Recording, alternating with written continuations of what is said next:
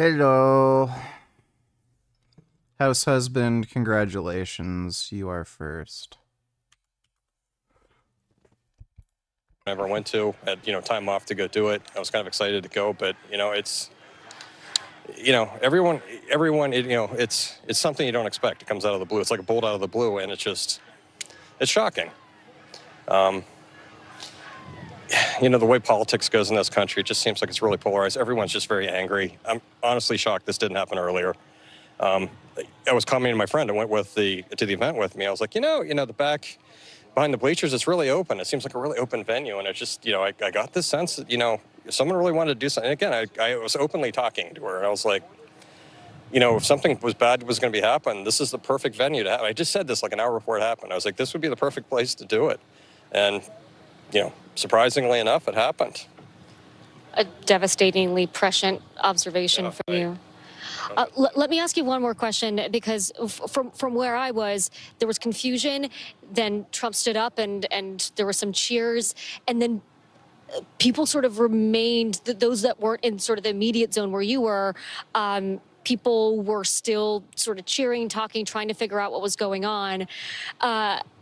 How quickly did you know that whether or not there was still a dangerous situation? It seemed like people sort of started to try to move on very quickly, not sure what had happened, right? So how soon did you know whether or not it was even safe? Did you want to get out of there? What did you witness in sort of the immediate aftermath once the shots stopped? Well, it seemed after the shots went off, everyone thought it was a prank. Everyone, I think, got a sense, like when I looked out into the crowd, everyone thought I think the initial reaction, everyone thought it was a prank. I knew better it was a gunshot because I just saw a guy got hit. And it did. For those of us that didn't see, some people started laughing, some people were confused. It wasn't immediately clear to the crowd that didn't witness what you witnessed, that this was, in fact, a dangerous and deadly situation. Oh, yeah, apparently some dude in the crowd got his head blown off by the shooter. He might have used a very high-powered rifle. So they sounded a bit muffled, so it sounded more like a firecracker going off. So I think the initial reaction from the people around me were like, okay, well, someone brought fireworks. I just knew better. I know what gunshots sound like. And, when I saw the guy that did not sound like took a fireworks. gunshot wound to the head, and I saw the woman who got hit in the forearm and the hand, I just knew that it wasn't fireworks. I mean, it wasn't fireworks initially, but I think the majority of the crowd didn't understand that it was gunfire. And I think people took it really seriously when the SWAT team started jumping over the rails. 2 suspected shooters. That's interesting. I didn't hear anything about that. I heard one of them was dead. In the initial, 15, 20 seconds after Trump was shot, one of the police officers there said, shoot her down. So they killed one of the suspects. Fear for their life going to a political rally, something that is uniquely American. But these people have experienced the horror of someone opening fire on the crowd, and a former president who was, of course, the headliner at this rally tonight. As we've been reporting, one spectator is dead, another is in critical condition. The shooter, this all according to the Butler County DA, the shooter is also deceased. Our senior White House correspondent Kelly O'Donnell joins us again. Kelly, you have a new statement from President Biden. That's correct, Lester. This is from President Biden, who is in Rehoboth, and he talks about this incident. He begins by saying, I've been briefed on the shooting at Donald Trump's rally in Pennsylvania. I'm grateful to hear that he's safe and doing well. I'm praying for him and his family and for all. No one knows who the shooter is and what their political affiliation is, so no one really knows. If I had to guess, since they tried killing Donald Trump, it's probably a left-leaning person. They also set up on a rooftop somewhere nearby and shot him with a rifle, so it seems to have been pre-planned. Has been briefed by top officials. He has been talking with Homeland Security officials, and he is at his home in Rehoboth, Delaware, where he has a full complement of the things needed for the office, where he can get the income streams of all the relevant information. This first statement coming from President Biden, I would not be at all surprised if we don't hear more from him tonight as new developments take place. Lester? All right, Kelly, thank you for that. Terry Schultz is with the Butler County, Pennsylvania District Attorney's office and was at the rally. She is still there and joins me on the phone. Terry, first of all, if you can just walk us through what you saw, where you were in this crowd. You know what? We didn't have VIP seats. We were a few rows back, enough that we could, see the former president, and then we were all standing there watching the jumbotrons. They had put him on, and the next thing we did was we hear 3 shots. I see kind of his head, the former president's head, go sideways. You can see kind of like, blood. And at that point, I wasn't looking at anything. I was with some friends. They were like, I will say this. Apparently, it wasn't a very long distance that the shooter aimed at Trump, and it sounds like there's something like 6 or 7 shots fired. So this shooter must have been very unskilled. Probably not a member of the military, police, law enforcement. Like when Lee Harvey Oswald killed Kennedy, he was a pretty decent shot. He was an ex-Marine. This guy, a stationary target, not moving, within 300 yards, like, this guy is a terrible shot. So I'd be very surprised if they were, like, ex-military or anything. They're probably just some, leftist or something. I don't know. We look at the videotape, and it appears some people didn't quite realize what was happening at the moment. Were you one of them who was not quite sure what you were witnessing? It's a couple of months old, and if you want to really see something, absolutely. And again, until I was with some friends, and my girlfriend is like, "You have to get down." People around us were pulling us down and saying, "You have to get down." So. Sit on the left side. Somebody around here had to have gotten hit. I don't see anybody. Oh, I can tell Apparently somebody in the bleachers actually got their head blown off. you that it was chaos at the time. Have you been to one of these rallies before? Trump is dead. Donate $2. What do you think about TVT's transphobia? TVT. Oh, that vegan teacher. She denies that trans women are real women, and she says that trans people shouldn't get surgery or hormone treatment despite it being shown to improve mental health outcomes and decrease suicide rates. I've been meaning to talk to her about that for a while, but every time I reach out to talk to her, she's like busy or something, and I haven't like messaged her in a while, so yeah, it's kind of stupid.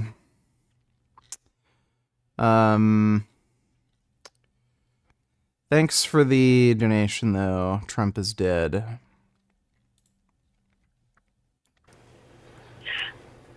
To be honest with you, no.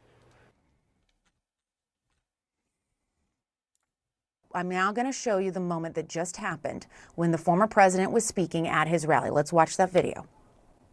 take a look at what happened. 1, 2, 3, 4, 5, 6, 7.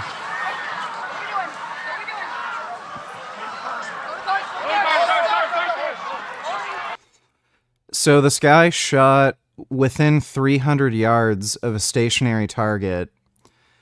Clearly a semi-automatic weapon. And every shot missed aside from one grazing shot. So this is a very, very bad shooter. I don't know what type of weapon he used. I don't know if he was using a scoped rifle or something. Like, maybe you could make an excuse if he was using, like, some shitty, like, high point or something. But, Yeah, really, really bad shot. Security or where this Dad, I'm where bored. this person was in a field that somebody wasn't looking after them. And I guess that's just me and from my perspective of what I do. Yeah. All right, Terry, thank you very much as we continue to look at some of the pictures of the aftermath. We've shown you some of the still photos as well of people crouched down for safety, not sure at that moment where the threat was coming from. I want to tell you, we are hearing that we will hear from the president. We read his statement a few minutes ago. We will hear from President Biden at some point this evening. We don't have a Yes, I'm shook. I'm definitely shook up, but I'm okay. Yeah, and Trump was talking, watching him. I heard pop, pop, pop. I thought it was like a cap gun. And my son's like, gun, get down. And next thing you know, everybody around us was down. And then once we got down, we was up at the top of our bleacher. The men were yelling to all the snipers. Saw him push. Come to a Trump rally. And as we were first hearing those sounds, so many people that I've talked to, myself included, our team here, thought it might have been fireworks. We weren't sure what was going on. Now, as everyone has taken a bit of a breath. Fireworks have such a distinct sound compared to a rifle. I don't know why people think it's fireworks. From the parking lot for this venue. Trump rallies attract thousands and thousands of supporters. There are thousands of cars here. And Lester, we are running into people who have evacuated the rally, are looking for their vehicles and trying to process what just happened. That's how I ran into Aaron here. Aaron was in the front row there near the former president. Aaron, first of all, are you okay? How are you feeling? I'm okay. I was in the first row. I was directly in front of Trump, my seat. I was looking him in the eye. We heard the pops, maybe 3 minutes into the rally, 3 to 4 minutes. I heard 4 pops, pop, pop, pop. The 4 Secret Service immediately jumped on the stage, and we saw him push President Trump to the ground. Then the gentlemen that have the guns came up to start clear right, clear left. They said, get him up. So they lifted him up, and Trump said, I got to get my shoes on first. Did his shoes come off? His shoes must have, we couldn't see it underneath that, but his shoes must have come off when they dropped him down to the ground. First thing he said, we could all hear it. I have to get my shoes on first. Okay, anybody who says this was staged, last warning or I'm banning you. Last warning. I have a very low tolerance for stupid bullshit. If you start posting in chat that it was staged, the moon landing's faked, the earth is flat, you're fucking banned. Okay, last warning. I don't have tolerance for this stupid bullshit. It's just such an idiotic fucking thing to say. Like, you're banned from my chat. I don't want you here. Trump survived the assassination attempt. New Frank vids to watch. Until more concrete info is released, the information will be speculation. Yep. Well, we'll probably hear more about it tomorrow or something. It does not appear that there are any new Frank videos, but thanks for the donation, James. We've talked to a number of Trump supporters, one telling me all she could do was just close her eyes and pray. She just said she was praying and praying, hoping that everything would be okay. Those screams went on what felt like for several minutes. I know it was just only a matter of seconds, but it really encapsulates just sort of the frantic terror and the on are very a little bit to the left. And what you were inside, yes. Where were you seated, and what did you hear? We were seated right in the front there, a little bit to the left, about 6-7 rows back, and we were just standing up, listening to Trump talk there, and we just heard like a bullet, and you just seen him like swipe his ear there, you know, and the next thing you know, you heard other bullets, and he fell. Then there was like probably like 3 or more shots, you know, and then you just seen the crowd like just look over at the bleachers there, you know, and then it just got crazy there. I mean, it was so scary, you know, and I feel for all the innocent bystanders that, because there was some people that got hurt, innocent bystanders there, and we're just praying for them, make sure they're all right and that, you know, and pray for Trump. What was your initial reaction when you heard those popping sounds? We were inside as well. It was one right after another. It sounded like someone set fire, like firecrackers off, like boom, boom, boom, and then, you realize something's going on here, and then everybody just like hit the deck, and it was pretty scary, and there must have been a shooter on the outside of the perimeter, and he must have been shooting inside and hit some innocent bystanders. Because there was a big crane there with speakers, and there was a line there, and the bullet got hit. The line got hit, and you can see all the fluid go out of the hydraulic line. Yeah. So, well, we know there's so many unconfirmed reports. We know law enforcement is still working. This is an active. Yeah, I think it was CNN. They interviewed some guy who was in the bleachers, who was right next to the dude who got his head blown off. In a scary time, though, this world, we definitely need more police, to patrol everything, and hopefully we'll get that with Trump coming in here, so everyone should get out there and vote for him, And your reaction when you saw the former president after he was shielded by Secret Service agents? We did see him pop up. He raised his fist. I heard the crowd cheering for him. Yeah, he was looking for his shoes. He's like, where's my shoes? But be ready. Supporters, hundreds of people hanging around, but still trying to leave this. And when he stood up, I'm looking at him forward, I see the red teardrop right here of blood, fresh red blood, just a little tear. Then when they got him up and they turned him, I could see the blood from the top. I am somewhat surprised there was no bulletproof clear screen in front of Trump. But questions are becoming circular and repetitive. Yeah, I don't know. I guess they weren't taking security all that seriously. So, yeah, I guess that's what happens. Thanks for the donation, James. Top of the ear to the bottom. Wasn't gushing, but it was covered. And then he put the fist bump up, stay strong, and they walked him off. Aaron, what was going through your mind? What did you think when you first heard those sounds? I thought the same Candace thing what you Owens just is said. live talking about this. Oh, I know this is going to be stupid. Capitol. This is an insurrection. A day that will live in infamy. America will never come back from this. Unfortunately, Robert F. Kennedy, I wish that we could just say, let's all take a pause here and recognize that we need to come together. But the reality is that this happened today. You can see behind us at the Brinkles Farming Greenhouse here, we had a party.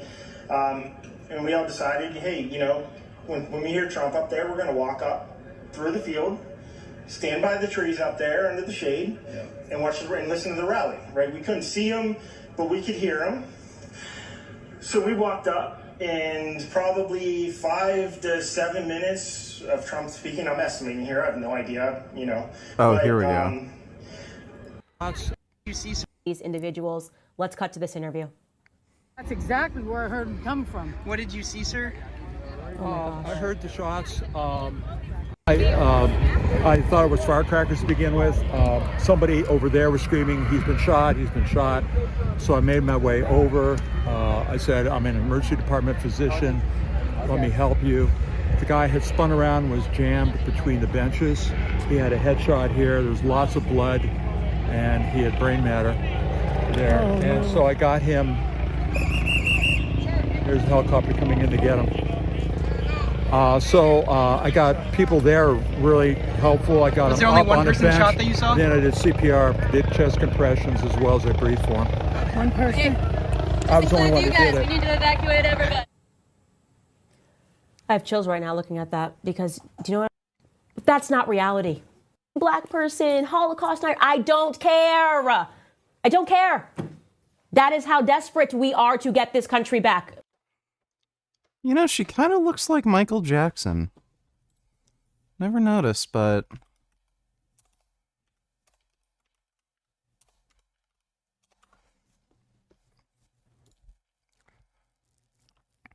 Let me see if I can find a...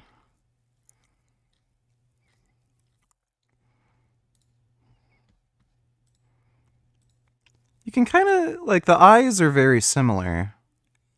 Like, obviously the nose. But yeah, the eyes are very similar there. She does look like Michael Jackson. We need people to be brave, to not care about the mainstream media, and to tell the truth. Here, just jumping into the chat real quick. I thought it was fireworks. 4th of July, it's been pop, pop, pop. That's what it sounded like. The gentleman behind me, I was one seat, he was to the right of me. He could see the sharpshooter behind Trump. He said the sharpshooter shot to the left. He killed the gentleman in the water tower here. Now, when I called my husband at home, who's watching TV, he said, I thought Trump hurt his ear when he went to the ground. But he said, no, on TV they showed before Trump hit the ground, the ear was bleeding. So that sharpshooter went across, Trump turned his head, his ear must have been nipped, and it killed somebody in the stands over to the left. Could you see anyone injured besides the blood on the former president? All I saw was the gentleman from Beaver County who spoke earlier in the day. He was running for the State House Representative, Elmore, I know his name. He had a white shirt on, and I saw him come from that left stands where the people were mostly shot. I think there was several. They said 3 medevacs left here. Blood was down the right side of his. He wasn't shot, but you could see that he was next to somebody who must have been bleeding profusely because he either helped them and ran, rubbed against them or tried to get them help or something. It was covered. So I knew that he was near somebody. That was my first indication that somebody was actually shot when I saw his blood on his shirt. Aaron, when did you realize that, hey, this might not be fireworks, this might be something else? When they got Trump down on the ground. Congratulations, you're banned. No, we were just so concerned that he wasn't hit because we couldn't. It happened so fast. It's really hard to process it. I guess if you have it on your camera to see the. This also strengthens Bobby Kennedy's case for Secret Service protection. Though with what may be possible Secret Service unpreparedness/incompetence, he may be safer without it. Yeah, there is a very long history of Secret Service incompetence. They're just bad. That this was even able to happen in the first place is kind of fucked-hearted. Like, there was a clear line of sight between this rooftop that the guy shot at and Donald Trump. I don't know why people weren't paying attention to these open areas. It's really retarded. Thanks for the donation, James. Exact minute, you can tell. But when he got up, he did not look bad at all. He didn't. He looked very strong. So then I saw that little bit, when I saw that blood, I thought, oh, he must have just hurt himself, hopefully. But it does appear that he was probably nicked by that bullet.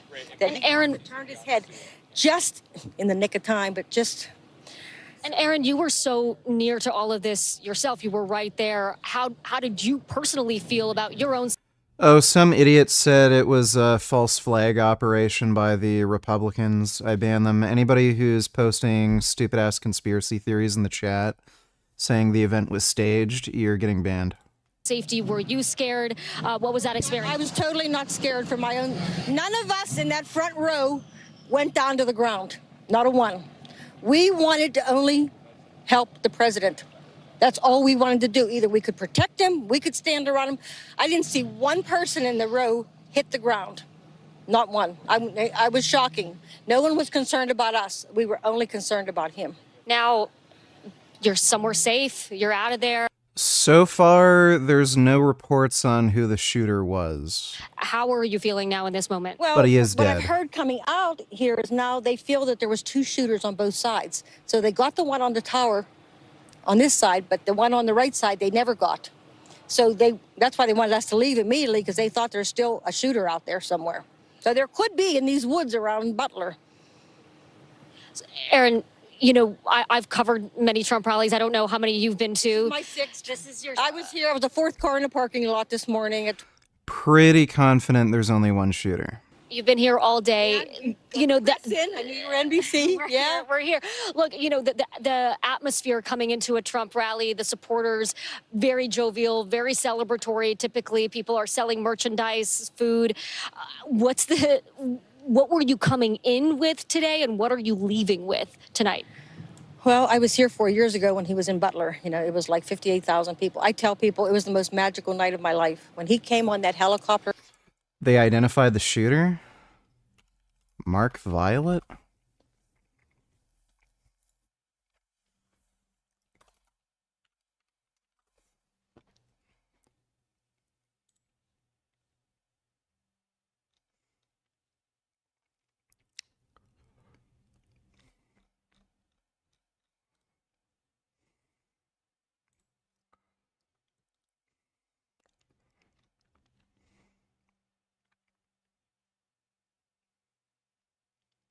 Where did you hear that? Donald Trump shooter.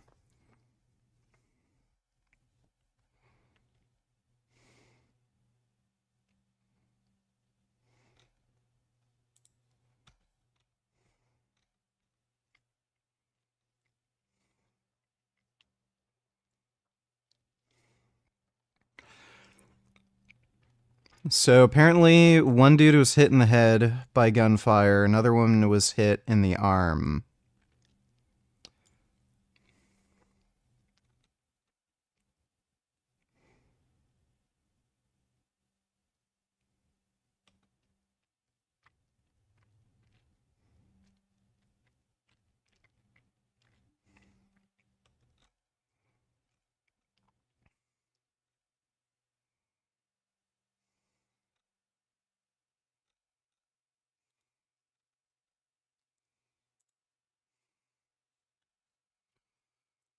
Sky News.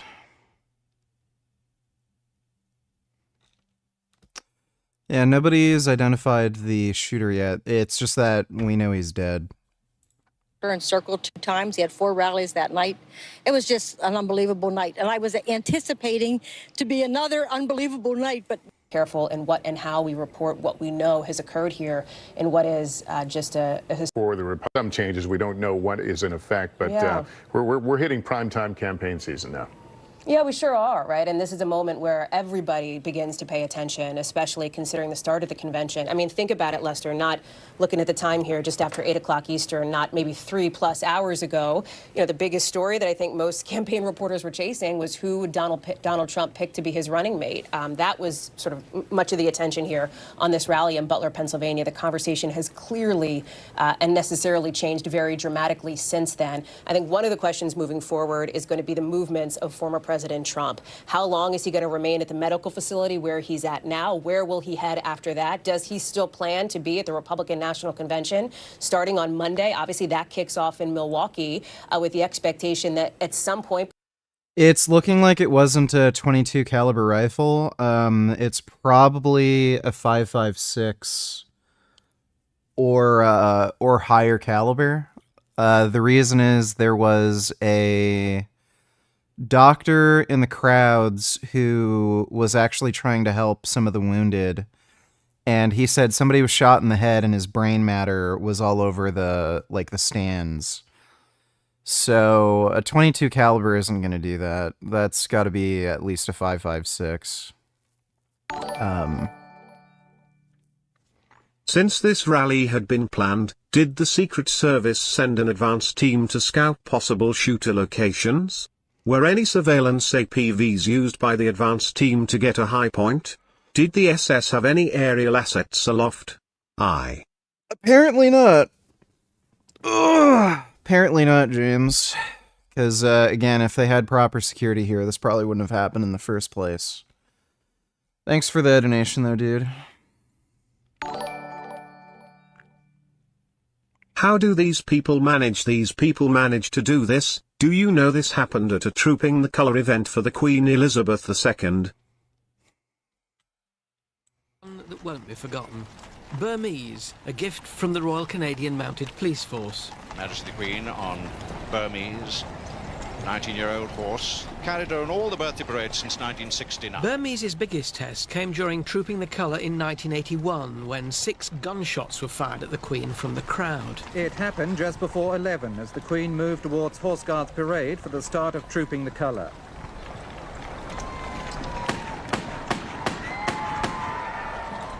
Six shots were fired. The Queen's horse, Burmese, was startled, but the Queen controlled him. A guardsman grappled with a man, helped by onlookers, as police rushed in from all directions to make an arrest. Dude, most people suck at shooting. Like, they actually suck. It's like they've never been to a range before. Astonishingly, the Queen and Burmese continued the parade as though nothing had happened.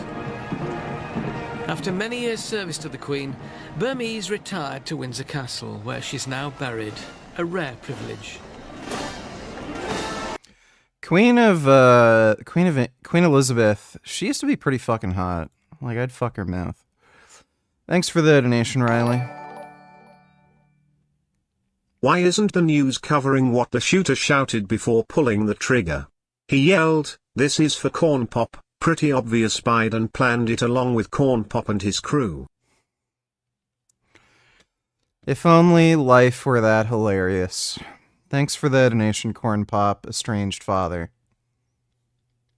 As possible. And Lester, this underscores part of the conversation we were having earlier, which is that this is a moment that brings the country together in shock.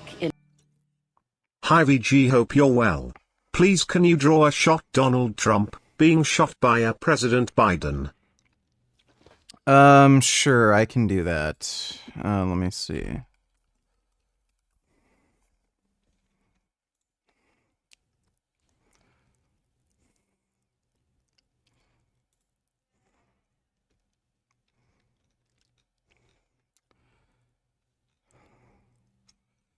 Yeah, I think that'll work. Thanks for the donation, your fave sub.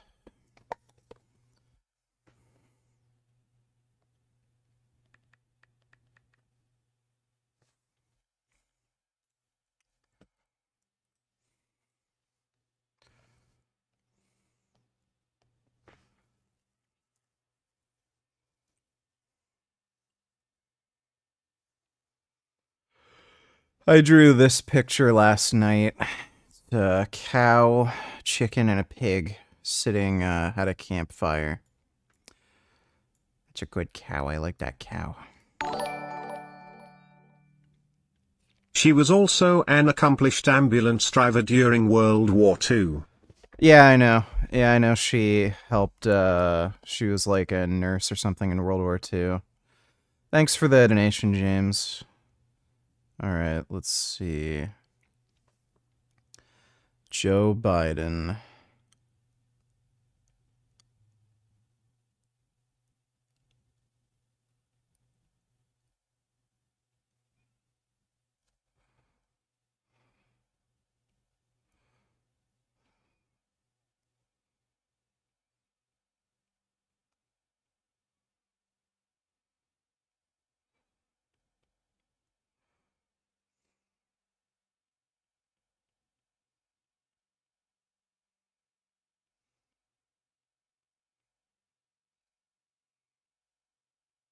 Oh,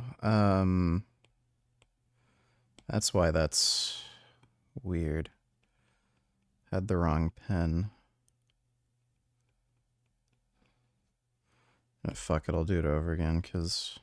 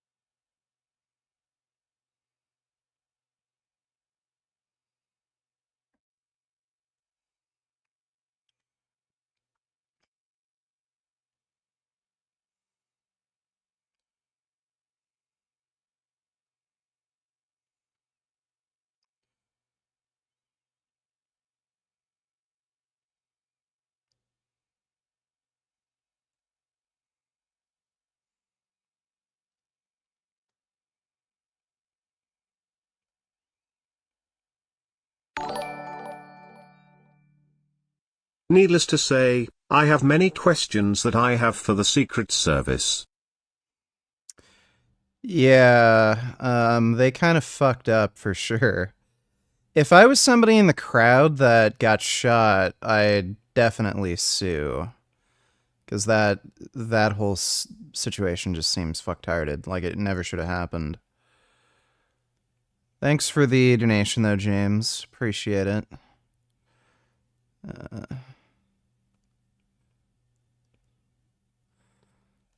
Let's see.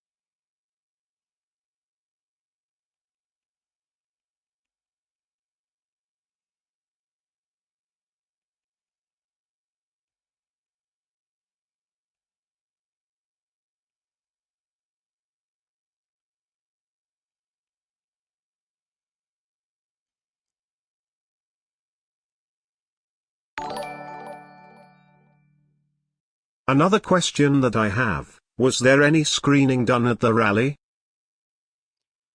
Well, there was security at the event, so, like, there was obviously, whatchamacall. They had, metal detectors and shit. So they had metal detectors at the actual event, but it looks like they didn't take proper precautions when it came to, outside the event and making sure, like, there weren't any shooters looking in, which is fucking stupid. Thanks for the donation, though, James. This might turn out good. Trying to do my best, Joe Biden.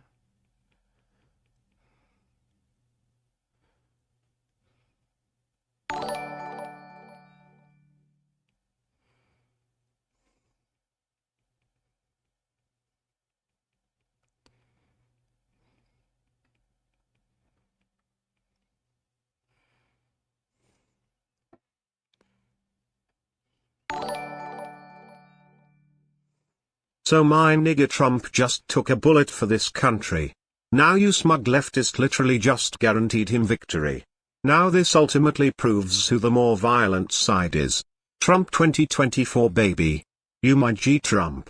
Keep making these lip fucks cry. Yeah, sure. Thanks for the donation, dumbass.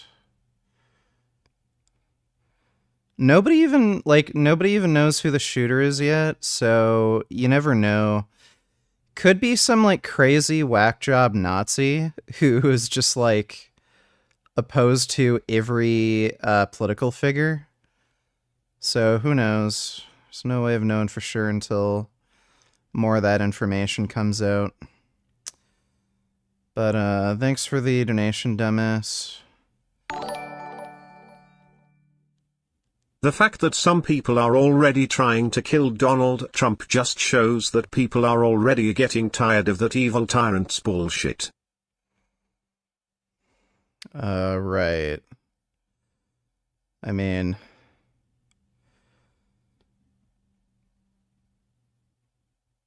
especially with the shit that came out with, like, Project 2025 and everything, I'm not the least bit surprised somebody tried to kill him.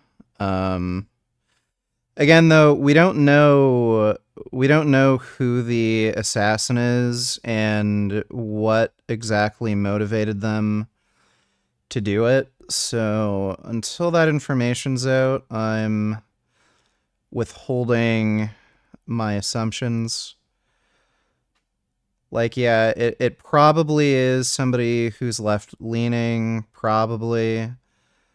But, again, there's not really any way to know for sure. We'll see once all the information comes out, you know?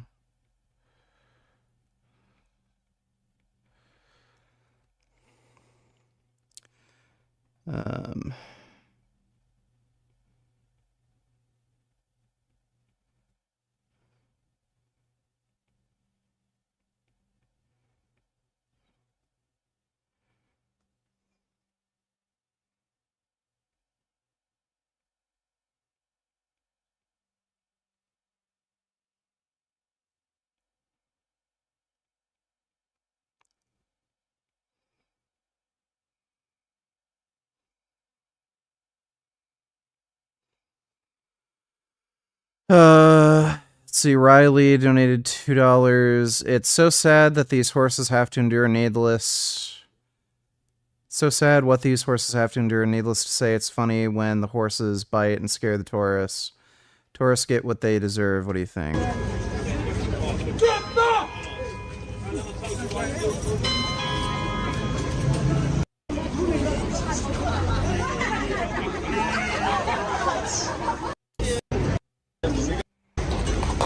Yeah, whatever.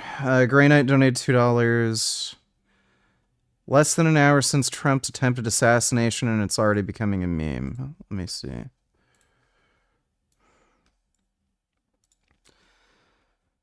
Jesus Christ. Yep. Thanks for the donation, Grey Knight.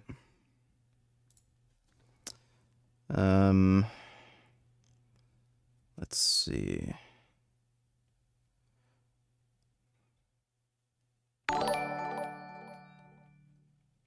If I were made head of a protective service, I would insist that all my people be in good physical shape.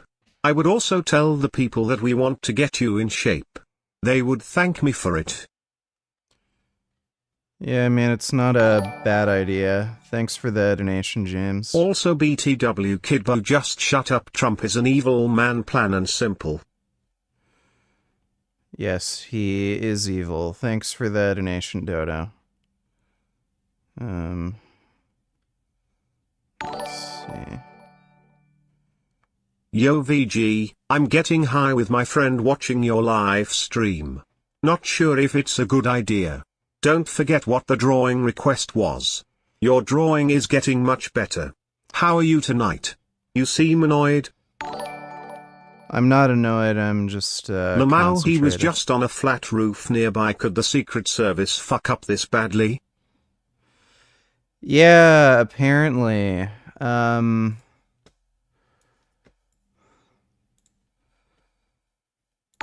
it makes no sense. I don't know how nobody was able to see this guy and stop him before he shot anybody. It's fucked. The Secret Service completely fucked up. So it's a white dude. Thanks for the donation, though. Enjoy getting high. Your far sub. Thanks for the donation. Gigliardo donated, are you mad that I missed the shot? I was taking it up the butt with my gay lover. Laying on top of me as he came, my finger slipped and I missed. FBI shot my boyfriend. Well, I guess that's understandable.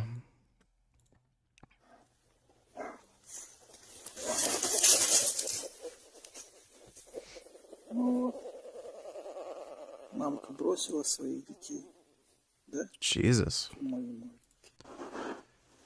That is, if that's a wild bear, that's pretty crazy. That's a really adorable baby, though. Oh my god, that's a cute baby bear. Thanks for the donation, Gigliardo. You know what, I should probably just draw the hair first. That'd probably make things a bit easier.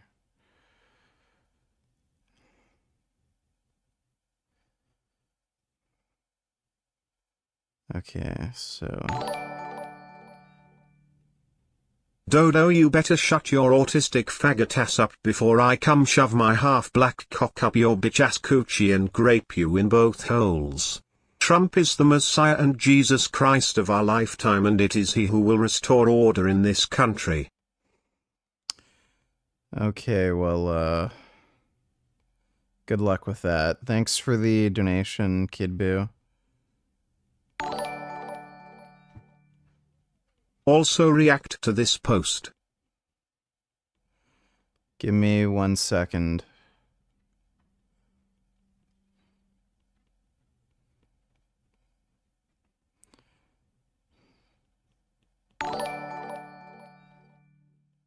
Looks like shit, start again. I bet I could draw better with my asshole. Eric Salazar, I need you. I'm not starting again. This is the best I can do, alright? Shut up.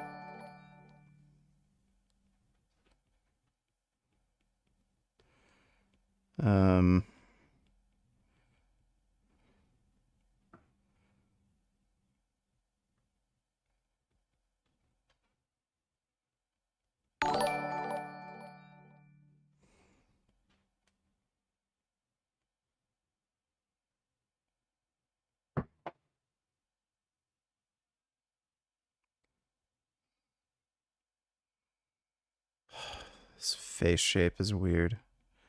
Whatever.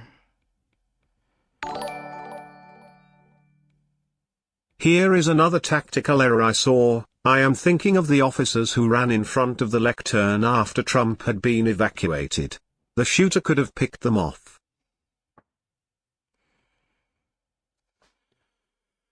Yeah, it's true. Thanks for the donation, James. Jalen donated $2. Most people in Secret Service don't have your battle IQ, skill, or combat, Richard. Also, the shooter isn't accurate like you. Would have taken you 3 or 4 shots. He missed 7. I mean, I probably could have just gotten him in 1 because I'm not a retard and I practice out of range, but thanks for the donation, dude. Okay, so there's Joe Biden's face. No kid boo, if anything Trump is the Antichrist, plain and simple. Yeah, Trump's definitely bad.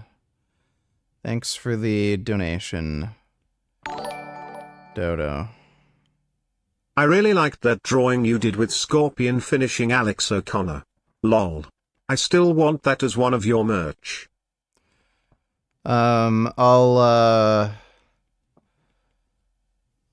try to get that, done. Thanks for the donation, dude. Let me see.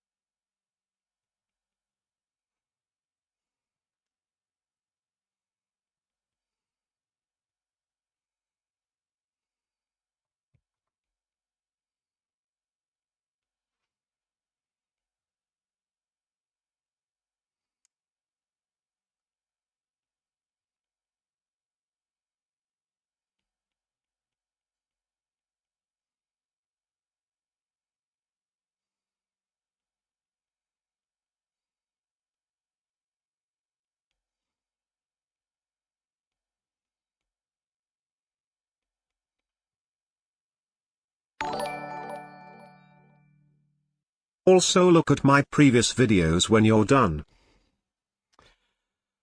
I'll do that, Grandam. What is this?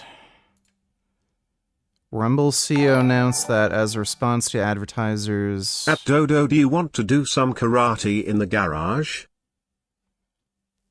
Okay, thanks for the donation, Grey Knight. Boycotting free speech on platforms like Rumble and X. They will be launching 3 brands in one day to destroy the woke companies. If they don't want to advertise their products to half the country, then we'll create those products for half the country. Now, we're going to launch a few more. We're actually going to announce on Monday, we're going to launch 3 more brands on Monday. And these brands will then get built. I could have launched a one-way kamikaze drone to take out Trump.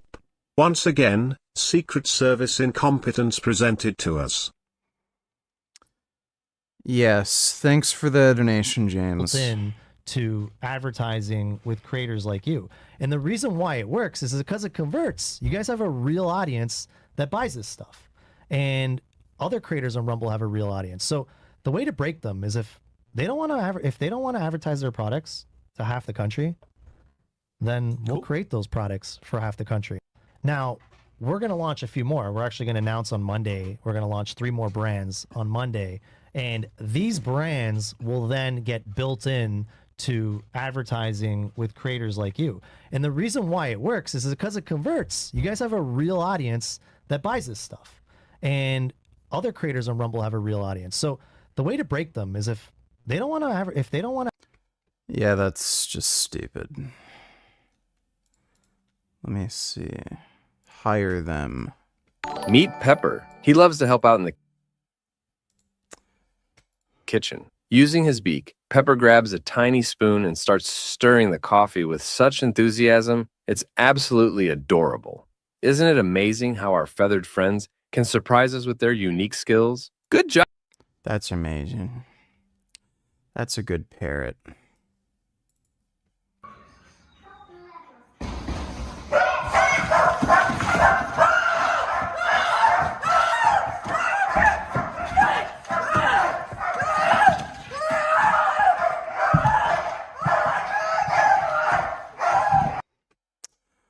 a good dog. Also, when you have time. Just for those of you who are new to my channel, I don't think this is an interesting video. I was watching some of it before stream. And so some random fat guy who had a stroke on a carnivore diet. It's not that interesting. Thanks for that donation, though, Grandam.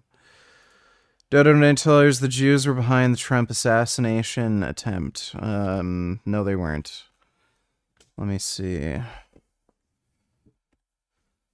Trump.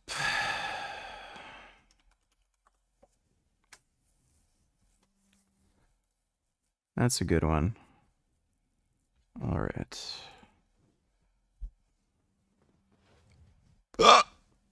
Ugh.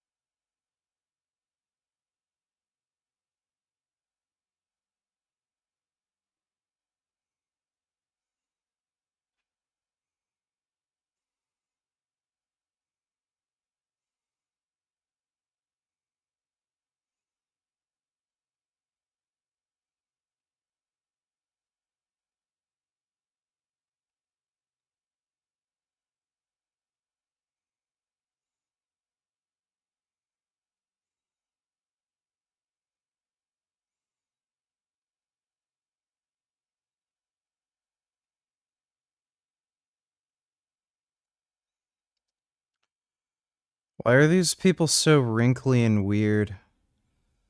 Oh my god, this is so hard to draw.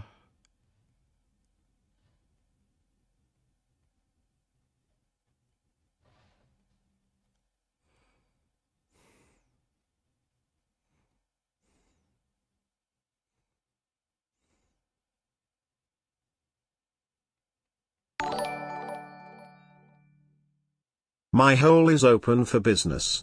Any she-males here? Please.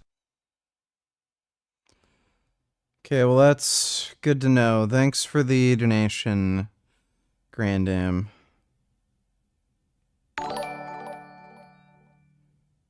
Trump was grazed by a bullet. Also heard an AR-15 was recovered. Yeah, that makes sense.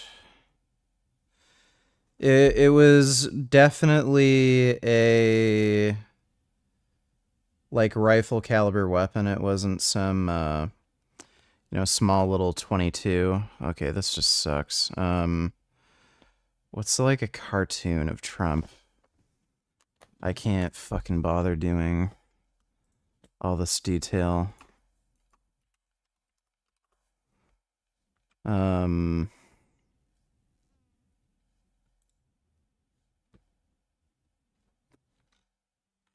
That works.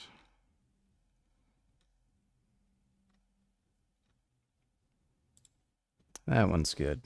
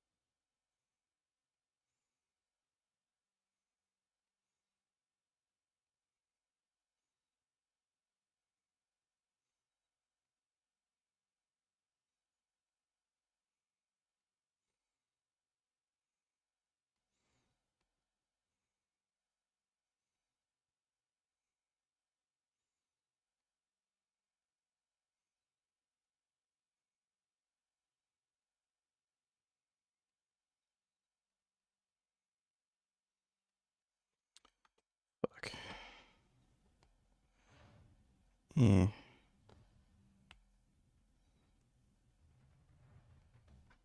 Damn it.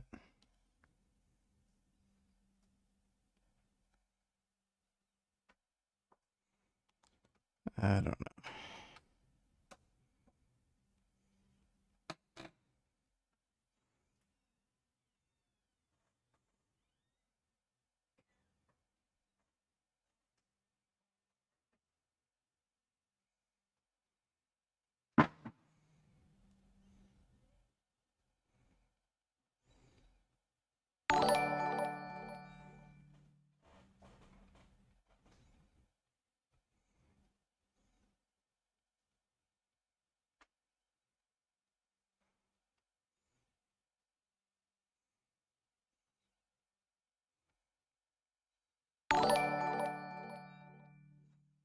I really love that Despicable Me Trump cartoon in the corner there. It really shows what kind of monster Trump really is.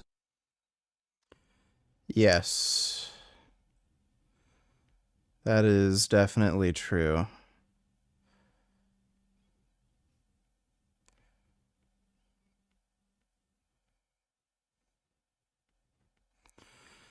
Thanks for the donation, dude. Appreciate it. Riley donated $2. FYI, Aaron goes live on the show we discussed in 46 hours. Could call in. Yeah, that's 46 hours from now. That's like in 2 days. In 2 days, if I'm streaming at that time, then sure. Thanks for the donation, dude.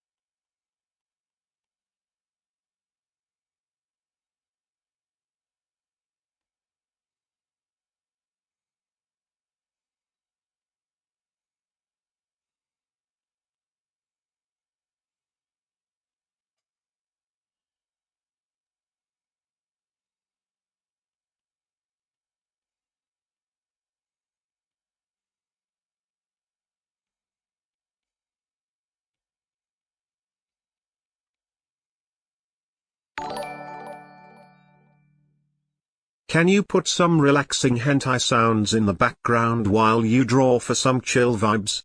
My nigga Blackie Burgess. No, I'm not gonna bother doing that right now. I'm almost done. Let's see. His head is too big, so I'm just gonna resize that. God damn it.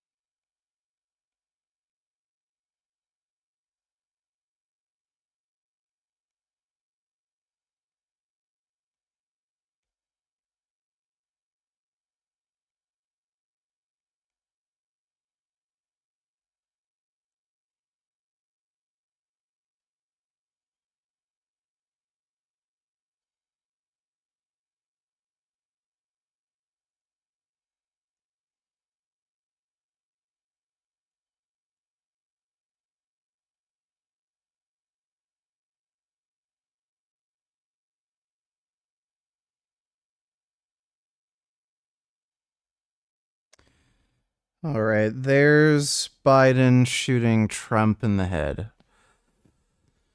Hope you enjoyed that drawing.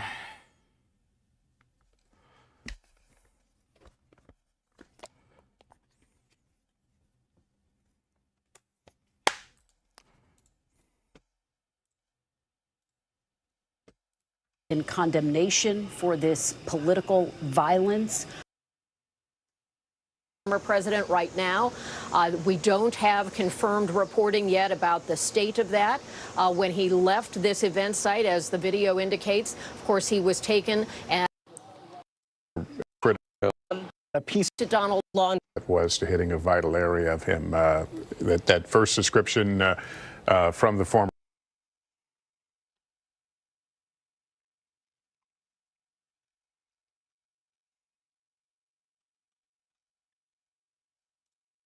Agencies that have been engaged in making sure that the people who, and we have more detail to come relative to other people maybe injured in the audience.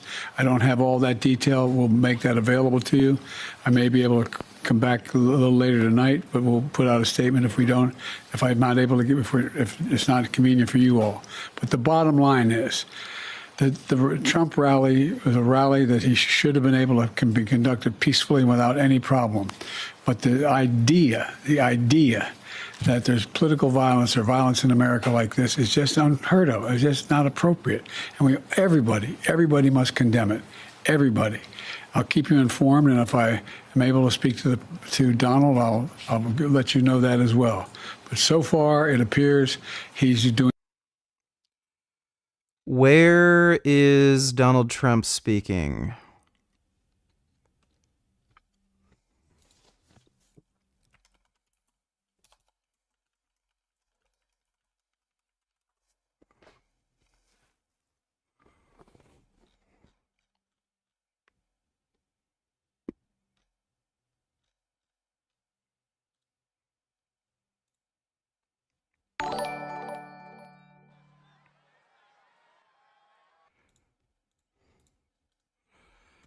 Forgot my namification, donated $2. Let me see.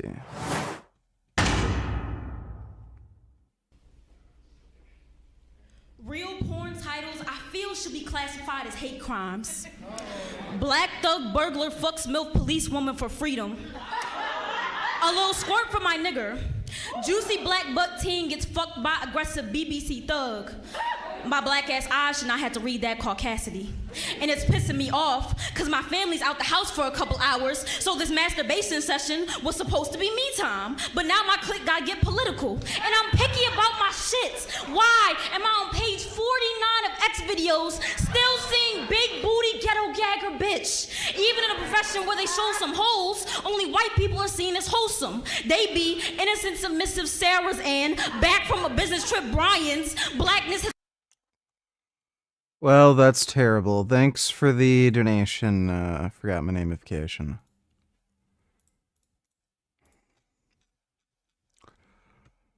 Yeah, where is Trump speaking? Everybody's saying, oh, Trump's speaking. Where? Like, I don't see. I'm now going to show you the moment that just happened when the former president was speaking at his rally. Let's up by Secret Service officers. Yeah, Secret Service. And we're now told by his campaign he is in a medical facility getting treatment for what just happened. Pamela Brown is with us here in the CNN newsroom. You're getting new information. What are you learning? That's right. Just that he did confirm one spectator is dead, that this shooter is dead. A second spectator is in serious condition. Importantly, former President Trump is going to be okay. We know from the Trump campaign statement that he is going to be fine. The district attorney confirms that he is going to be okay. He was removed from the scene, as we know, from the U.S. Secret Service. Now, the district attorney did not know if the shooter died through a self-inflicted, wound or not. We also don't know more details about what kind of shooter this was. I think we need to be really careful until we find out more. I asked, did the shooter have a gun? Is that what you're saying? He said, I can't confirm that right now. I can't confirm anything about bullets or anything like that. So I think we need to be really careful till we get the actual confirmation of what kind of shooter this was. But the Butler District Attorney, Richard Goldinger, is confirming that one spectator is dead, a second spectator is in serious condition, and the shooter is dead. I asked him, how did this person, this shooter, that he did not have details about, by the way, get through security and have access to cause an injury to the former president there? And he said to me, look, that's the million-dollar question right now. That is what we're all trying to figure out. And we know the U.S. Secret Service right now is leading this investigation. And that's a big question because, as we've heard, we just heard earlier from Wackrow, Jonathan Wackrow, Wolf, the security is so tight at these campaign events. You have a former president there. Security is as tight as it gets. And how this happened is just a major question. Yeah, they got to learn from this. Doesn't seem like Fox News is doing any live coverage. Just said, take a look at what happened.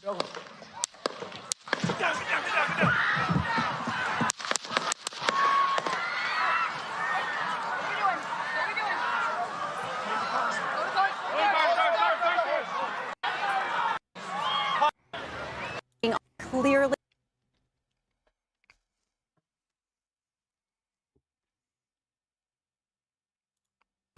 Martha McCallum joining us as our coverage continues live here in Milwaukee. And Shannon, just want to bring up, there's a lot of information out there from the Butler County, Pennsylvania DA. He's there on the ground, photojournalist. He apparently, his name is Goldinger, Goldinger. Hare dollar are definitely attention getting. Yeah, she does have 2 gold biddies. Thanks for the donation, James. And apparently he's speaking with a number of members of the press. None of this has been confirmed, so I just want to walk cautiously with it. But listening to David McCormick describe that man who was seated near him being carried out with numerous tourniquets on his body, there were casualties. As to whether or not there were fatalities, we hope and pray that's not the case. We can't confirm that right now, but there certainly were others who were injured. How many, we can't say either. But when we look at that video, it appears, Shannon, he grabs his right ear before you hear a sound. And then after that, there was Trump, Truth, Social.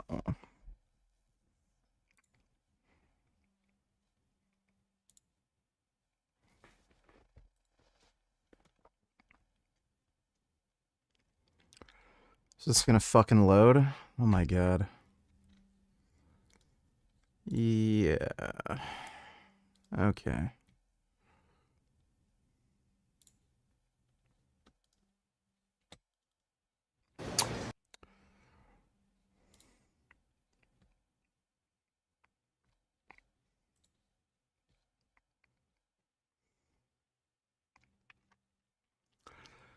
Wow, it's almost as if his website sucks. I'm assuming it's getting a lot of traffic right now. And we've now got a statement from Donald Trump's Truth Social, which is his social media outlet. Here we go. President Trump thanks the enforcement and first responders for their quick... This is... medical facility.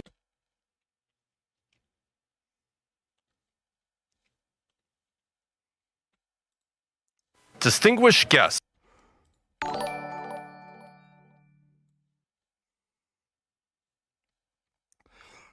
Alan Donatellers, accept my Instagram message so I can send you screenshots to see how you'd respond.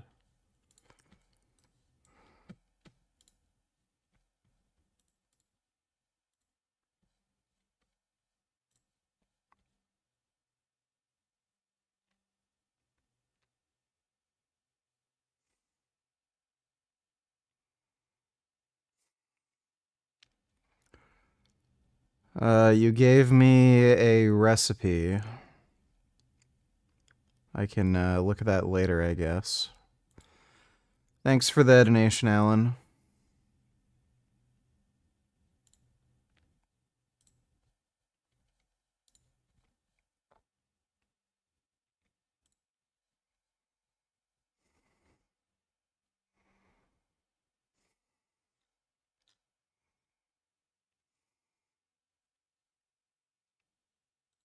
President Biden is now addressing the nation on the shooting that just took place. I'm talking to them shortly, I hope, when I get back to the telephone. Look, there's no place in America for this kind of violence. It's sick. It's sick. It's one of the reasons why we have to unite this country. We cannot allow for this to No problem, Alan. Thanks for the donation, dude. be happening. We cannot be like this. We cannot condone this. And so, and I want to thank the Secret Service and all the agencies, including the state agencies, that This guy that stands up right here, the Trump 45, I know this guy. We've seen him at many rallies. You might be wondering, how do I know from this far away? Because he wears the same thing at every rally, number one. Number two, I know from his build and his hat. We've seen this. For have a savannah, this is what you need to be prepared to do. Make breakfast with it on your back and that.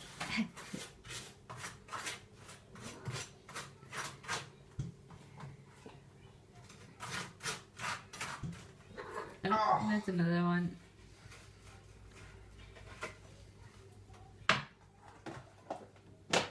Just sent a screenshot.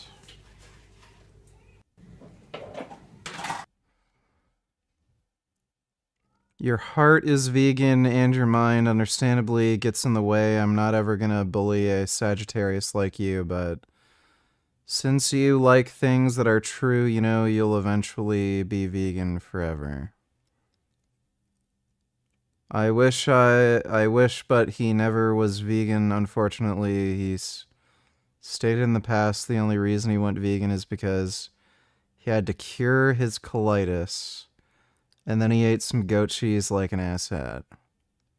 I don't know what any of that is. I don't know who you're talking about or what the context is.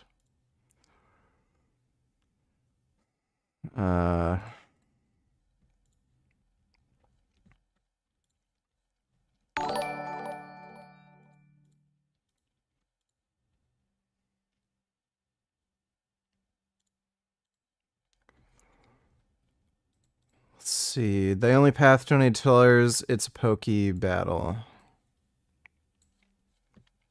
Oh my god. Whoa. That little guy is pretty sentient. Oh my goodness. Oh my god. Well, that's amazing. That's a good groundhog. The Australian Shepherd is one of my favorite breeds, and you may have assumed that that is what Butters is. But she's actually considered a mini American Shepherd. The truth is, although a bit nervous, she is fairly confident and understanding of the most adorable me that cute little face. Wow. This is behind the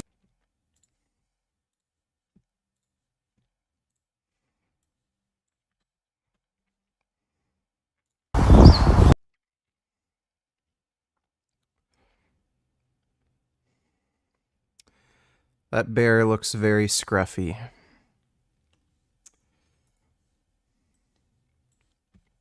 Oh my god. Whoa, look at him bouncing. Oh my god, that's a good deer. Look at him just bouncing around. Wow. Very pretty. Don't try to play the fool with me, Nigesh. No, it's very bad. Don't try to play the fool with me, Nigesh. No. Nigesh. You made the word shadow. I know.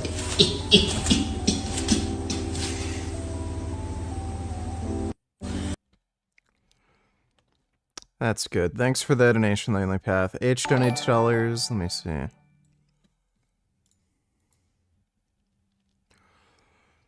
Claims he saw the shooter before he fired is absolutely wild. Someone who was here, you weren't inside the event, nope. But you were just outside. Tell us what you saw. So we had a party here all day. You can see behind us. Have you ever tried nicotine pouches? Why not? How much for a 1-hour private call with you?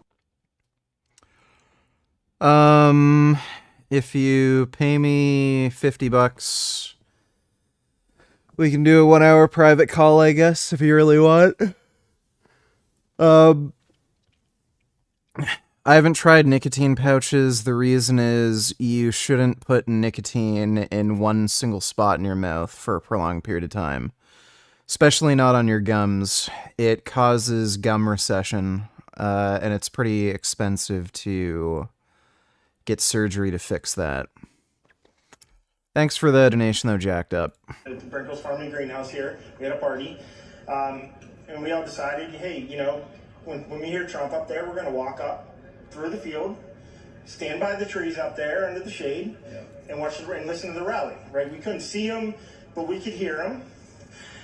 So we walked up, and probably 5 to 7 minutes of Trump speaking. I'm estimating here. I have no idea, you know, but we noticed a guy crawling,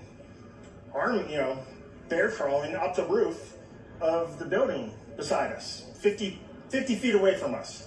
So we're standing there, and, you know, we're pointing at the guy crawling up the roof. And he had a gun, right? He had a rifle. We could clearly see him with a rifle. Absolutely.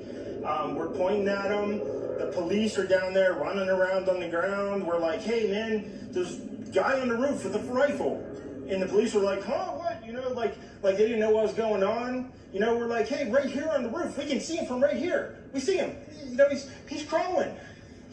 And next thing you know, I'm thinking to myself, I'm like, why is Trump still speaking? Why have they not pulled him off the stage? I'm standing there pointing at him for, 2 or 3 minutes. Secret Service is looking at us from the top of the barn. I'm pointing at that roof, just standing there like this. And next thing you know, 5 shots ring out. Well, Secret Service are just a bunch of retards, apparently. You're certain that the shots came from that guy on the roof? 100%. 100%. And he was up there for a couple of minutes. He was up there. You saw him up there for a couple of minutes. Absolutely. At least 3 to 4 minutes. And you were telling the police and the Secret Service? We were telling the police. We were pointing at them for the Secret Service, who were looking at us from the top of the barn. They were looking at us the whole time when we were standing by that tree. Could they see binoculars? Could they see him? Probably not, because the roof, the way the slope went, he was behind where they could see. But why is there not Secret Service on all of these roofs here? I mean, this is not a big place. Did you see, obviously everyone, when the shooting started, everyone was very panicked. Did you see what happened to him at all? Oh yeah, they blew his head off. Okay, sorry. Secret Service blew his head off. Okay, just be careful because we don't quite know who's watching, but you're pretty sure they shot the guy? Absolutely, 100%. Okay. Yep. You saw that happen? Yep. Okay. Yep. And did you see them go up to him afterwards, or? That was probably the 7th shot we heard that was quieter than the rest. That was probably the Secret Service shooting back at him. They crawled up on the roof. They had their guns pointed at him, make sure he was dead. He was dead, and that was it. It was over. It's incredibly shocking. The guy was on the roof right there. You can see the white roof right there. Did you get a look at him? Could you? No, other than he was in muted colors, tan type clothing. We saw the rifle flinging around as he was trying to crawl. We saw the rifle, 100%. Do you know about guns? Do you know what kind of weapon it was? Oh, I absolutely know about guns, for sure. No, it was a rifle of some sort. I wouldn't know, I wasn't close enough to read the label on it, but sure. But it was a rifle of some sort. Yeah, absolutely. So how do you process what you've just seen? I don't know what to say, man. All I'll tell you is, if I walked up close to there with anything that Secret Service considered a problem, I wouldn't be standing here talking to you right now. But I don't know why a guy who we're standing there pointing out to police and Secret Service is crawling up the roof. Were you outside the security perimeter? Yes, right there by that tree. We were outside the security perimeter. But my question is, there's only a few buildings around here. Why is Secret Service not on every building here? Well, there's a whole bunch of questions, I think, that are going to come. There's a whole Well, it's because they're incompetent. bunch of questions. Yeah. Trump flag on the horse. Yes, she was right in front of me. She kept going back and forth right in front of me. Yes. Tell us about her. I mean, nice horse, nice lady running with a flag. Seemed very, you know, patriotic. But what's the significance of her? No, she's just, he asked me if I saw a horse. Okay. All right, well, listen, I'm sorry you had to witness that. That was a terrible thing. And you should stay. Well, The scenes of a grand draft horse competition. Many people may not know what draft horses are. Depending on their purpose, horses are divided into 7 types. Riding horses, pack horses, used to transport material. draft horses are so massive, dude. Simply put, to pull carts. Draft horses, a large group of draft horses can weigh up to 1 ton and can horse. It has a large body and is also short legs. They are very poor at running. Horses are rarely used as riding horses. Nowadays, people mainly raise draft horses for Yeah, draft horses are so huge.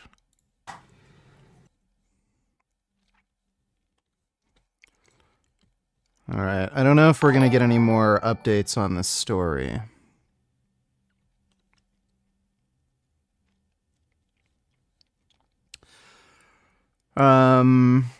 Richard Payne's in Vegan Gains, $20. This is the aftermath of the bystander getting killed. Can't believe there are retards who think it was a BB gun, probably flat earthers. Yeah, I'm not going to show that on stream, but yeah, he was clearly not shot by a BB gun. Thanks for the donation, Richard Paynes. The only path to $20 is Harley Quinn law. So nice, and he's the guy that I should want, but it's like I need a little bit of like a you're going to send me to the psych ward, and it's just not giving that. He's so...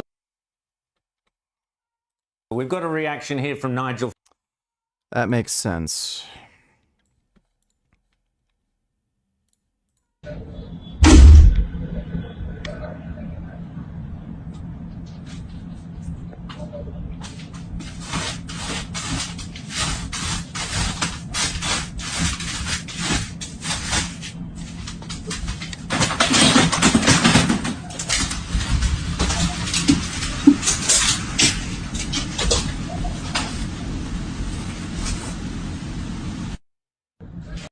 There's no way. There's no way the dog just did that on its own. He had to have trained that dog. That's pretty funny.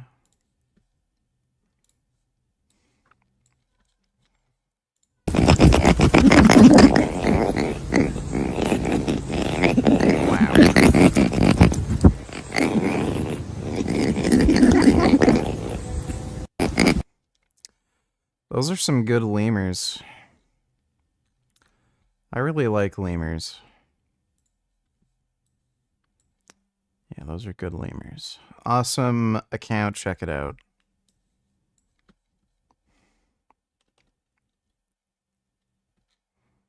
Ooh,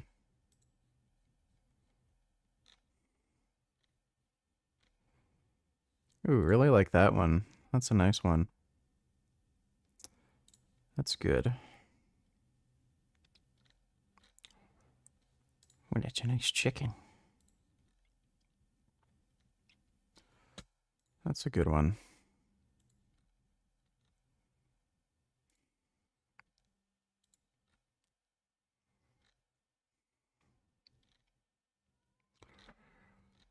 Yeah, it's a good artist.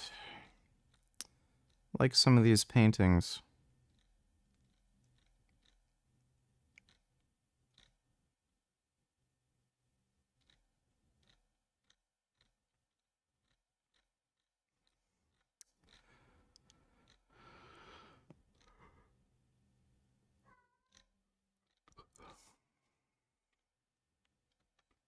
Oh, it's a really pretty chicken. I really like chickens.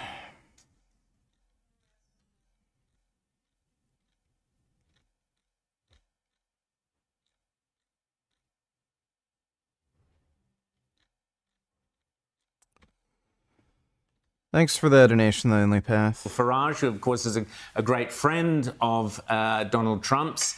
And, of course, Nigel Farage did brilliantly in the recent elections. Caroline's going to read it out. Yeah. So Nigel Farage, he's said on X, mainstream media have spread a narrative of hatred against my friend Donald Trump. I hope they are proud of themselves, disgusting people. And that's exactly what we've been talking about. I think it's also worth noting, isn't it, James? The American people. Yes, you're not allowed to criticize a retard because it might encourage somebody to kill the retard. Okay, gotcha. People, all the assassination attempts, whether it's Lincoln, Kennedy, Martin Luther King, the other Kennedy, Reagan, they always go after the good guys. They always go after the very best of the best. And now Trump joins that pantheon. This is my kitty. This is a good kitty. So big, so strong, so handsome. Thank you. Mr. Shapiro.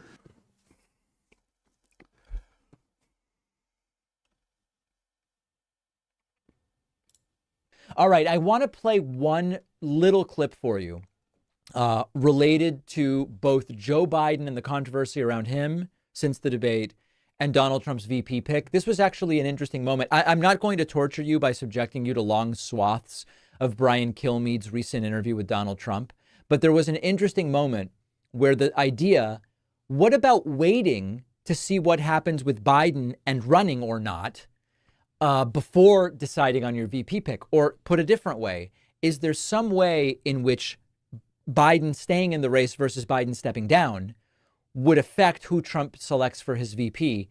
There's a lot of interesting stuff here. Let's listen. I'm wondering if it factors in that Joe Biden might not be the nominee. And if does that factor in who you pick? Because a lot of people think it's got to be Kamala to be number one. She goes and picks a battleground state governor like Shapiro or Whitmer. Does that change your thinking? Maybe you need Virginia and you might want to go get a Youngkin. I don't think it does. I'm asked that question a lot. Am I waiting for that, for the axe to fall? And frankly, I'm amazed that I hope he can carry it on. I just assume we planned for him, but whether we planned for him or anyone else, the planning I think is the same. It's a policy that the Democrats have: open borders, high taxes, high interest rates, being weak on foreign. I mean, look at how bad they're laughed at by everybody. This guy is walking around being laughed at by the leaders. I know all these leaders. He's being laughed at by the leaders of foreign countries. Now, of course, remember, Trump was literally laughed at by the leaders of foreign countries when he gave that UN speech. Biden has actually, fortunately, repaired a lot of those alliances. But there's two really, really interesting things here. Number one, Trump seems to acknowledge that he is actually set up to run against Joe Biden specifically. And so there's a little bit of an interesting aspect there where Trump seems to recognize. This doesn't look like the Mr. Trump. This doesn't look like the mission I was doing earlier, so we're doing good. So Clan Kelly gets hold of these people, these immigrants, deportees, victims, really, and they're taking them somewhere. But where and why? It all comes back to the boss lady herself. I knew she was into something, but she wriggled off the hook. I've been surviving. Haven't been watching a lot lately, TBH. Vegan Games, my cousin. Shoot Trump. Yeah, my cousin Gig did it. Hope you're doing good, Vegan Games. So, our mystery officer was Inspector Caitlin Lau. It sounds like Mary kept... Happiness through cutie. Well, there you go. Gig did it. Man. Oh, y'all tripping. And gives him the...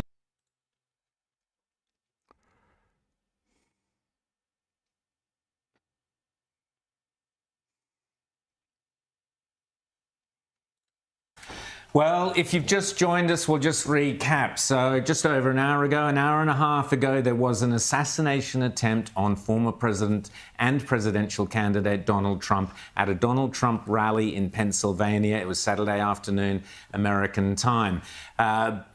It appears that a bullet skimmed Donald Trump, hit him just behind the ear or grazed his ear. There was blood across his ear. He ducked down. The Secret Service piled on top of him. We'll have a look at it in a second, exactly what happened. What we now know is that the shooter was then killed, and an individual, sadly, tragically, a fan there at the watching the Trump supporter is reported to have been killed, along with the reports that the shooter was killed. So we can't verify that, but those are the current. I found an ice throne at the thrift store today for $16. What do you think about it? It's fully functional. It makes me happy. $16. That's not a bad deal, dude. Yeah, recliners are the way to go. I should have gotten a recliner a long ass fucking time ago. They're just the absolute fucking best chairs. I don't know why they don't make like recliner computer chairs. You know what I mean? Like, not just computer chairs that recline back, but actual recliner computer chairs. They're so goddamn comfortable. You can sit in them indefinitely without getting sore. They're just the fucking best. But that's a pretty sweet deal for $16. Fuck yeah, dude. Thanks for the donation, Kratos. I got into trouble by my dad because I farted on his pillow without underwear and I didn't realize that I left a shit stain. He chased me out the house and I'm currently hiding in the pool house. I'd what to do. I'm peeing in water balloons, might hit him. Alright, well, yeah, maybe if you hit him with one of those piss water balloons, he'll calm down. Thanks for the donation, little bastard. Curiosity on TRS Clips. There's a lot of Indian fans who want to know things from you, you know, and I'm kind of one of the ways to relay all those questions. I think there's a lot of steroid use that's not spoken about openly. Oh yeah, you know, sure. People often blame women and say, "Oh, you've got plastic surgery done." But the thing is, even guys have their own versions of plastic surgery, exactly, which is steroid use. And I think in the modern day, for certain professions, it is justified because you're supposed to look a certain way on screen or on stage. Yeah, exactly. But people are hush-hush about it. No one wants to talk about it openly. Exactly. So I want to ask you, are you able to look at someone and say that? Oh yeah. You're able to like... No, didn't get a new dog. Say that, okay, this person's probably done steroids. Oh yeah, for sure. Okay. So there's an exercise we've planned where I'm going to show you some very famous international physiques. Oh, okay. And tell me what goes on in your head in terms of what do you see in their body that says, yeah, they've probably done steroids. Oh, okay. Just so that people understand how to spot someone who's done steroids and who's not. For sure. So let's start with Chris Hemsworth physique. So what about this body gives it away, sir? Like that. You can see the way it's shaped. The way it's shaped? You mean the shoulders? Mm-hmm. And the thickness of it. Got it. This is not naturally achievable? Probably is naturally attainable, but maybe not for him. Why do you think not? Because he's not an athlete. Exactly. He's pretty much an actor, you know. So for an athlete, this kind of body is probably possible, but maybe not for him. Exactly. Okay. Yeah. Can you type Cristiano Ronaldo body? So how does a normal person achieve a body like this? Just do a lot of hard work, dedication. You know, eating the right food, eating healthy. Yeah. This is him at his peak. So, you know, when he turned 30, he started losing size consciously because his position also changed. Like he stopped being a winger and he started being a striker. Yeah. So he was running less. He was doing less on the field. Yeah. Type Ronaldo, Manchester United body. And I think UTD. Can you? I don't know if you can tell, but he's lost a lot of size. Yeah. Like as soccer fans, we could tell. This is, I think, the natural progression of a guy in his 30s. Exactly. But this is still natural. Yeah, it's still natural, yeah. Okay. Do you know who Brock Lesnar is? Yeah. I ain't really paid a lot of attention to his body, though, you know. From what I've seen, he don't really look like he's really taking anything. What do you think of this? Nah. Is he like on crack? I think Ronnie Coleman might have gone like retarded. Nah, that's just natural progression of a guy who's... Brock Lesnar's been on steroids since fucking high school. Worked hard. And genetically gifted? And genetically gifted, yeah. Don't look like he's taking anything. Not to me. But what? Dude, Ronnie Coleman is fucking insane. What in this body gives it away that he's natural? Like the lack of definition on his shoulders. Lack of definition all over his body, pretty much, you know. Look at his legs. There's nothing there. Look at his arms, really nothing there. And shoulders, nothing there. What about when he's older? Like, you think he's still off of steroids, yo? Oh, yeah. Mm-hmm. Okay. Still look natural to me. He was busted for fucking PD use in his last UFC fight. What is he fucking talking about? Me, don't look like he's taking anything. Okay. How about The Rock? Yeah. You think The Rock has taken steroids? Yeah. Do you think he took steroids? He probably took a little bit of something here and there. Not a lot, you know. Again, for the sake of his job, I feel. The Rock is on a lot of steroids, let me tell you. So what gives it away, yo? Look at it. It's all kind of cut up a little bit, you know. The definition. The definition is everywhere on his body. Okay. I could be wrong, but, you know. It's very likely. Very, very unlikely. Anybody that's, you know, worked hard to, you know, get what they have, you know. LeBron James? Yeah. LeBron, any athlete, you know. Yeah. I can look at him and, you know, admire. I've seen a lot of football players, a lot of basketball players, you know. You can tell they worked hard. At his peak, Mike Tyson body. Yeah, I don't think Mike ever took anything.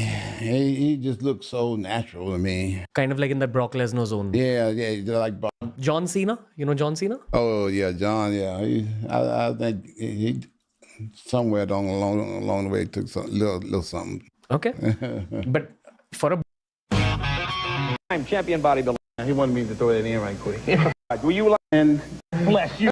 You don't have the same. You know, we proceeded on. I gave him the ticket. He went on about his business, but I guess I'm pretty.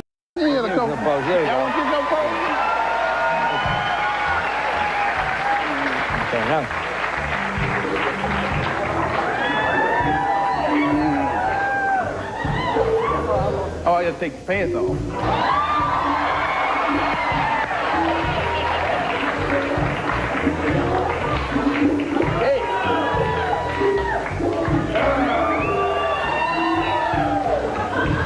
Where's your doctor now, baby?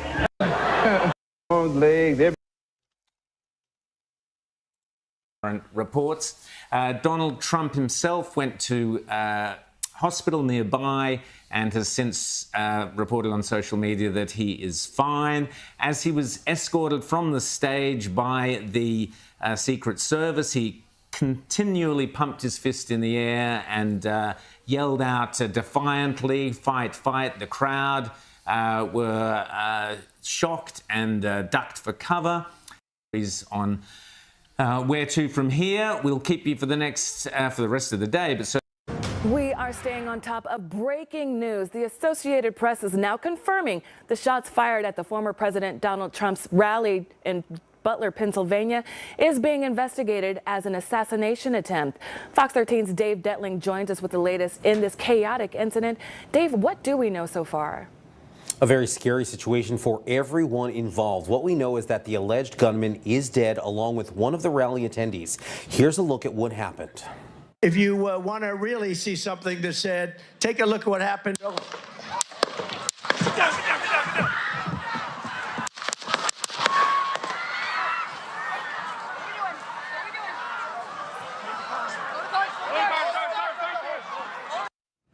You can see Trump reaching for his ear as shots rang out, with Secret Service quickly rushing in.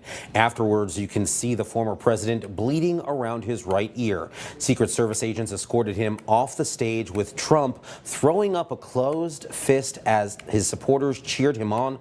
Law enforcement officials say the shooter was outside the rally and was killed by Secret Service. Now, President Biden releasing a statement saying he's, quote, grateful to hear that the former president is safe and doing well. I'm praying for him and his family and all those who were at the rally. The president went on to say that he and the First Lady are grateful to the Secret Service for getting Mr. Trump to safety, and that, quote, there's no place for this kind of violence in America, and that the country must, quote, unite as one nation. Rachel Scott is back with us now. Rachel, you've been here since the beginning tonight. We were talking to each other during World News as the rally was just getting underway, and you've been getting these horrific stories from witnesses, and you're with another one tonight. Yeah, we're with another group of witnesses that saw what happened. I will tell you, hours ago, this area right here was filled with Trump supporters eager, waiting to go inside of that rally. Right now, tonight, this is an area where Trump supporters are gathering. They're left with shock about what happened. Tell me what you saw inside. Yeah, I was just about like 30 feet from Trump, and then I saw the people that had been shot, and they were bringing them down in the stands right above me, and I just didn't want to get down. I just kept standing. But I saw, I saw the man that was hit in the head, and there was a lot of blood, and I knew there was no way he was going to survive that. And then there were two of them that they brought down, but it was like real chaos and chaotic, but I didn't get down, and so it was very interesting. We were just right there, about 40. What was going through your mind as you saw that person with tons of blood on them? Yeah, at first I was thinking, I thought different thoughts, like maybe this was the shooter and then he committed suicide, or maybe someone shot him. That's what my first thoughts were. I didn't think about just like someone that was in the stands. Yeah, that's what I thought. And now knowing that this is someone that was in the stands, how are you processing this? No, I think we're all in shock. Yeah, we're numb that this happened. Can I say, when I heard this going on, I thought it was a firecracker. Just like with Kennedy, people thought it was a firecracker. And I looked, we were 20 yards away from Trump, and then we were 20 yards away from where I thought it was a firecracker, but then now I'm thinking maybe those were bullets that were going over our head. Yeah. And then they were saying, get down, get down, get down. I just wasn't processing. It took me like 2 minutes, and I finally hit the deck. But I think it's just like you're in shock. And how did the guy get the gun in there? How did he get the gun? It might have been a sniper. Yeah. Well, let me ask you this, because is this your first Trump rally? No. So I've covered a number of Trump rallies. I've been to almost every single Trump rally this cycle. You've been to a number as well. You're fully aware of the security precautions. Trump supporters, as they're making their way in, they have to go through magnetometers. Your bags are searched. Your pockets are searched as well. And so any area where you're around the former president, there is a sense of safety. Yeah. And so to have this occur, what was going through your mind as you heard gunfire, get down, get down? I think first I was in shock, but I do think I'm drawn to some of this I tried out for the Secret Service. I passed everything, but then they said, take your glasses off. That was the end of it. So my whole life would have been changed, but I couldn't see. But I guess I like to be where the action is in some ways. So, but I mean, not this, obviously this is just horrible, just horrifying. But Trump survived. That's good. It would have been horrible news, and worse news. It would not have been horrible news if he had been killed, so that's good. At least we had that. But yeah, we're all in shock. Yeah, it's really something. I just got done saying every generation thinks, well, we're past that. We're not going to have any more assassination attempts, and then you have something else, and maybe it's really hard to stop. I thought it was firecrackers. Yeah, you thought it was firecrackers. Yeah, I mean, so. Where were you and what happened? I was about 5 feet away from him. Like, I was within, sight distance. Like, I was so close. And all of a sudden, I just hear these 4 shots, and everybody's screaming, drop, and you can see the blood, splatter on his face, and the Secret Service just barricades him. And, it was just, so scary. So you were behind Trump? No, I was on Trump's left side. Well, I think when the shots are fired that he was facing towards us, because when they took him out he was that way, but he was like directly in front of us. Like the podium was here, and when he got shot he was here, like on the left side. So we like watched him go down and hit the ground, and everybody was screaming like, get down, get down. And then the next thing you know, the Secret Service is barricading him, and he's throwing his fists up in the air. But it was so scary because we were like 5 feet away from the guy. You think he was hit? I do. The blood was all over his face. I think he had to have been hit. What do you think about this craziness? It's just honestly so scary. Like, you see all these things about shootings and you never think it's going to be you until it is. And I was just on the ground and I was thinking, like, you don't know, like, what their target is, like, if it's just Trump supporters or if it's, like, Trump. So I was just so Fresh scared. and Fit is talking about Trump. Yeah, I know. Fresh and Fit are kind of retarded. I don't know if they really have anything to say. Let me see. I'm not running for president, and that's a job I would never want to have, especially after what I've seen today. But just little puny look at that, nobody guys. me, the amount of threats that came my way after I denounced the violence against former President Trump. Look at that. After I told everybody to calm down, the amount of threats that came in via my DMs, via email, via calls to my campaign off. All right, so this is Trump's statement right here, guys. Real quick, I'm muting him real fast. I want to thank the United States Secret Service and all law enforcement for their rapid response on the shooting that just took place in Butler, Pennsylvania. Most importantly, I want to extend my condolences to the family of the person at the rally who was killed, and also to the family of another person that was badly injured. It was incredible that such an act can take place in our country. Nothing is known at this point about the shooter, who is now dead. I was shot with a bullet that pierced the upper part of my right ear. I knew immediately that something was wrong and that I heard a whizzing sound, shots, and immediately felt the bullet ripping through the skin. Much bleeding took place, so I realized then what was happening. God bless America. So he's good, guys, obviously. As you guys know, I'm going to unmute. Again on the track.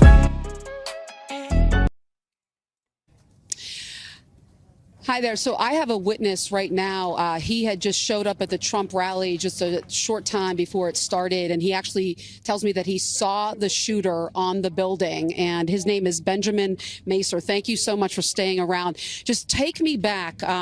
What were you doing before the shooting happened, and then what did you see and hear?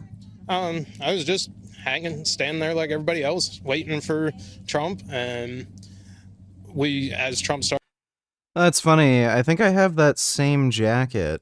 I noticed two officers that were looking for something or somebody. I think I've got that same exact motorcycle and seen jacket. a guy on top of one of the buildings go in between one building to the next, and went and told the officer that he was up there. And when I went back to my spot, I heard that people could still see the person from where they were standing, so I checked that out, and I went back to tell the officer that if he came over there, he could see them. And when I turned my back is when the shots started, and then it took me a second or two to figure out exactly what it was, and then it was just getting out of there and helping some other person out with her child. And Trump is a secret Jew. Donated $2.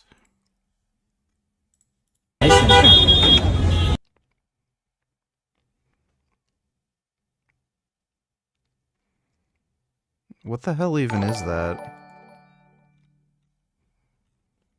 That looks weird.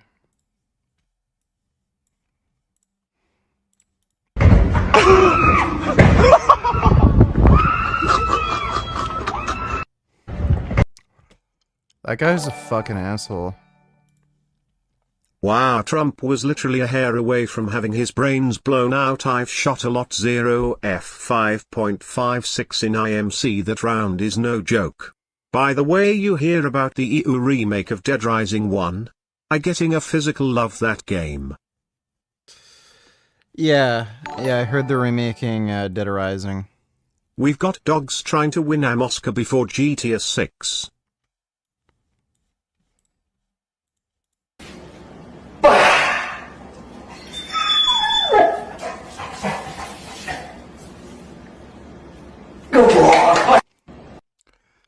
That's a good dog. Thanks for the donation, Killing Titan. Yep. If that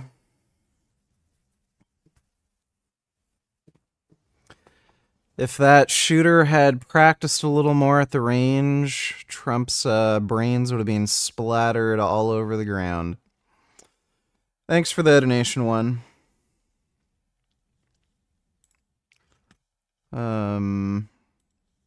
This man was shocked when he saw something moving in the driveway in the middle of a snowstorm. He went to check it out, and he was horrified to see it was an abandoned puppy. He quickly wrapped him in a blanket and took the snow off, while the puppy trembled with cold and fear. The man quickly placed him in a box and took him inside his home. He let the puppy warm up and relax before giving him a warm bath that would raise his body temperature. You could see the puppy almost cry after all that happened, but he was a strong little one. The man then dried him with a warm towel and air dryer and gave him some water. He was going to be okay now in good hands. 2 days later, the puppy thankfully recovered his health and happiness. If you think the puppy is strong, subscribe. That's a good puppy. Oh my god. Thanks for the donation, Trump is a secret Jew. Let's see, Kid Boo donated $2. Inside the event, but you were just outside. Tell us what you saw. So we had a party here all day. Yeah, we already saw this clip. He tried to warn the police about the shooter and they didn't do anything. It's pretty fucking weird. Yeah, the Secret Service is completely and utterly incompetent. It's pretty fucking crazy. Dude, there were at least 3 or 4 people who saw the shooter before the police or Secret Service did anything. And we got out, and that was the end of that. And I went and left, and that was all. So the viewers have some perspective. Behind us, okay, is the American Glass Research Company. Okay, can you kind of describe the building behind us, the tan building right there? Can you take a look at it? And then where was the shooter exactly? There's more buildings behind the tan building that we can see, and we were back there, and there's 2 or 3 buildings behind that. Did the investigators debrief any of these witnesses? I don't know. I have no idea. Thanks for the donation, James. That, and he was on both of them. I assume both of them when he went on that small section from one to the other, and that was where I last saw him, was the end of his day. So this man was able to basically climb to the next building, and you told law enforcement, hey, there's a guy over there. Correct. I don't know how he got up there. I don't know any of that, but I definitely saw him up there, and the officer, and that was all I know. Did you get a good look at the shooter? No, I don't know. I don't know anything about him other than I believe he had a gray shirt on, but that's about as much as I know. And then what happened after the shots were fired? Can you describe just the panic and just the fear I'm sure you felt? There was definitely panic. We started out of there, and I went away a little bit and noticed there was a lady trying to get out of there with her 2 chairs and her little child, and I helped her. I carried the child out and her chairs for her, and we got her out, and she said that her dad was still up there, and told me what he was wearing. So I went back up and found her dad and told him where he could find his daughter, and then that was it. I left and got myself out of there. So the building where the shooter was, if you look to your left, it's that light tan building that we're seeing to the left of that brown building, correct? Correct. Back behind the couple of trees. And any idea just where he was positioned in terms of shooting at the former president? He was just on the roof. That he would have been almost parallel to the stage. I couldn't see the president from where I was, but I knew where the stage was. So you were telling me that you actually told law enforcement, hey, there is a guy over there. Correct. And what was their response again?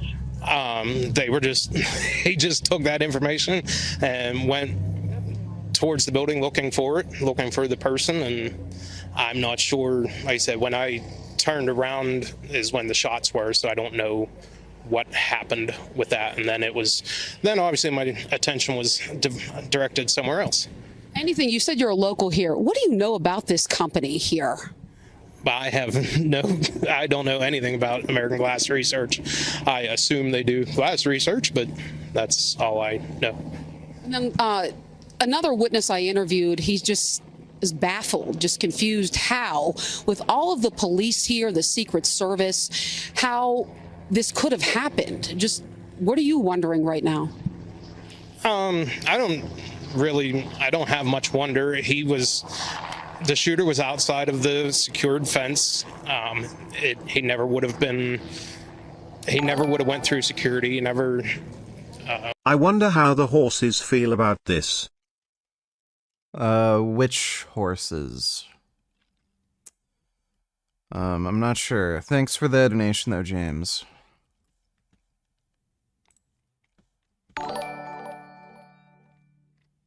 Do you remember how you laughed when Furious Pete died? That's my reaction to this. I am going to bed now. Love you, and Jasmine, thanks for stream. Well, Furious Pete didn't die. He just got cancer. But, yeah, I don't feel sorry for Trump. Thanks for the donation, Axel. So he was just far enough away, and it's an unfortunate thing that happened, and it's not, that's all. Did you see him get shot? No, like I said, my back was turned at that point, so I didn't see any of it. Thank you so much for your time. We really appreciate it. So there you have it. So the witness here just basically saying that he flagged law enforcement, saying that he saw this guy and that it appeared that.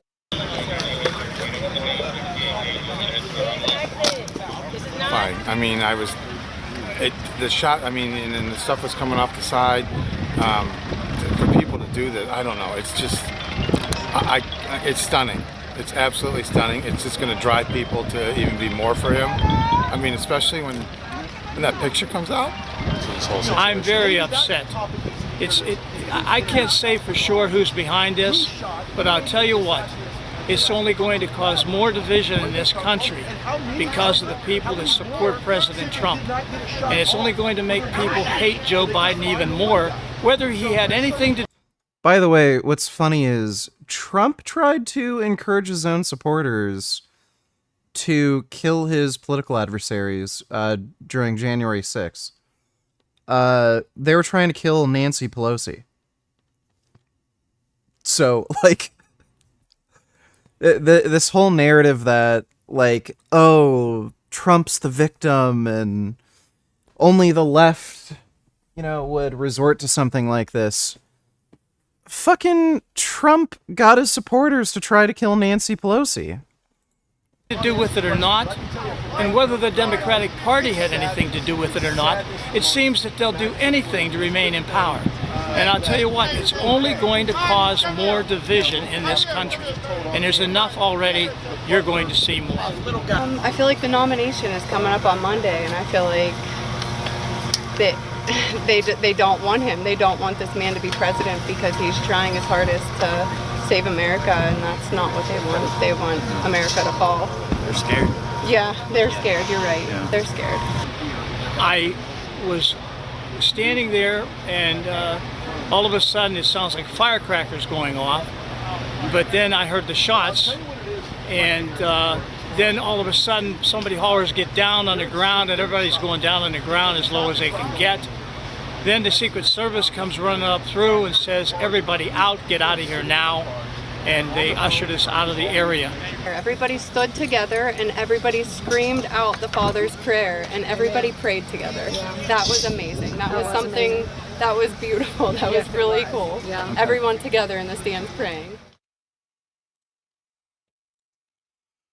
So let's go back to Aaron Katursky, our senior investigative correspondent. Aaron, you're getting more information, details about the shooting itself. Secret Service just a moment ago put out a statement saying that during the Trump campaign rally in Butler, Pennsylvania, at approximately 6:15 p.m. Eastern Time, a suspected shooter fired multiple shots toward the stage from an elevated position outside of the rally venue. 3 links, Blackie, donated $2. Let me see. And over 1,000 flight delays. So if you are waiting for a flight and it keeps getting put back, you're probably going, Aaron, what the Sigma? And I cannot blame you. It is just and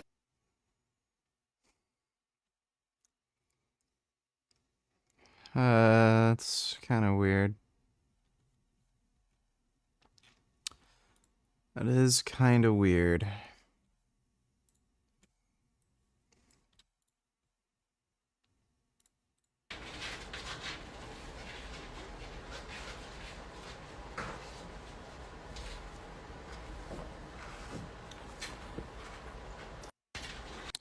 Well, there's your cat.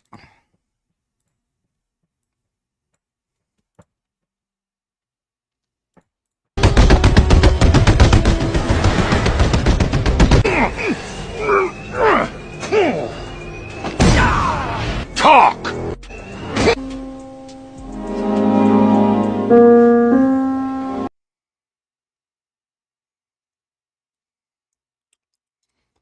I think I'd rather fight Batman. Spider-Man would literally kill you.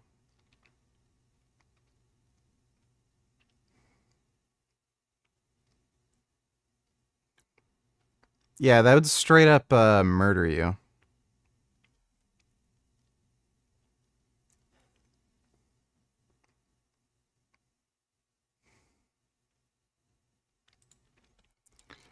Thanks for the donation, 3 links, Blackie. The Secret Service personnel neutralized the shooter, who is now deceased. The Secret Service, the statement says, quickly responded with protective measures, and former President Trump is safe. 1 spectator was killed, 2 spectators were critically injured, and the incident is under investigation. That's an official statement from the U.S. Secret Service. Law enforcement sources with tell ABC News the shooter was at a distance of 200 to 300 yards away in an elevated position. He was on a rooftop adjacent to the venue, and those same law enforcement sources are telling ABC News he fired as many as 8 rounds from an AR-15 style rifle. And Aaron, this information that you bring us also lines up with what we've been hearing from witnesses. Many of those who were fleeing the venue itself, talking about a separate location, a rooftop that was then taped off with caution tape. The law enforcement dogs were searching the area. So again, as we've been on the air now for a number of hours, it's sort of this drip, drip, drip of information. But I wanted to pick up, Aaron, with a question that I was thinking about when Rick Klein was talking there from Milwaukee. Because even though, and you know this because you've done so much reporting about the heightened threat level across this country and the warnings that law enforcement have had about... Thoughts on Sarah Safari? I think she's a cookie cutter. She has the most boringest fitness channel I have ever fucking seen in my life. She doesn't do any training and just yaps to random fucking people. She's hot, but, like, she is fucking boring. I can't watch a single one of her fucking videos. They're just terrible. Thanks for the donation, though, Nuts. The threat of political violence. In this situation where they're treating it as a potential assassination attempt, law enforcement across the country must just be scrambling to sort of change their protocols and procedures to try to deal with any sort of massive event, especially as it pertains to any political venue. Well, the political venues are usually come upon quite quickly. The campaigns will choose them. The Secret Service will do some kind of a security assessment and do what they...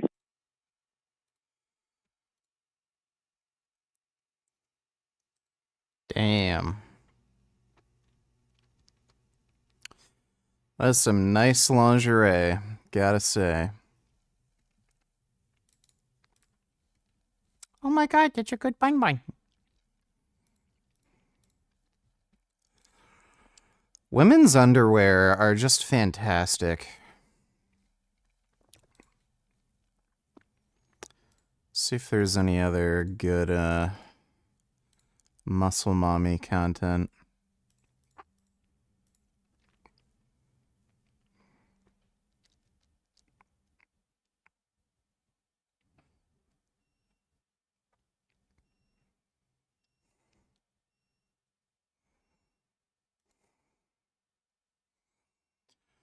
Yeah, those one-piece leotards are fucking great.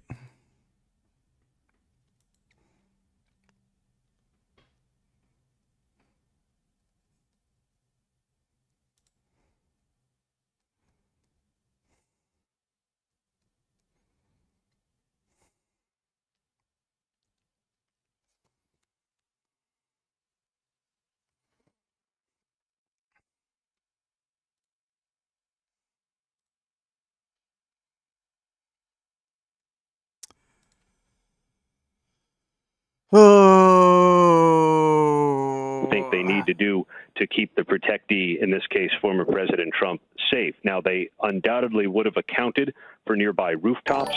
We'll wait to see whether... Hi VG. I hope that you are feeling great tonight.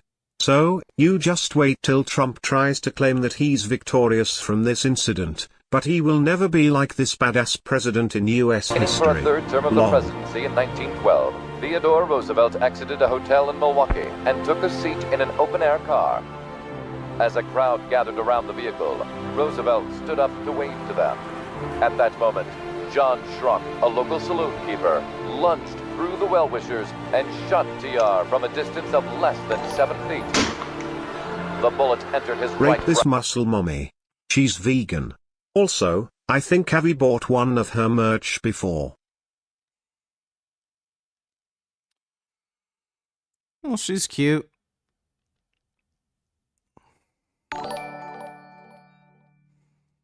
Would you meet Rich Piano again if he was still alive? Yeah, Rich is pretty cool. I'd go meet up with him again. Thanks for the donation, Nuts.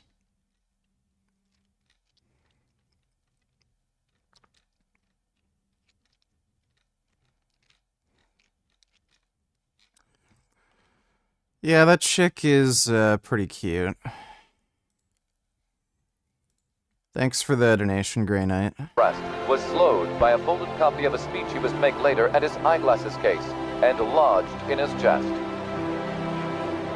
As the would-be assassin was subdued, Roosevelt assessed the damage, and when he reached under his shirt to feel the wound, his hand came out bloodied. His aides insisted that Roosevelt go immediately to the hospital, but TR refused their pleas and demanded that he proceed as planned to give a speech to a crowd of 10,000 people who were waiting to hear him speak. Once he arrived, and even though the right half of his body was turning black, Roosevelt mounted the stage unaided, unbuttoned his shirt front to show the audience the spreading blood stain, and declared, "I have just been shot, but it takes more than that to kill a bull moose." Roosevelt then spoke for 90 minutes before finally consenting to be taken to the hospital. The bullet was not removed, and he carried it with him for the rest of his life. Yeah, I'm pretty sure if Trump was shot in the chest, he'd just, die like a little girl or something. This individual, this shooter who is now dead, was in position VG, beforehand. I can only squat about 120 my body weight. Lend me some of your energy like they do in Dragon Ball Z so I can squat more.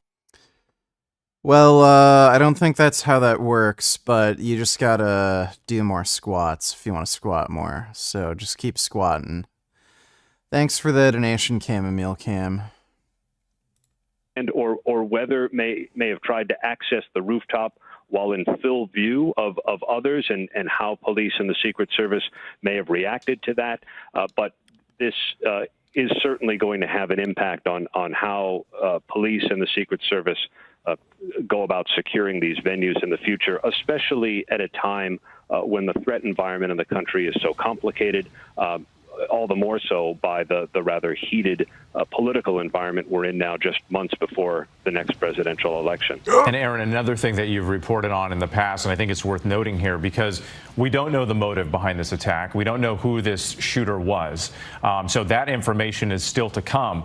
But regardless of whether that specific threat was neutralized, right, if it was one shooter or if there are other people who could have been involved, regardless of that fact, Aaron, you often talk about the threat of a lone wolf who could be inspired by an event. And so law enforcement has to be looking at this and also saying, okay, well, it's one thing to foil a potential plot. It's another thing if you've got somebody with a grudge who's motivated by what they saw on TV.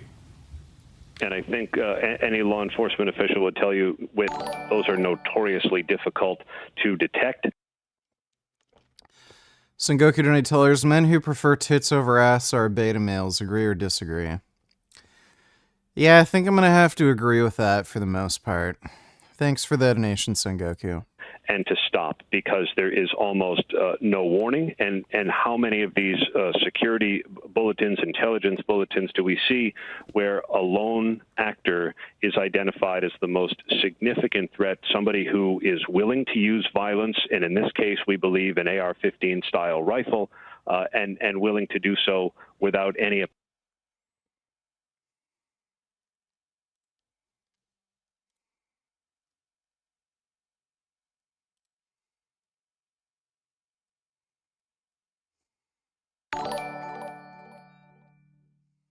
My absolute Spielberg, are you still with Jay? If so, open? Yeah, I'm still with Jasmine. Hi, we're from Grind TV. She's okay with me having a girlfriend, but I don't have a girlfriend. Let me see. We're just wondering, when you're grinding 24/7, you know, no sleep, what are some tips that you do when you grind? When I cannot sleep? No, when you're just trying to, like, get that money, you know what I mean? We're just talking about how you can turn life into a cuck bitch that's in the corner helplessly while I smash his wife in front of him. That's what I do to life. How many businesses did you start last week? Business? Yeah. I'm retired. I have a knee replacement, so the best thing is just to walk, have a fresh air, and not have to eat the right way to not get inflammation. I feel like life's gonna need a knee replacement because I got life on its knees at all times. You're absolutely right. I agree with you 100%. Yeah. What I do in the morning is I usually make breakfast and then I throw the breakfast in the garbage to make sure that I stay hungry. And that's one of the motivational texts that I've been using. I don't get hungry. It's more of a problem, like I should eat more. Okay, yeah. Just asking people if they have any tips on how to fuck the shit out of life and make it your bitch. Wow. Well, relax. If you're always concerned about a lot of things and worried, you're in a stress mode all the time, and that's the worst thing. Well, my dad's always sort of taught me that relaxing for pussies and women, you know what I mean? But at my age, you realize that, you know, winning, and then you may be just putting yourself into hell. Well, hell for me is a world where I have less than 10 streams of passive income. Every morning, I check my passive income streams. If one of them goes down a little bit, I throw my computer against the wall, maybe punch. That wasn't really funny. In China, this woman... Poop water. What is up, guys? Maccabee Speed coming at you. So if you do notice suddenly that your nicotine is unusually powerful today, or your alpha GPC is unusually powerful today, it may be...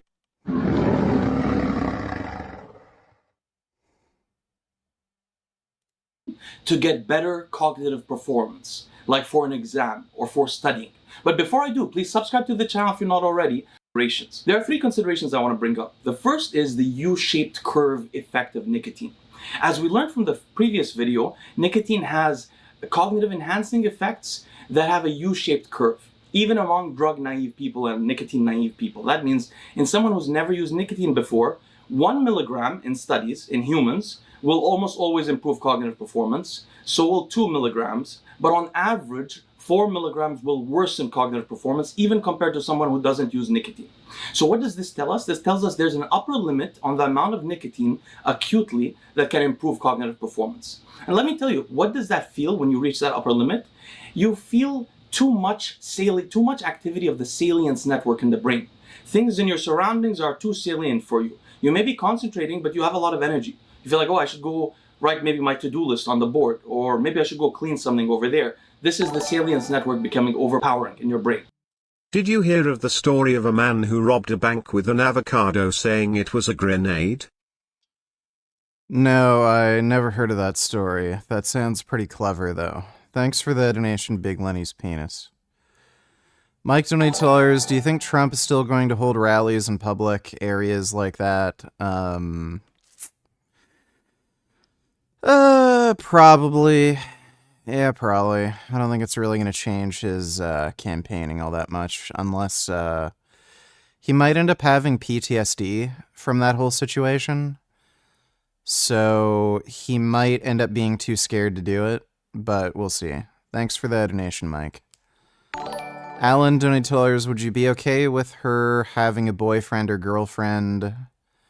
Girlfriend would be fine, boyfriend no. What happened to her being your property, like you said in the past, I could never share. I'm too jealous for that. Yeah, I never said I would let her have any relationship she wants. Thanks for that donation, Alan.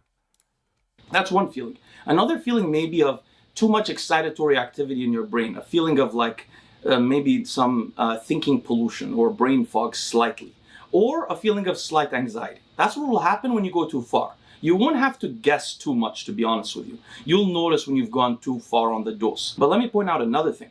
Unlike many receptors in the human body, the nicotinic cholinergic receptors, both in humans and other mammals, upregulates when it's bound to and agonized. Agonism is binding to and activating the receptor.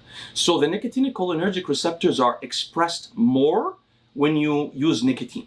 What does this mean? This may mean that you become more sensitive to higher doses of nicotine if you use it more often, or it may mean that you have a higher threshold for tolerance of how nicotine may be helpful for you. That means that you may be able to use 4 milligrams and get even better performance, or you may be able to get the same performance that someone gets out of 2 milligrams from 1 milligram.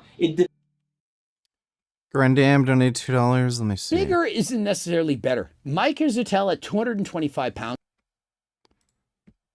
What's up, guys? It's Friday, and Hal Saladino is no longer carnivore. Okay, so that's not really new news. We'll take a look at those in a minute. Thanks for the donation, Grandam. Depends on the situation. We really don't know. Okay, well, that's Leo and brevity.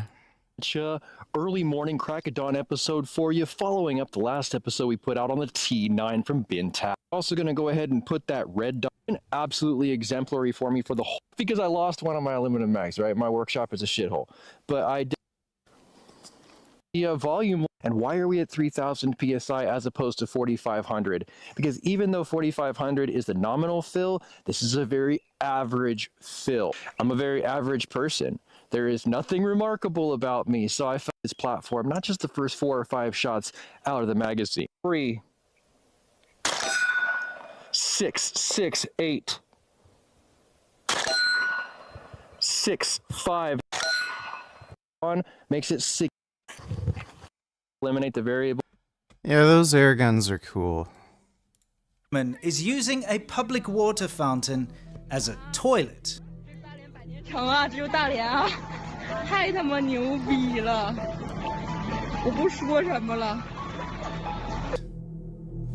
At night, this woman collects filthy fountain water to boil your street food in. 大姐，你这么搞，谁敢吃你煎饼果？你会点我们吗？ Whoa. Oh my god. This isn't a rare. If you get your license, what would be the first gun you buy? Probably just a shotgun. Yeah, I'd probably get like a semi-auto. They make what is it? The R4. It's a Benelli copy. Probably get that. Phenomenon. These street vendors collect diseased water from public waterfalls and ponds to prepare your delicious tourist food in. In China, that's fucked. gutter oil and spit oil is paired with fecal water to create that special flavor that tourists can enjoy.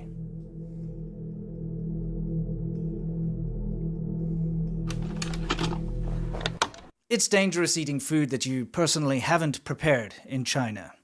And even if you do personally prepare it, the ingredients you buy from a wet market or even a well-known supermarket are never guaranteed to be real or safe. Here we see people scavenging floodwater food items and then hosing them off, ready to sell to you at your local convenience store.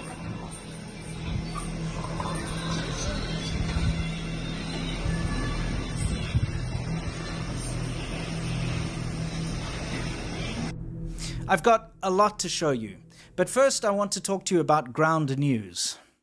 Ground News is a website and app that see the majority of etc. too. You don't want the riots, and it's kind of essential economic and political advantages. I hope you'll join me in supporting positive difference and trust in /stand the world. Subscription below. And now back to the show. So gutter oil hasn't slowed down even for a second in China. Here I just grabbed some clips from the past week to show you.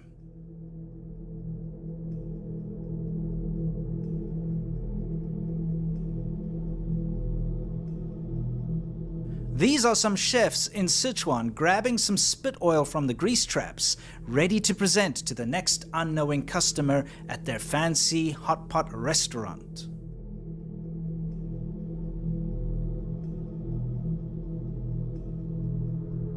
Again, it's not just street vendors you need to be wary of. Proper big and high-end restaurants also put your health at risk by reusing chili spit oil and frying your food in gutter oil. Quick catch up for those of you who haven't seen my videos on the subject, but spit oil is the chili oil that's commonly used in spicy hot pot dishes. People dip their food and chopsticks into the broth and gobble over it. The restaurants either scrape off the floating spit oil and directly serve it to new customers, or they throw it out, only for enterprising spit oil collectors to fish it out of the trash and sell it back to the restaurant or other hot pot restaurants in the area.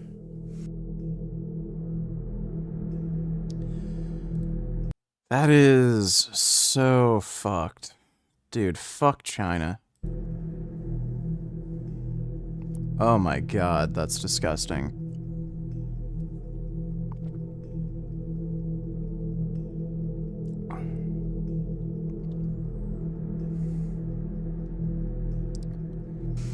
Gutter oil is when people literally scoop floating oil out of the sewers, gutters, and grease traps, filter it, and then sell it at a discount rate to restaurants.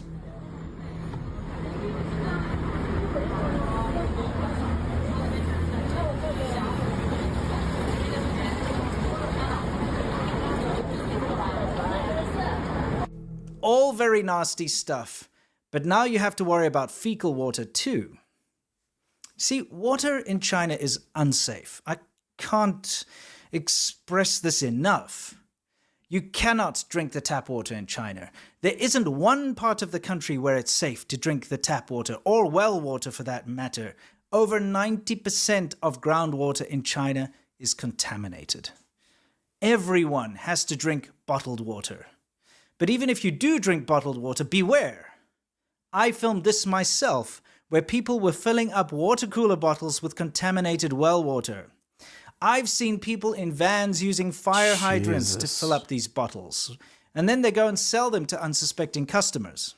You have to realize that when deception, cheating, and lying has become so endemic that it's simply common knowledge that you're going to probably have your health sabotaged randomly by a restaurant or street food vendor, that you have a problem. Oh my god.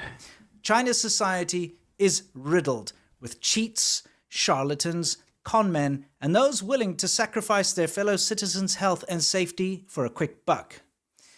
And although the spotlight has been shone on this problem countless times, sometimes brighter than others, such as the infant formula scandal that led to children dying, or the fake and expired vaccine scandal that shook the nation, the government simply is incapable of stopping or even slowing down this phenomenon. This phenomenon of widespread cheating at the expense of people's health. The government is incapable of doing so because the government itself scams people and destroys the health of its citizens by not caring at all about what happens to them. For instance, dropping toxic rockets on villages.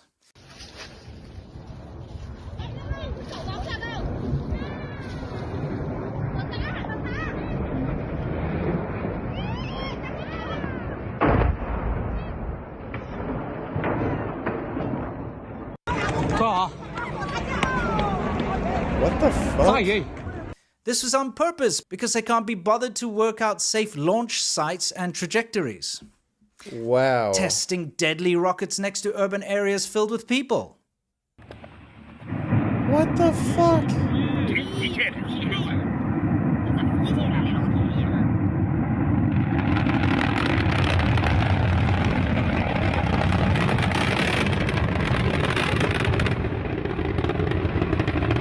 Oh, that looks good.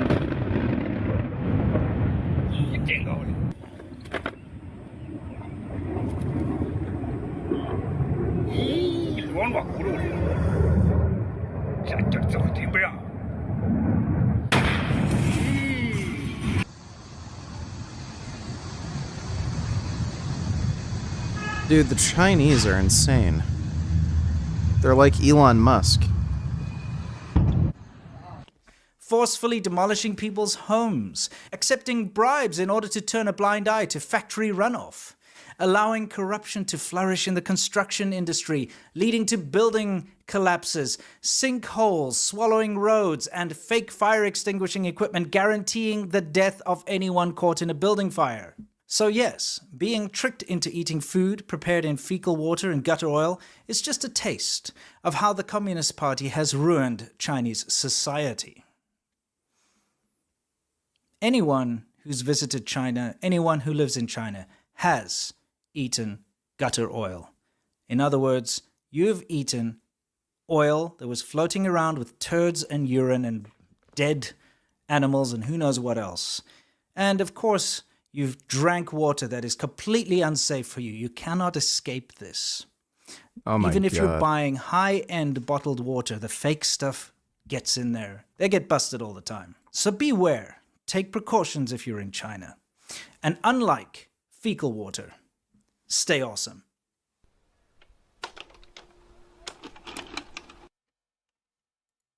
Needs to. So you know what time it is. It's time for Worst. We have new shirts. About. Alan, don't you tell us, do you think China's that way because it's run by a dictator and the people have no voice? Seems like those type of governments have terrible living conditions. Russia, China, North Korea, Venezuela. Well, yeah. They're not democracies, so the government just does whatever it wants. Thanks for that donation, Alan. No longer being carnivore. You don't even really call yourself a carnivore anymore. Like, you changed your Instagram name and everything. Do you want to speak to that briefly? Yeah. So the backstory here is that I guess in 2018, I cut out all the plants from my diet and basically ate meat, organs, and fat for close to 2 years. Mm-hmm. During that time, I wrote the Carnivore Code, got interested in this carnivore diet, got interested in the potential for some plant foods to trigger autoimmunity in some people, which is kind of that's my framework, because I had pretty bad eczema for a long time in my life, and I had bad eczematous reactions throughout medical school, college, even residency, that spurred me to think about this idea, like, are all plants good for all people? Mm-hmm. And that was the beginning of these ideas around the carnivore diet. Now, the end of that story, or the next chapter of the story, was about 2 years into the carnivore diet. I started noticing persistence of unpleasant symptoms. So testosterone drops. Wait. This would have been while he was writing the book. Sleep disturbances, palpitations, muscle cramps. So he noticed this while writing the book. And I started to think, okay, maybe long-term ketosis is not great for me. And I was definitely in ketosis at the time, monitoring blood ketones with a meter. Not deep ketosis, but definitely ketosis. And so at that point, I started to dig into the research a little bit more and understood that insulin signaling is critical at the level of the kidney to hold on to minerals, to hold on to potassium, calcium, sodium, chloride, magnesium, and that in long-term ketosis in most humans, you're going to become so electrolyte depleted that it's almost impossible to resolve that with enormous amounts of electrolytes, right? You can take all of the electrolytes you want. You can do so much salt. Your body's really not going to be able to hold on to those without some sort of an insulin signal at the level of the kidney. I've experienced this. Tons of people experience this with long-term ketosis. But there's a lot of people who do long-term ketosis who don't have that. Make this felt better because he ate carbs. Learning judgment that long-term ketosis was not a great thing for me and probably not a great thing for most humans. And at that point, I added honey and then... See, my issue with this is, it's like, well, I didn't feel better because of the carbs. It was actually because of the electrolytes that I'm hanging on to. No, you have some. What's with this fucking nail polish? The fuck? Muscle glycogen now. You feel better. Maybe electrolytes play into that a little bit, but there's plenty of people who do ketosis for long periods of time who don't have those issues. But anyway. My diet, and it's been an evolution since then for probably the last 3 years. So now I've been eating fruit, honey as my main sources of carbohydrates, maple syrup, raw milk, the lactose in raw milk. What didn't Paul say was one of these people that was like, sugar is bad for you? If you look at animal studies, which are never a perfect representation of a human trial, but they give us some clue, rats do much worse on high fructose corn syrup than they do with plain sucrose. They gain more weight on calorie-matched high fructose corn syrup than they do with sucrose. So what's going on there? Is it hidden calories? Is it undigested starch that's not being accounted for? Who knows? Because it all breaks down into basically the same stuff in the body, but I digress. For going on 3 years now and feeling much better. Testosterone is 800, free testosterone is great. Sex hormone binding globulin goes down. We'll talk about this. Free T3 goes back up. Thyroid hormones improve. Cholesterol, lipids go down. Still, my LDL-C or my LDL-P is above what many people would consider to be optimal. And we can talk about why I don't think that's an issue. But certainly there are changes that happen in humans. Impeaching him didn't work. Then they tried to convict him with felonies and now they're trying to kill him. Donald J. Trump is the most badass political figure in history. And once he's sworn in, I can't wait to see the smug look on your face. Trump 2024. Well, we'll see about that. Thanks for the donation, Kid Boo. Without carbohydrates in their diet at the level of hormones, at the level of electrolytes, at the level of lipids. And these are interesting to me. So I'm actually, when people sometimes meet me or they talk to me now, they say, hey, I want to go on a carnivore diet. And I say, you mean an animal-based diet, right? And that's just a term that, I think the term came the first time I was on a podcast with Joe Rogan. He kind of coined that term and we ran with it. I think of animal-based as just a framework like, okay, most of your diet is animal foods, at least in terms of calories. And I think most of my diet is now, it's organs, it's grass-fed meat, it's butter, it's tallow, it's raw milk. And then I get a significant amount of calories from carbohydrates in the form of fruit juice, honey, etc. So yeah, so that's an animal-based diet. And I think that works a lot better for most people. Now, to be fair, and what's interesting about this is a lot of people would look at that diet and say it's still very restrictive, quote unquote. And we can talk about that because what am I excluding in an animal-based diet? I'm not eating grains. So white rice is kind of a gray area, but I don't eat white rice. I don't eat oats. I don't eat wheat. I don't eat beans. I don't eat seeds. I don't eat nuts. I don't eat leaves. And a lot of those foods are considered to be healthy by the mainstream. And so that is a similarity from carnivore that I've carried over, but I have started including carbohydrates in the form of the fruit and the honey. And the reason I do those, the intentionality there is if you look at a plant and a plant's life cycle, the intention of the plant is to move its seeds to the next generation in a colorful, sweet fruit. And if you look at plant foods and you look at overarching terms like defense chemicals, the lowest amounts of defense chemicals are in the fruit. That's pretty clear. And the lowest amounts of those defense chemicals actually occur as the fruit ripens. So you can see all sorts of defense chemicals. We can talk about interesting examples if you want, or we can go deeper in the lipids. But things like non-protein amino acids, these are lower, and other plant defense chemicals, they're lower as the fruit ripens. So there's these signals within the plant kingdom that say, hey, this food is less toxic once I'm ready for that seed to go germinate. Okay. He's never had a toxicology class. I don't know. I mean, we've covered this multiple times, but the whole... Bend over to toes. Here's some cat vids. Let me see. Oh my goodness. Oh my god. Wow, that's a good snow leopard. Oh my god. Wow. Do you think it's bad for animal sanctuaries to sell wool of the sheep they shear, if that money they earn goes back into giving the animals a better life and to pay for food? If so, wouldn't this justify zoos in this kind of context as well? No, I don't think it's really a problem for a sanctuary to do something like that. As long as it's like a non-profit and everything. I don't know how that would justify zoos. Those two things seem completely different for me. Zoos work for profit. They're not non-profit organizations. They also have breeding programs and shit. Completely different than an animal sanctuary. Thanks for the donation, though, Riley.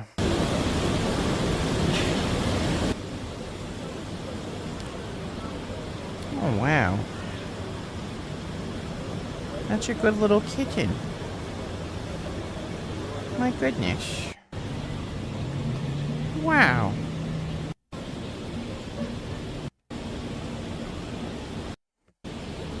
It's a good little kitty.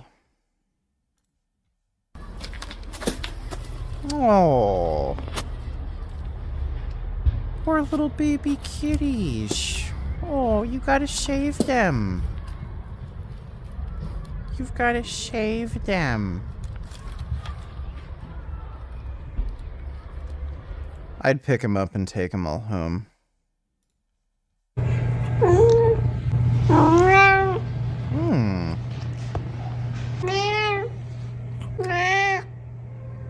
Wow.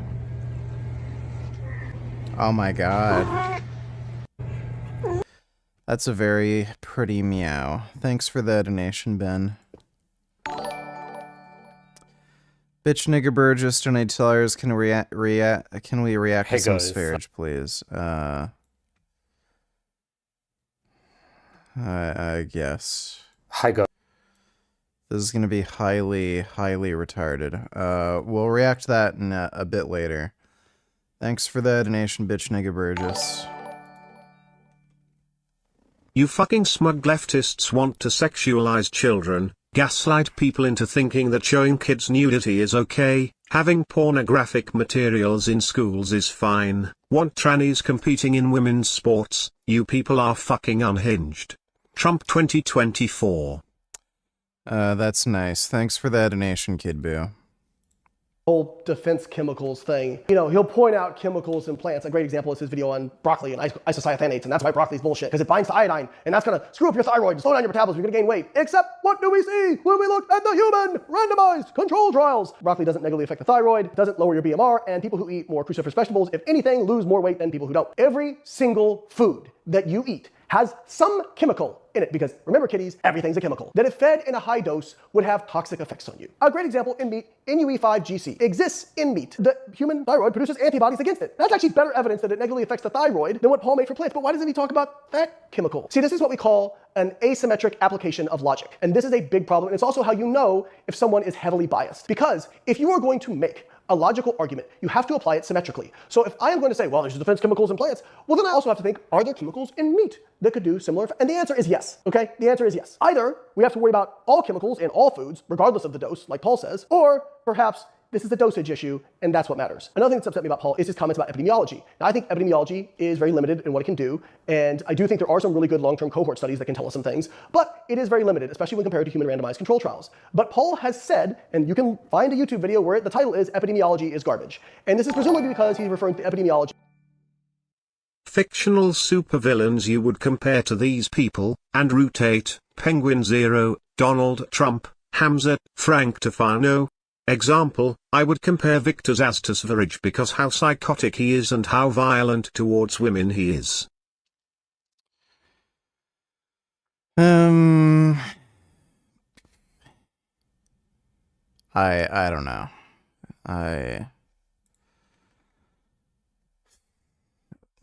If there's a supervillain that sex traffics women, I guess that one for Andrew Tate. Penguin Zero, I have no idea.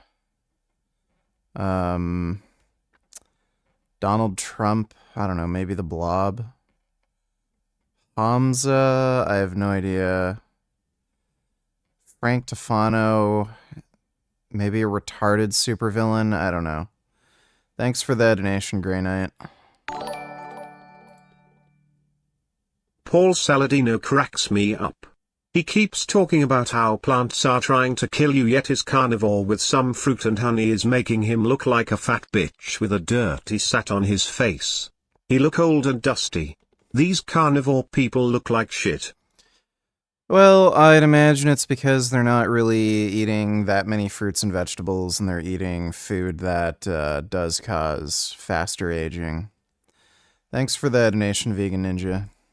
Correlating meat with cancer incidence. That's great, but then when there's epidemiology that Paul likes, he cites it liberally. And he did this on the Joe Rogan podcast, and I pointed it out. And so, again, this is an asymmetric application of logic. If all epidemiology is garbage, he didn't say most, then why are you citing it? Well, it's because it fits with his bias. I do want to commend him because I think, especially as somebody who has made their handle Carnivore MD and now changed it, that's a very difficult position to walk back, obviously. And so I commend him for changing his mind and deciding to do something different. However, do you think black people are stronger than white people in general? I have no idea. No fucking clue.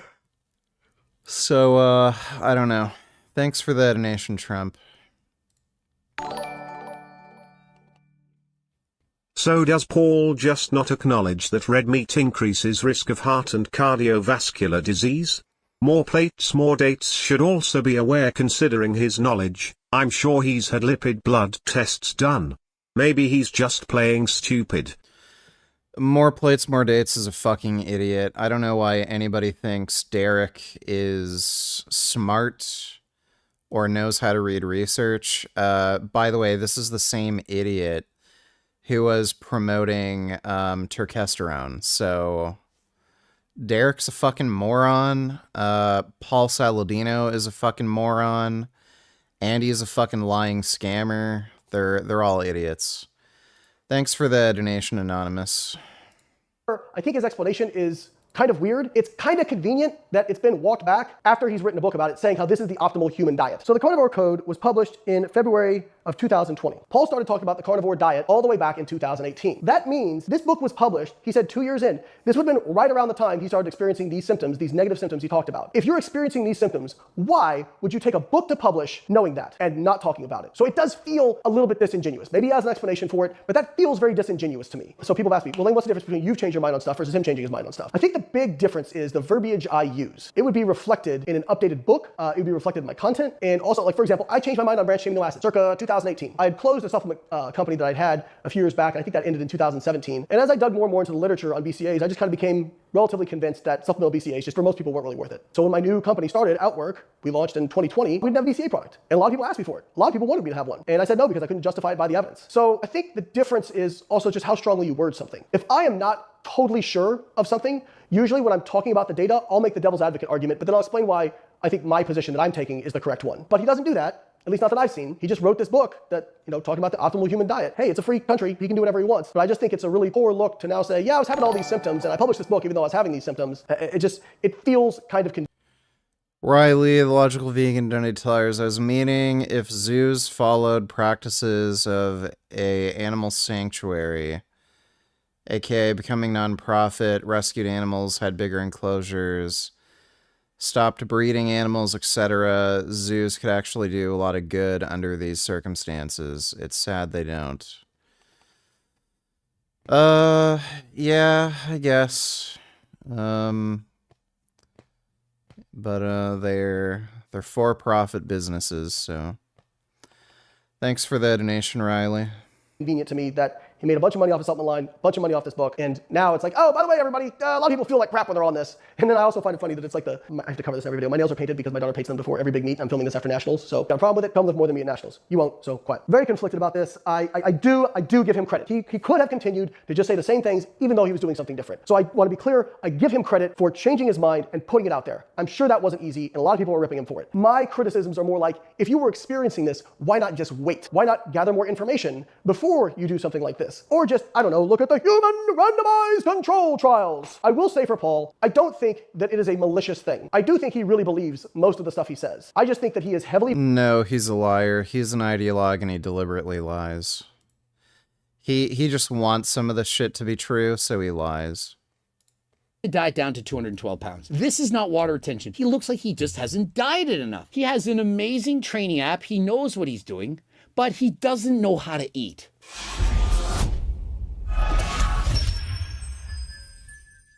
Coach Greg. In today's video, we're going over the results of Mike Israetel in his latest competition, gunning for his IFBB Pro card. As you know, he's on abusive doses larger than last time. It's causing him crippling anxiety like you would not believe. And he's putting at his health at risk, doesn't care what it does to him, all in the search of an IFBB Pro card. I'm going to be going over his results, what his strengths are, his weaknesses, where he can improve on, and explaining exactly where he finished. And so the competition was known as the Universe. It was a major competition in the United States, and he entered into 2 different categories. They have several different age groups. As you get older, it becomes more difficult to place well. Mike Israetel, in his first competition, he entered the 35 plus category. These for men, obviously, ages 35 and older. Out of 11 competitions, he didn't quite get the win. He placed 6th out of 11. And in the 40 plus division, where he would have a substantially greater chance of winning, because after all, after the age of 40, you're going to start losing more muscle than last time.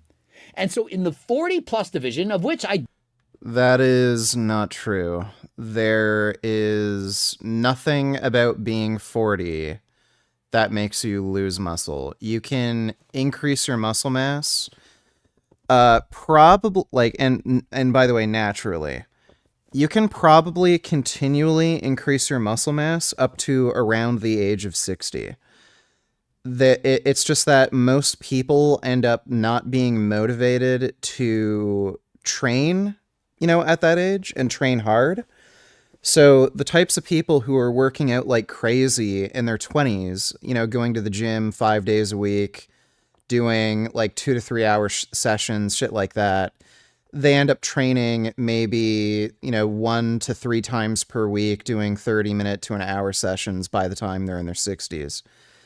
People just don't keep training like they did when they were younger. That's why they're losing muscle. So there's nothing about being, in the 40 age range that prevents you from gaining any more muscle. I do believe he's in fact 40. He placed 7th out of 14. He's on abusive doses on performance-enhancing drugs. He goes through crippling anxiety every single day. Every day, essentially, he has to not choose violence. He does not feel normal human emotions. Every day that I'm on high doses, I wake up in the morning afraid of the rest of my day. Intrusive thoughts. I think about violence all the time. Well, if your testosterone is 25 times what it's supposed to be, what the hell do you think it's going to make you think about? Another one is a marked proximate reduction of IQ. Like right now, as I talk to you, I'm on contest prep. I'm going to consider. Well, we know Greg is pretty stupid, so that checks out. Considerable dose of anabolics. I'm not as smart right now, and I can feel it. It's this fog. An inability to perceive a broad spectrum of positive human emotion. I live in a really beautiful area in Michigan, and I walk out and there's this pond and these trees, and I know that I like looking at them, but it's a memory to me. I go work out every morning and I look at the pond and the trees and I'm like all I feel is rage and frustration and anger. That's my daily life. Wow. And so he goes through all of these things in order to place 6th out of 11 and 7th out of 14. So in other words, the middle of the pack in a bodybuilding competition, all in the hopes for an IFBB Pro card. So is it worth it? Well, I'm telling you, while you're on these steroids, while you're on these drugs, you have an inability to make rational thoughts. He may think it's worth it. He may feel like, hey, if I die trying, it was all worth it. But I'm telling you, once he stops taking these drugs and he reflects back in perhaps 5 or 10 years, if he in fact makes it that long, he's going to regret it. And how do I know? Because I was exactly in his shoes. I did the exact same thing. I abused performance-enhancing drugs for 10 years. The difference is Mike has done so for 15. I turned pro at 35, and I was natural for 42 competitions. I trained natty for 20 plus years. Mike Israetel started far younger, and he's now 40. As you get older, your physique gets worse, not better. And so he's now in the 40-plus-year-old category. And so what age do you think that they have the greatest chance of winning? 40 or 40-plus?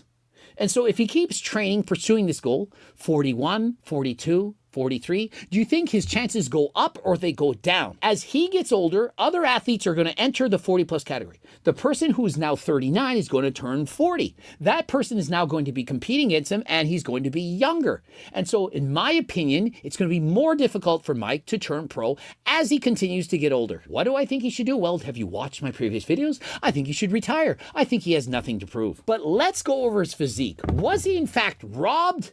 Why didn't he turn pro? Why didn't he win? Many people say shows are won from the back. Well, I would argue that they're lost from the back, not won from the back. But let's first start off by examining his back. The first thing you'll notice is that he does in fact carry a lot of size. This is very impressive. He appears to have a small waist, wide shoulders, and has a substantial amount of muscle. From the calves, the hamstrings, the glutes, the lats, everything.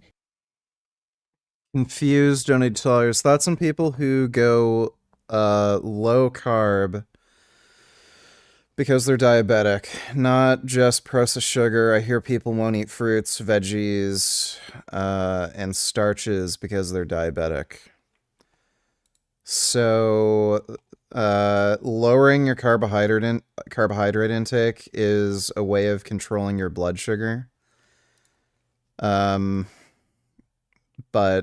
if you lower your carbohydrate intake, you're going to become less insulin sensitive. So you are technically making the disease worse. But the actual symptoms of the disease can be managed. Usually low carb diets are also like higher in saturated fat, which again are kind of responsible for the disease in the first place. So it's probably not the best treatment strategy. Thanks for the donation, though, Confused. He has the size. And so he's not lacking in size, but did we expect him not to? He's a manlet like Coach Greg, 5'6" tall, weighing 225 pounds. That's a lot of muscle.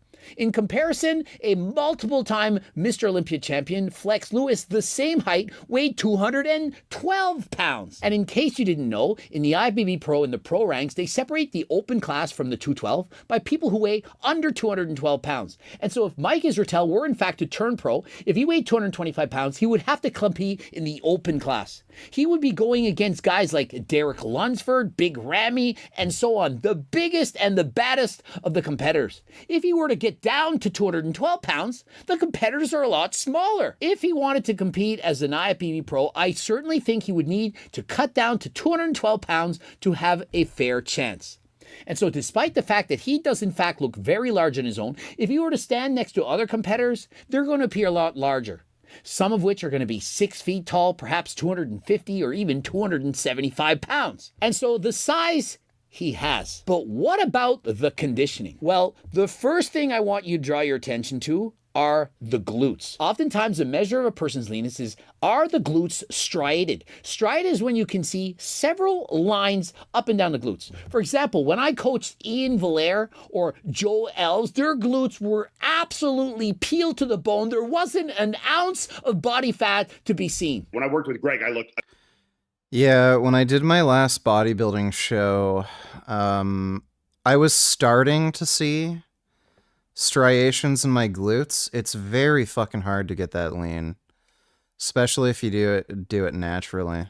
Amazing. Like, I looked crazy good. When I worked with Greg Doucette, I ate protein bars, protein pudding, I ate popcorn, and that was the best conditioning I probably had in almost my life. I never stated that it doesn't work or it's not good. But in comparison, I don't see striated glutes. I don't see a single line in the glutes of Mike Israetel, and I'm sure as Mike is a comedian, he knows what kind of sport where is a man checking out another man's glutes, but it isn't gay. As you can see, the glutes aren't lean enough. Now, let's now examine his hamstrings. I would argue my best body part. Now, let me show you my hamstrings in my off season. Remember, I'm only on HRT. I'm not dieting for competition. This is how I look all the time. Compare my hamstrings at 48 to Mike Israetel. And remember, Mike Israetel is on abusive doses of performance-enhancing drugs. He clearly has very thick hamstrings. The muscles are there, but you can't see the visible separation. And so in a bodybuilding competition, and remember, I was a former judge, a judge for years, I am looking for, can I see distinguished muscles one from another? Perhaps the semi-membranosus, the semi-tendinosus, and so on. Can you see the biceps femoris? And remember, there's not just the biceps brachii, you have a biceps femoris. I can't see any visible separation in his hamstring muscles. And so I am knocking off points. I am looking for striations. He has the size, very impressive, but lacks the conditioning. Conditioning is noted when you see an absence of body fat covering those muscles. Next, let's examine the calves. Calves do seem to have a lot of muscle. However, I don't see any striations. I don't see any extreme amounts of muscularity. Muscularity is how visible is that muscle? How much is it poking through? Is it blinding you with, oh my goodness, what is going on? I see some muscle, it looks good, but it's not doing anything special. Next, let's look at the back. I see a lot of muscle in the back. I can see some definition, but nothing is popping out at me. I don't see tremendous conditioning. I don't see a lot of muscularity. And when you look at the lower part of his back, you can see some skin folds. Skin folds is when you have excess body fat. Now, him and his coach perhaps are going to say, yeah, he's just holding water. Do you really think this is water? Do you believe that if he lost more water, that his hamstrings would be popping out, that his calves would be striated, that he would lose those skin folds on his lower back? Or do you think he has body fat? I'm telling you it's body fat. I'm not saying it to be a dick. I'm not saying it to be an asshole. I'm saying it because this is what... To be fair, Mike Israetel looks like he eats like shit. His diet routine just looks stupid to me. Wouldn't be surprised if he just isn't getting lean enough. What I know. The truth hurts. He is not lean enough. I made a video going over his diet. His sad diet. His words, not mine. He called his diet sad. He was consuming Gatorade twice a day. He wasn't eating protein consistently. He was eating chicken thighs, not the breast. He had absolutely no fruit in his diet and a little bit of, I believe it was some form of coleslaw, dry, perhaps it was just lettuce mixed up and so on. And so whatever that was, some slaw. And so hardly any vegetables, no fruit, and a lot of carbs. And guess where those carbs came from? Mostly from cereal. And so is he in fact following the Sam Sulek diet? He has an amazing training app. He knows what he's doing, but he doesn't know how to eat. I hate to break it to you. I know he's way smarter than Coach Greg, but do you not think I know more about dieting? I've entered 59 competitions and I've always been shredded. I've coached thousands of athletes. It's what I've been doing for years. I've even written several cookbooks. And so who better to speak on what Mike Israetel is doing wrong? If he in fact had my cookbook, was eating from it, do you not think he would look better? If he swapped out the cereal and Gator... You know, this is one situation where I'd say, you know, following Greg's cookbook might be a good idea. And chicken thighs, perhaps some of the meals in my cookbook, perhaps anabolic French toast, or perhaps some protein ice cream. You name the recipe, how could he go wrong? Oh, and let's talk about cardio. And Mike Israel, he doesn't need to do cardio. He's doing 2-a-day weightlifting sessions. To lose body fat, it's calories in, calories out. He wasn't doing his cardio. Imagine if Mike Israetel was riding bikes, like Coach Greg. I'm literally racing bikes after this video. Do you not think that that calorie deficit would increase his ability to burn body fat? Do you not think that if he was supplementing with GO2 Max, which contains NMN, that he would be able to go and do more cardio than last time at a quicker pace, burning more? Mike Israetel actually does take M&M supplements. So why is Greg mentioning that? Well, he's trying to sell it, but Mike Israetel does actually take that supplement. Calories? I know you like to hate on Coach Greg because I sound like the parrot from Aladdin, because I call people out, but do I not sound knowledgeable? Do you not believe that I know what I'm doing? And so in my opinion, his diet, which I saw was at 3,000 and I believe 95 calories a day, it's too much. In comparison, Eric Janicki, who's a part owner of HDLT supplements, the man is over 6 feet tall and weighs approximately 260 pounds. Do you know what he's eating right now in his diet? 2,400 calories, far larger than Mike Israetel and far leaner. And he's going to be competing for his IFBB Pro card this weekend. I don't know when this video comes out, but if it's later than this weekend, I do believe he's going to be a pro. And why? Well, Eric Janicki has the shape, the size, and the conditioning. Mike Israetel has the size, but he doesn't have the shape and he doesn't have the conditioning. And so it's an uphill battle. He's also a manlet like Coach Greg. You're thinking it's much easier to turn pro if you're short. It is not. A good big man is going to beat a good small man every day of the week. Chris Bumstead at 6'1", competing against shorter guys like Terrence Ruffin. Terrence Ruffin is not going to beat Chris. Chris is 6'1". If Chris were 5'4" and a manlet, you really think he'd be a 5-time Mr. Olympia champion? Riley donated $2. Let me see.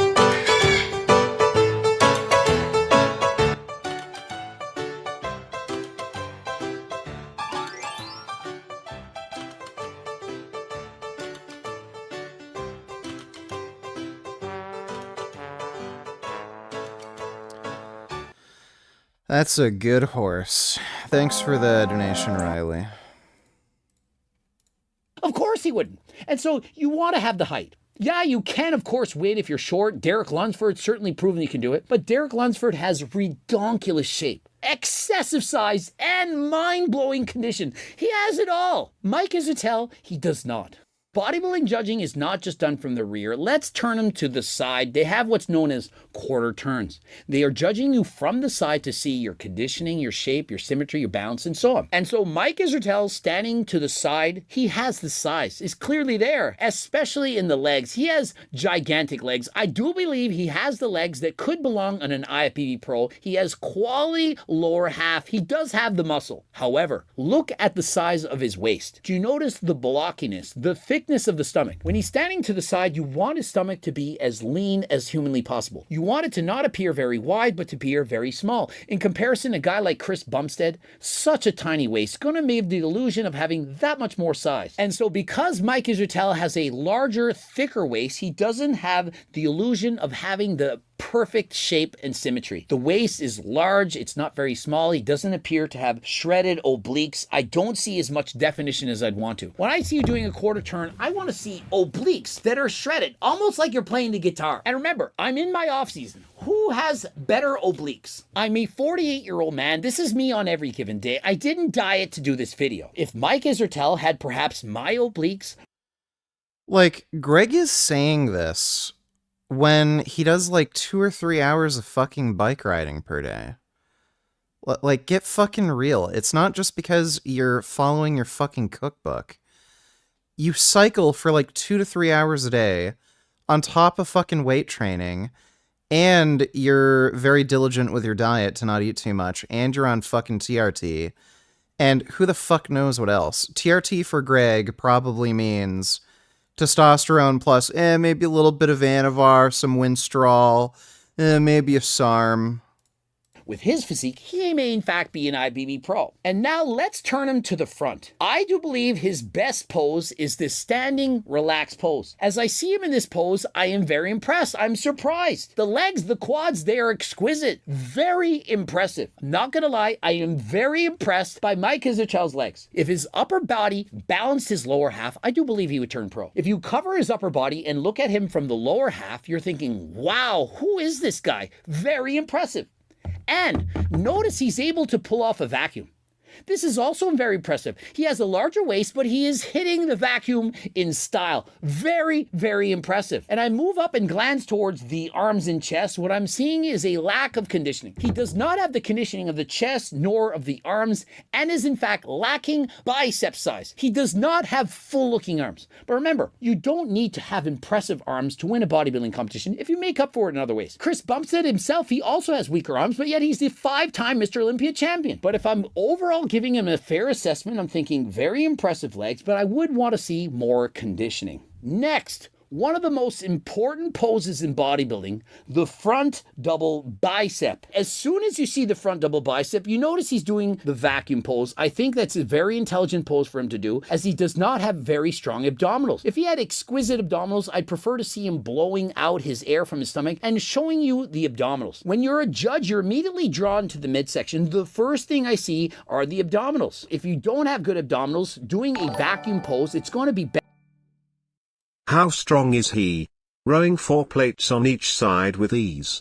Skip to 710. Let me take a look. How was that party, by the way? He's too fucking lazy to get up. Let me show you how easy this is. Show us some Layne reps. He can hold the conversation while he's down there. How's it you? Leonard, look.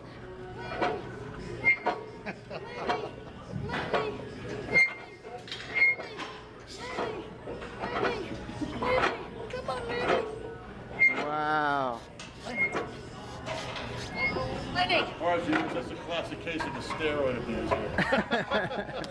What? You heard it here first. Takes- You heard it here first. It seems pretty strong. That seems like a pretty high amount of weight to do easily. Like, it's a machine, so I don't know. All these machines are different, so I don't know how to judge it, you know, objectively. Takes one to That looked like it was 4 or 5 plates on one side, right? no one. No, I'm Let's see if I can drug-free. get this. That's the thing, I'm natural. You Maddie? Yes. He's Mike O'Hara. Is it Mike O'Hearn? What do you think about that fucking guy? Somebody asked me to ask you about him. I did that yesterday, impressive. I addressed him.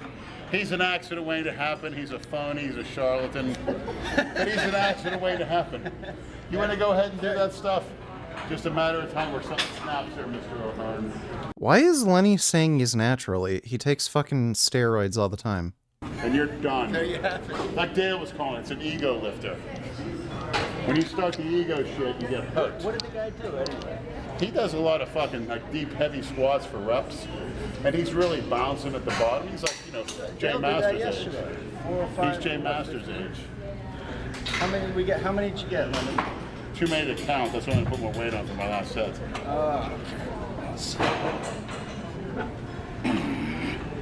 Come on. Yeah, so I mean, if Rob Zilla is able to do this, I don't think that's necessarily a lot of weight. It's like a stupid machine, so. Come on, Brad. There you go. I'm pretty sure Dale is a strong dude, though. Like, I've seen him get lean for a bodybuilding show, and he's pretty jacked. Thanks for the donation, though, Cookie Cutter, Sarah, Safari.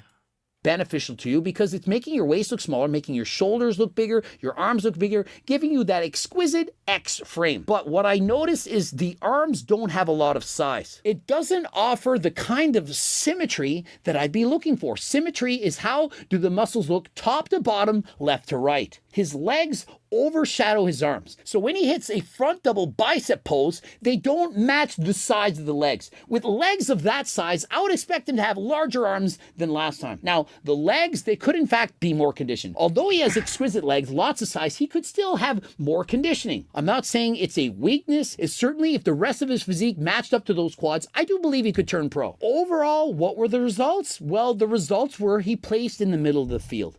This is not a bad performance. There's nothing wrong with placing 6th out of 11 or 7th out of 14. This is a national level competition.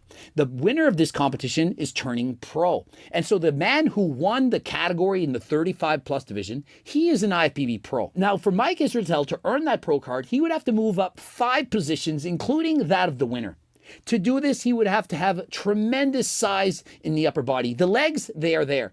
He would also have to combine that with way more conditioning. He's not a little bit off. He's very...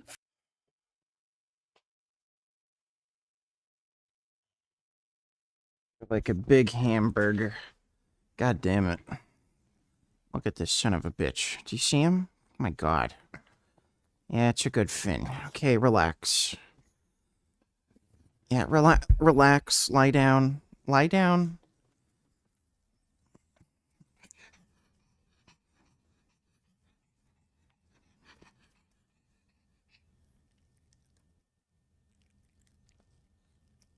That's a good boy. No. No mlam. Just relax. Lap time is relax time. You're a fucking weirdo. Just lie down. Weeks away from being truly shredded. If I were coaching Mike Israetel and he sent me these progress photos and he said he's 4 weeks out, I'd say, okay, we can do this. 4 more weeks of hard dieting, I can get you in shape. He's not nearly as shredded as he needs to be. In order to do that, he needs to be in a calorie deficit. I would add 60 minutes of cardio every single day. I would ask him to burn a minimum of 500 calories during those 60 minutes. If he does that 7 days a week, 7 times 500 is 3,500 calories. If he burns off 3,500 calories in a week, he's going to burn off 1 pound of body fat. And so in 4 weeks, that's 4 pounds of fat. And considering he weighs just over 200 pounds, that would decrease his body fat by 0.5% per week. 0.5% times 4, it's 2% body fat. And so let's assume that Mike Israetel in this pose is, let's call it 6.5% body fat. If he drops 2% body fat, he would now be 4.5% body fat. I believe he's at least 2% body fat away from being truly shredded. He needs 4 more weeks of dieting. Could he do it in 2? Maybe. If he goes crazy on cardio, cuts out half the calories of a diet, starves himself, he might be able to do it. Chris Bumstead, as you know, a couple years ago, he was down to 1,800 calories a day. He was doing an hour and a half of cardio almost every day of the week. He was truly suffering to get shredded. Mike Israetel, in comparison, he's not suffering to this extent. He's taking a semaglutide to reduce his hunger cravings and so on. He's on a ton of drugs, but it's not enough. Just because you're on every drug in the world doesn't mean it's going to make up for hard work. And so in comparison, when I was natural, I in fact believe I had a better physique. Wasn't as big as Mike Israetel, but let me show you when I was natural, winning the Canadian National Championships at 169 pounds. Which physique? Yeah, by the way, this is when he was taking a GNC supplement that had a aromatase inhibitor and a SARM in it. So when Greg says natural, he means natural.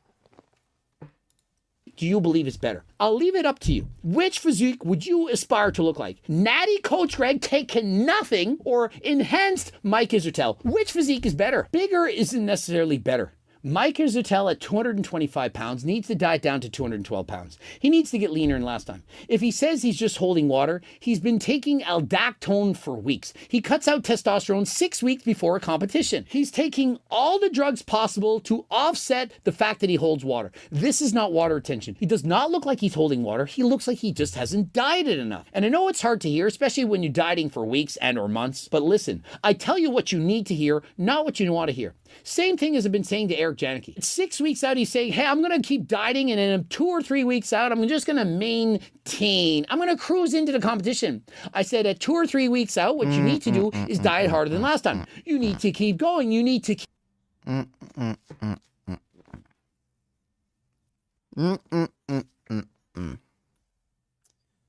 It's enough being a pooty boy. My God. Thin is special. Keep pushing. And so he sends me progress photos, and what do I say? You're looking better, keep on going. And so his calories kept getting lower. He keeps dieting harder. Why? Because it's very hard to be truly freaking peeled out of your mind so that you are inside out shredded. That is what the judges are looking for. Now, if you are in fact natural, and I do believe that everyone should be competing in their bodybuilding competitions natural, especially when you start. Unless you're 25, as Mike says, your brain isn't fully developed, you're not ready to use steroids. Only use steroids with the advice and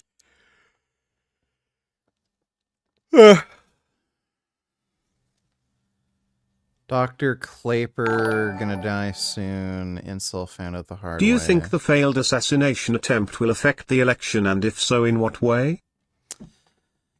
Probably not. I don't see it really, yeah, lie down. I don't see it really doing much. I mean, Trump is kind of, Trump has niche support. So it's not like any moderate seeing him get shot at, it's going to convince them to go out and vote for him. So, I don't see it having a major impact on the election. Thanks for the donation, though, Alan. Are you going to do another debate with Andrew from the Crucible soon? I don't think he's messaged me. Let me see. Okay, yeah, he still hasn't messaged me back.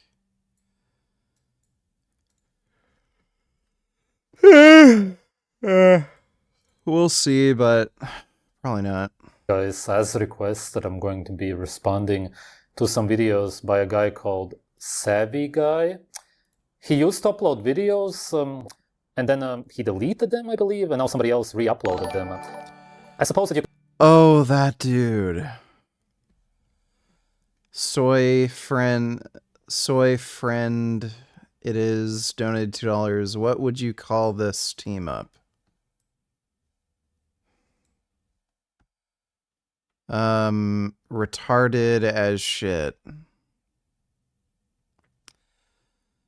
Yes, the ultimate gang of lying retards. Thanks for the donation, though, soy friends. You could call this black pill content. The video is called Looks Really Do Matter. I see that now. Oh my God. One thing I finally realized, when it comes to women, it is about your looks. When it comes to women, it's about looks, people. Anybody... The thing is that men come to these realizations now because they were taught that it isn't so. Really, what these guys should realize that it's about looks for humans in general, and that's because it's human nature. It's animal nature, really. All animals look at what animal they want to reproduce with. A deer also does that. If a deer looks sick, the fur has holes, or the whole fur would be gray or some other color. It would have some discoloration. The deer would be missing a leg. It's arguable if that would stop a deer, but for sure, if there's signs of sickness and degeneration, they would not go for the deer. It's exactly the same for us. It always has been. It's just that people were brainwashed. I don't know why he would use a deer as an example.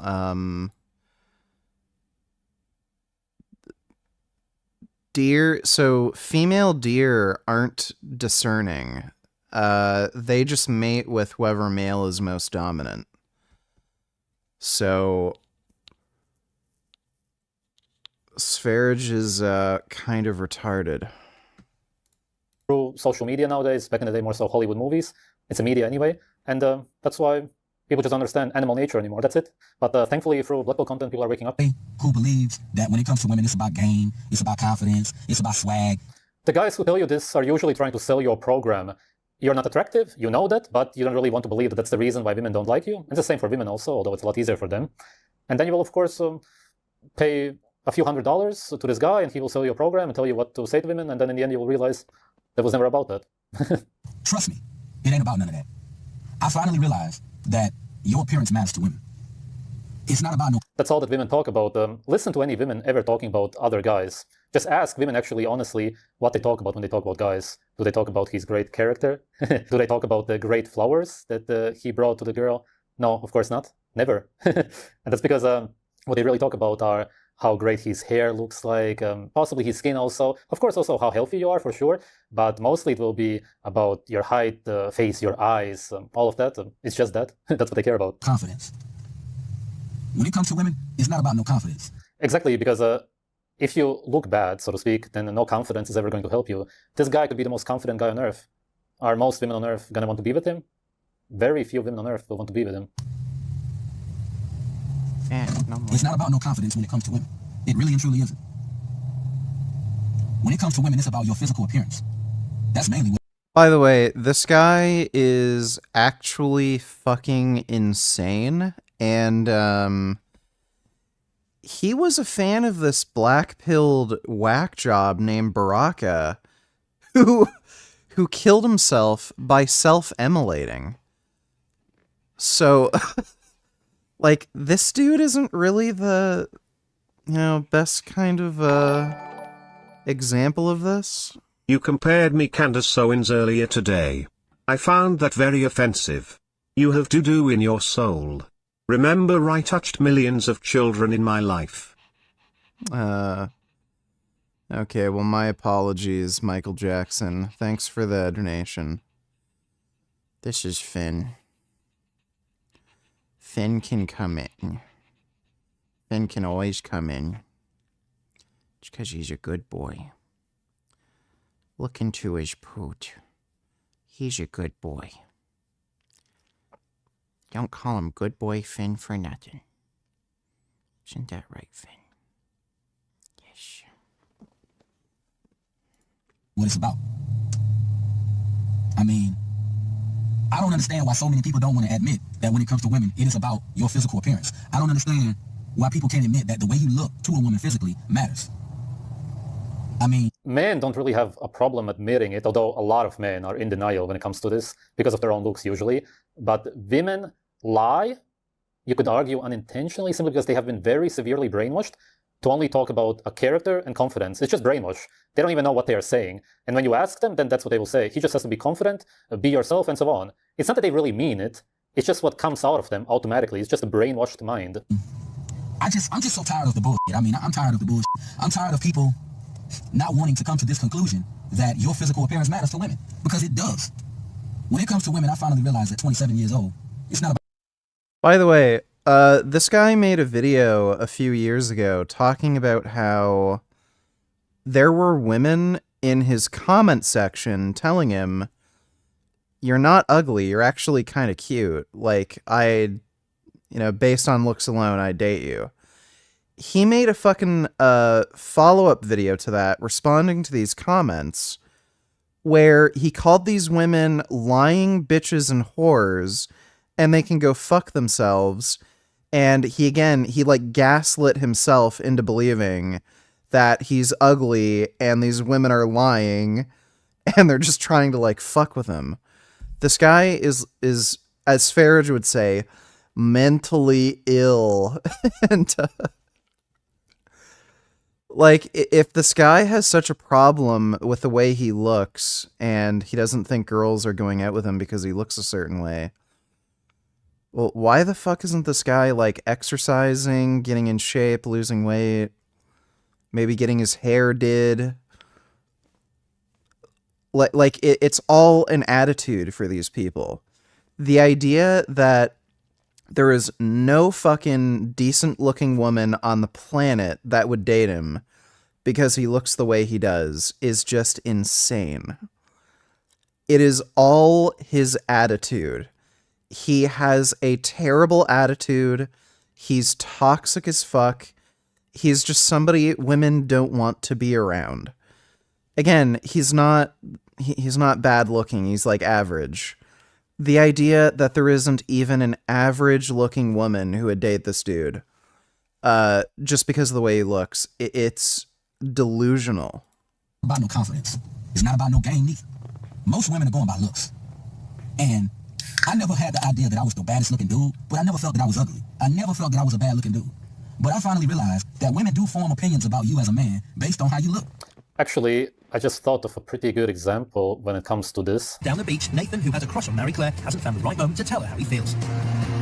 But he's aware that the groups will change at tomorrow's meeting, so with Chantel catching some rays, it's now or never. I wanted to tell ya. Well, this guy's a fucking simp dork. Mike donated $2. Can guarantee that Tim Pool is going to make a Civil War video. Oh yeah, I can guarantee you. Oh, Tim Pool, the absolute fucktard. He complains about cultural division and then makes videos encouraging cultural division.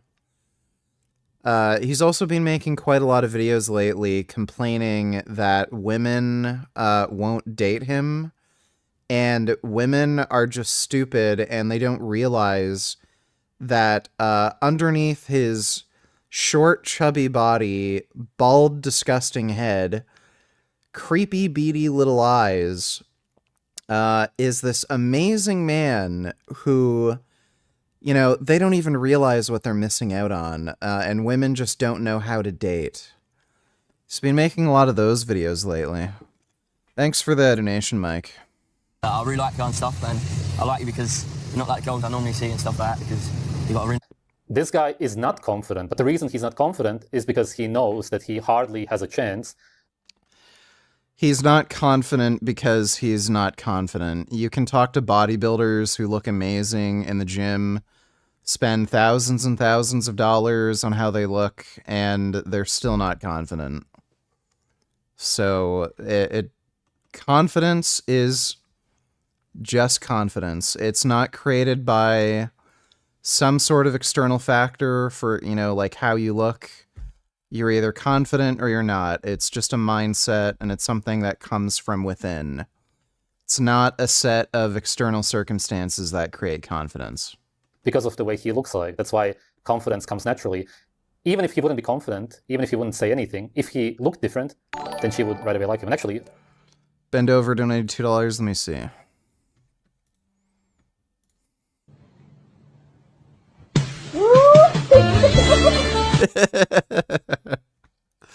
That's good. Oh. Uh-oh, what's gonna happen here? Oh no, that's a mean kitty.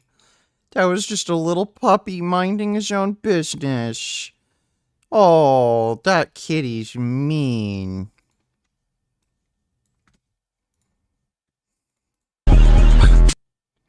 What the fuck? That's pretty funny.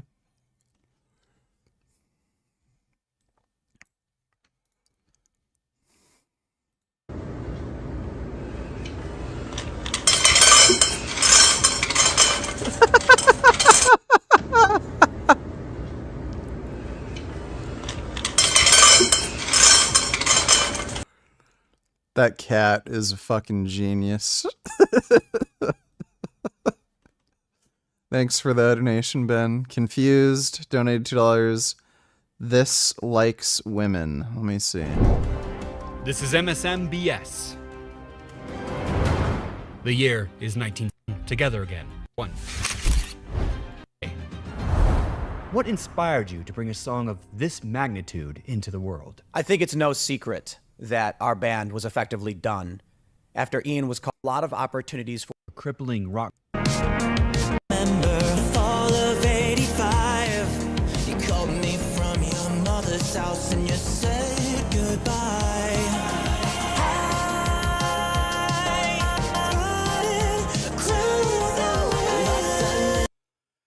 Gay. Dude, it's so funny. It's so weird now. You've got, like, I remember growing up too, this was a thing, like, oh, electric cars gay, they're for fucking betas and shit. Now, because you have a fucking Nazi who's running an electric car company, these right-wing retards think electric cars are cool now. That's fucking hilarious. Yeah, but apparently it likes women.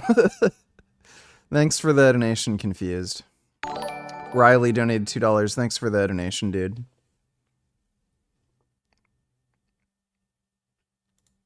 You will see what I mean in a second. Nice personality and things, and a really pretty girl and things like that, so... It's like, I'm just cringing inside just now, but I think you're so sweet, you're so nice, really nice guy. And I love your personality, and like, I love spending time with you and stuff. I love your personality, I love it. But you know that I don't have like relationships at home, I've never had a serious boyfriend. When I've got set in my mind, I'll say it, so... Yeah. That's what I'll... I know I didn't mean to embarrass you, but I know you are really embarrassed. I'm embarrassed as well, but I don't know if I said the right thing, but embarrassed her a bit too much. But I think no matter what I would have said, I would have embarrassed her, so I feel a bit guilty, but... If the female told you that they don't want a relationship, you're either cope or you don't have a female gaze. What does it even mean? Every human being on Earth wants a relationship. Female market circles only want pretty boys, chats, mostly piece of gas and copes, you choose who you become. He was so beautiful. I've never seen anybody as gorgeous as him in my whole life. The big one with the beautiful eyes. I'm married. There you go. And from what it seems like, she only looked at the other guy. She didn't even really meet him, or maybe he talked, whatever, but... Well, she clearly has a type. He didn't have to try or do anything, and you could see that he radiated confidence, again, because of the way he looks like. It doesn't matter how he would act. I'm only pointing out that confidence comes naturally because of the way you look like. And he just doesn't have to do anything. She just likes him right away. And this is the girl who wasn't ready for a relationship or whatever. Trust you. Come to Bali, find love. Beauty is what makes you fall in love with somebody. She was falling in love with him. She was creating these chemicals in her body, which said that she should... Oh my god. I am in love. I wonder... Exactly. And he didn't have to do anything. All that she had to do was look at him, and she was in love. And that's how it is. That's animal nature. And people don't get this. A lot of people don't. Thankfully, more and more people are getting it. So, by the way, this chick told this other guy that she never had a serious relationship, and she's more into casual dating. we are heading into the right. Like, it kind of makes sense with her sort of dating preferences.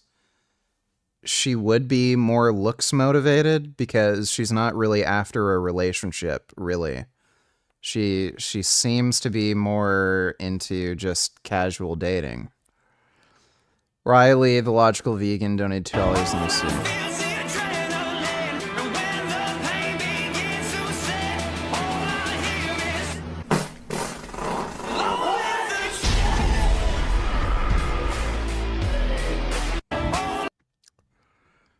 Well, that pug farted.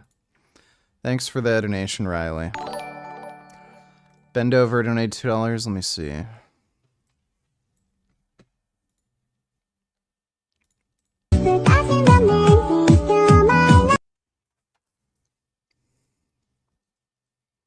Oh.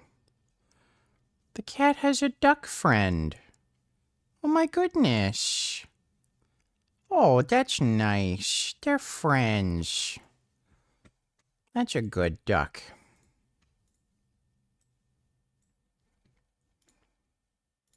Well,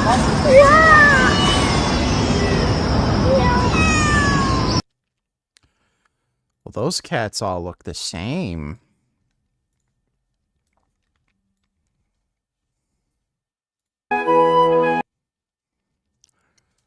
Wow. They're like squirrels, but cats. It's pretty amazing.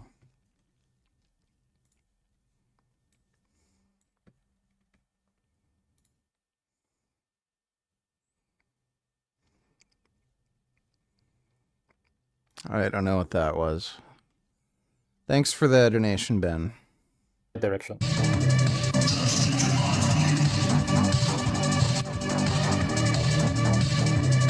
Richard, I had noted there were two attorneys. They were dressed in the tent. They were very nice looking ladies.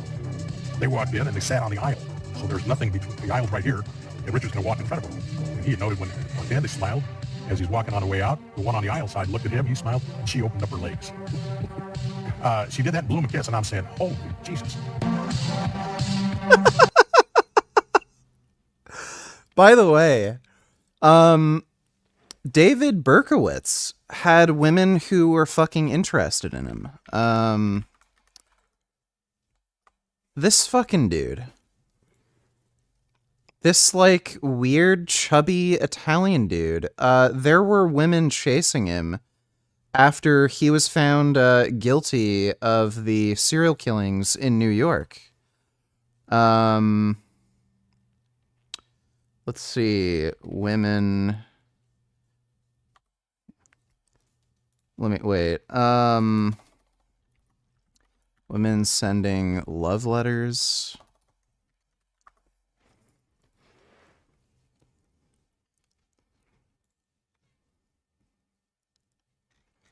That's not it. There were women in prison sending this guy love letters.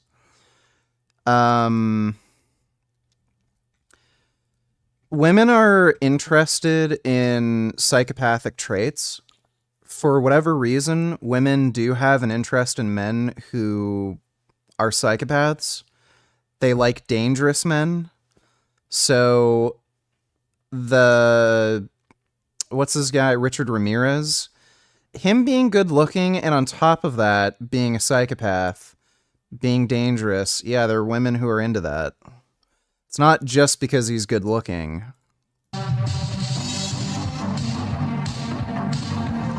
It's purely the looks. There is no language in nature. It's not what the attraction was ever about. It never will be. It is about looks. It ain't about no fucking confidence. But you got so many dating specialists and you have so Yeah, many... Berkowitz also was married. Richard Ramirez and Charles Manson had bitches all over them. Thanks, Stitching. Oh, yeah. Yeah, Charles Manson was not a particularly good-looking dude, either. Like, yeah, he had a weird, like, sex cult, basically. Let's So yeah, there's just a lot of women who are drawn towards psychopaths and dangerous men. Men who, they want to believe that when it comes to women, it's about game, it's about swag. They think that it's easier for them to live in denial because otherwise they will have to admit that they don't have a chance with women. As in, to actually get a woman who wants to reproduce with you, create a family with you. There was a plant milk recall for silk products in Ontario for listeria. Or listeriosis? Listeriosis. I guess it happens. You actually fall in love with you and be with you. Truly.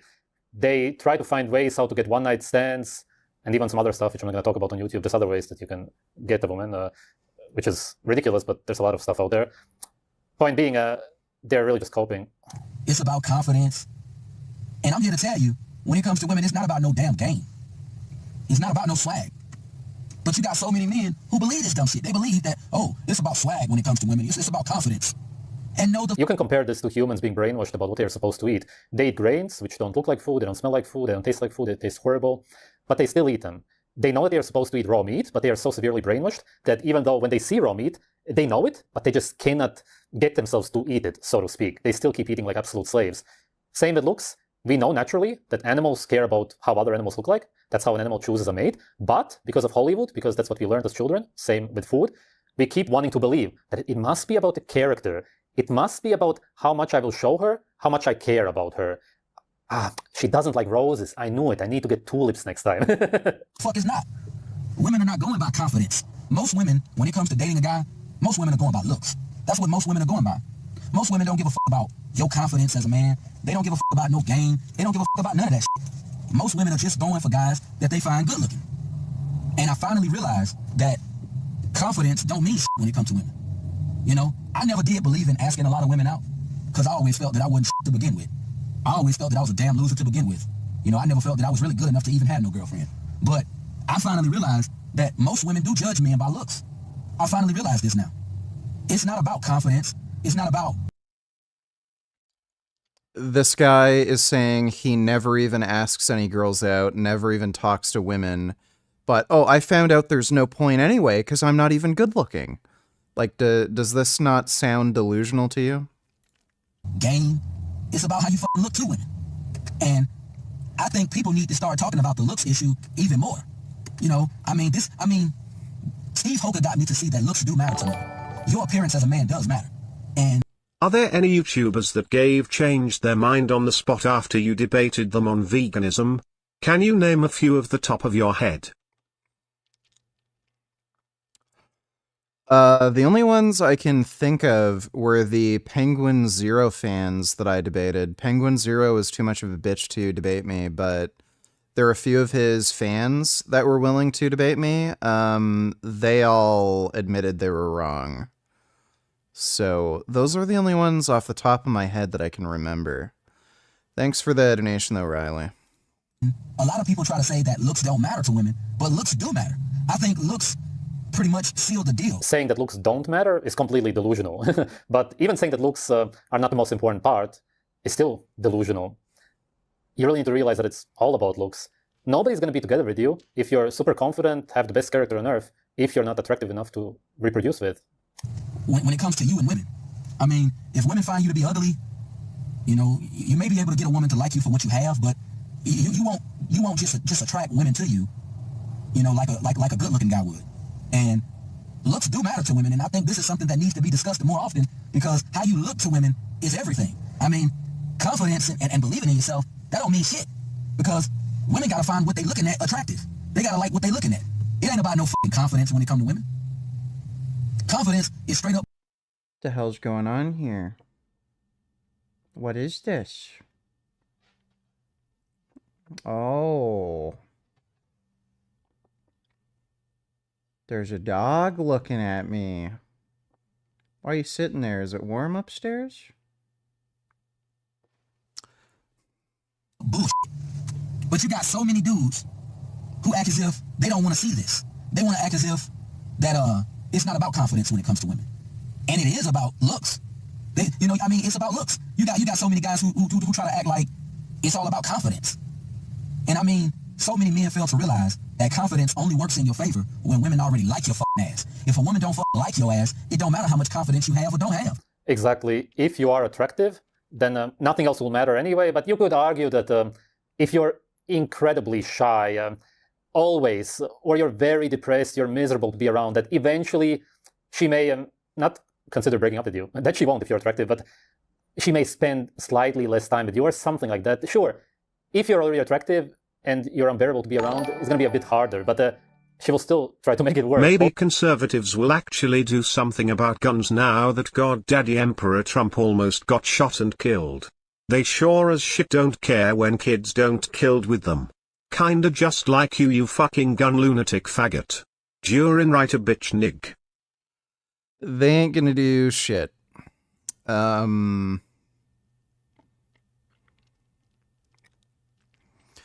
The only thing I could see Republicans doing in response to Trump getting shot at is introducing like maybe some sort of Brady bill, but for rifles, where there's like a 2-week waiting period or something, just arbitrary wait periods. That's as far as I can ever see them going. When it comes to Republicans, all they really do is moralize. So they won't actually enact any policies, and they'll just moralize about how, well, society's falling because the nuclear family is, falling apart, and immigrants are coming into the country and crap like that. They're not actually going to do anything. Which is good, because if they did try to ban certain firearms or something, all it would do is inconvenience law-abiding citizens. It's just fucking stupid. You can make your own firearms with a 3D printer.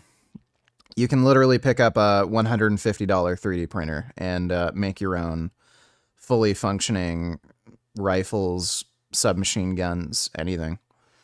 So I don't see the point with gun control anymore, especially since 3D printers exist. I think they should just legalize literally any type of firearm, including machine guns. Even the whole idea of licensing just seems like nearly pointless. It has a weak effect on actual firearms violence. It's pretty minimal. So the only policies that make sense to me when it comes to firearm regulation is just mandatory minimum sentencing and just making sure you lock up criminals. That's it. I don't see any other way to actually, prevent firearms violence aside from just locking up the fucking criminals. Thanks for the donation, niggas. Fuck you. Always, because you're attractive, and that's because that's what matters. Confidence is a made-up idea. It's a made-up idea. It's a made-up concept. That's what confidence is. And what really angers me inside is that you have so many men who don't want to admit that looks matter to women. They don't want to admit that how you look matters. It's about fucking looks.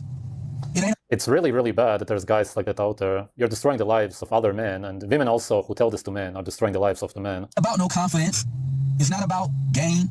It's not about how you carry yourself as a man. It's about your appearance. And this is a topic that a lot of people don't want to talk about. Most people don't want to talk about looks. And looks is what attracts a woman to you. I mean, if you're a man that women find ugly, you're not going to get dates like that. I mean, you got to think. If you don't get dates on the regular and you don't get a lot of play from women, it's because they think your ass is ugly.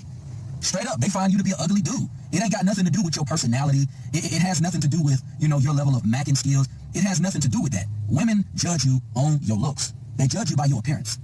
And I feel that this is a topic that a lot of people need to discuss more. When it comes to women, it's not about no fucking confidence. The looks part is simply one part of the so-called matrix. It's part of the agenda. It's to make you removed from nature, from what we as animals actually really want. There's a lot of parts of this delusion. Most people on Earth are living a delusional life, believing all of the wrong things. Black pill content is what wakes people up from this one part of the illusion. I mean, but you got so many people who believe that it's about game, it's about confidence, it's about swag. You got so many people who believe this shit. When a woman first see your ass, she judge you by how you fucking look. It's about how you fucking look to the bitch. If she ain't feeling how you fucking look, she ain't gonna want to be your friend. She ain't gonna want to get to know you. And this is something that we need to... Exactly, they always say that they care about your character and so on, but in reality, you will never even get to know them. You will never get to show your character because you don't look good enough. Discuss more often. Looks matter to women. Anybody say that looks don't matter is a fucking idiot. And you got a lot of guys who say looks don't matter. Looks are everything to a woman. The problem with a lot of men is that we have fragile egos. Most men, we have fragile egos. And a lot of men, we don't want to be real with ourselves. We want to sit up and lie to ourselves and tell ourselves that long as I buy a $300 pair of Jordans, long as I buy some True Religion, and I'm fresh from head to toe, that women will like me. That's a lie. That's a fucking lie.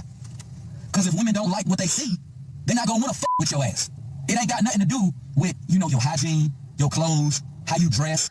I like how passionate this guy is. Of course, it has nothing to do with how you dress. If you're unattractive, then you're unattractive. You think that wearing different clothes is going to make you attractive? You can technically bring out parts of your body. I wonder if Sv3rige considers his wig as part of his dress. With different kinds of clothes, but if your face is unattractive, then that's just it. You can slightly maybe give an illusion that some parts of your face look better, but overall, it's still never going to work. Overall, if you're bad looking, you're bad looking. It's not even about telling the woman what she want to hear. It's mainly about being what the woman wants you to look like. I think if you're pro-gun, you're more or less saying that you're okay with a few hundred kids dying each year because how do I like guns? Your ideas on gun control wouldn't reduce deaths because most shooters are suicidal so they don't fear prison. What you just said is fucking retarded and makes no sense. So, the gun violence capital in the United States is Chicago. It's mostly young black kids that are shooting each other. They're not suicidal, they're just involved in gang violence. And, again, Chicago has some of the tightest restrictions on firearms of any fucking city in the country. And guess what? You can find fucking like 12-year-old kids with carrying around full auto fucking Glocks. What's gun control doing? If it's not stopping 12-year-old kids from getting, full auto Glocks, what is it doing? If a fucking 12-year-old could figure out how to get a gun, pretty sure a fucking adult can figure out how to get a gun, and anybody can figure out how to get a gun. It's fucking stupid. So, especially in this day and age, when you don't even have to look for firearms, you can build them in your home with a $200 3D printer. What is the point of a fucking, like these firearms regulations? Ban an AR-15. That'll stop people from shooting each other. Ban handguns. That'll stop, nothing ever works. Nothing ever solves the problem. Because the fundamental issue is just you're not locking up these criminals for one thing, and the reason these people are turning to crime is because crime pays. All of these gangs started using firearms because of the drug trade. Pre-1980s, these gangs still existed. A lot of these street gangs existed with these young kids. The only difference is they would fight each other with their fists. Sometimes, occasionally, if things got serious, they'd use knives. They would commit petty crimes, like, stealing stereos from cars and shit. But once drugs were introduced, when they were able to make real fucking money, where they could make hundreds of thousands or even millions of dollars, now they have a actual valuable asset that they want to protect. And that's when they started using fucking firearms, because they had actual valuable assets that they wanted to protect.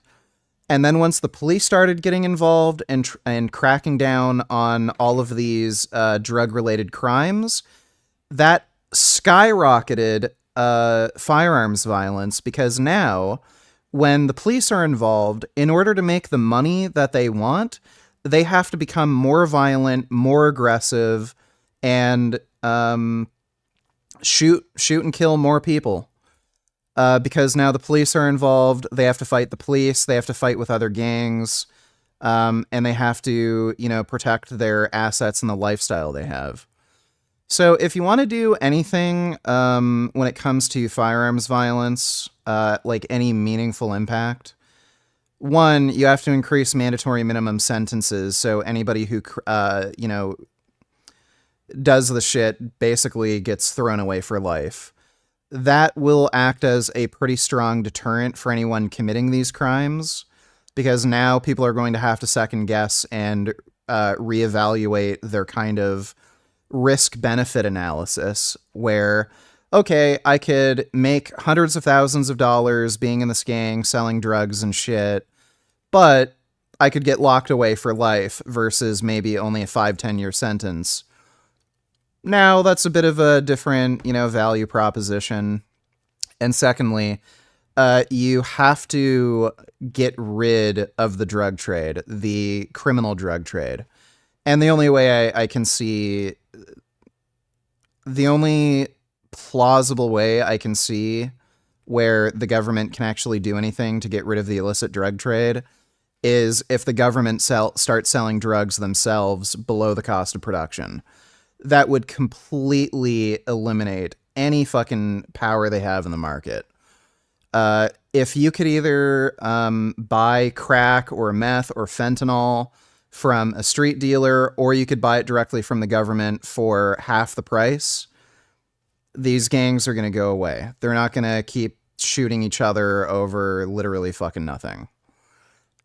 So what is banning guns going to do when, whether guns are banned or not, you're still going to be able to find guns. You're still going to be able to make guns. It's not going to do shit.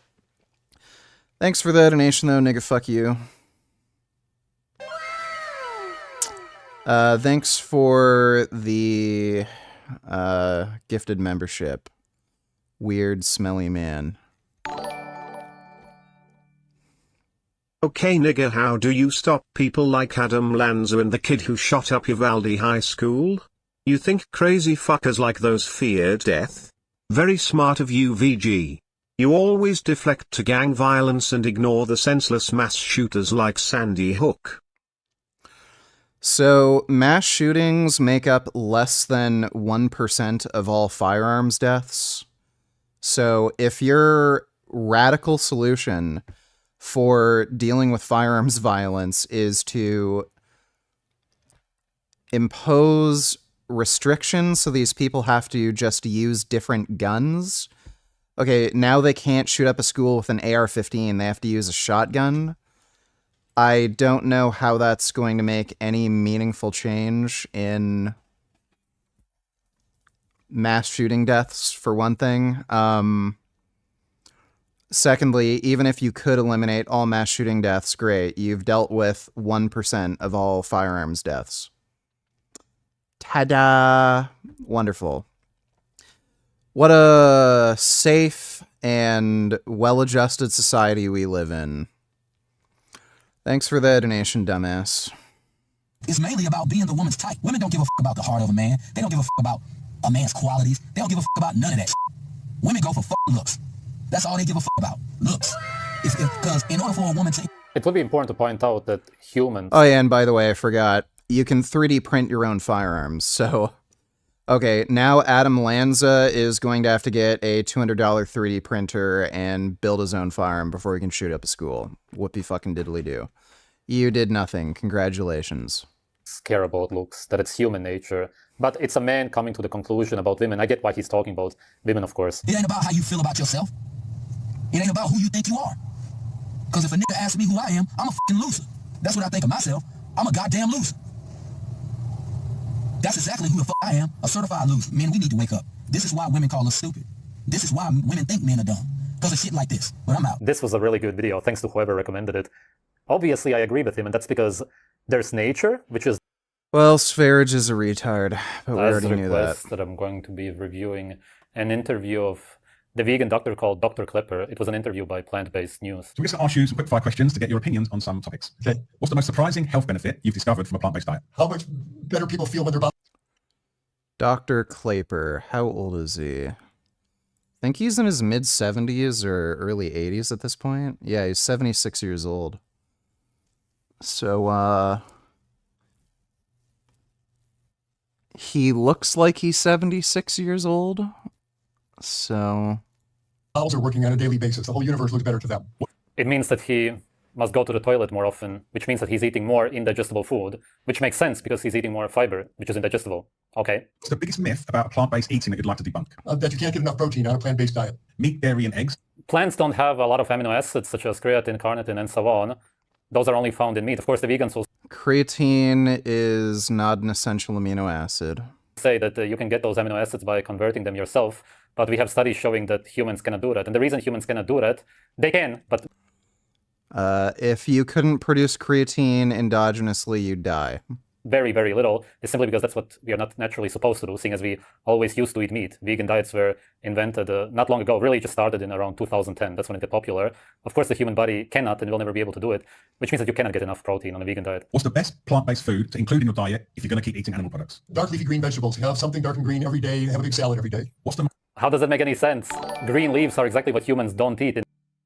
So I was right, you're basically saying those kids' deaths are not worth changing gun laws. According to VG, mass shootings aren't important enough to do anything about. They always will have access to guns, so we should do nothing. Lol, you're so retarded. Can you show me any piece of firearms legislation that has ever reduced mass shooting deaths, particularly at high schools?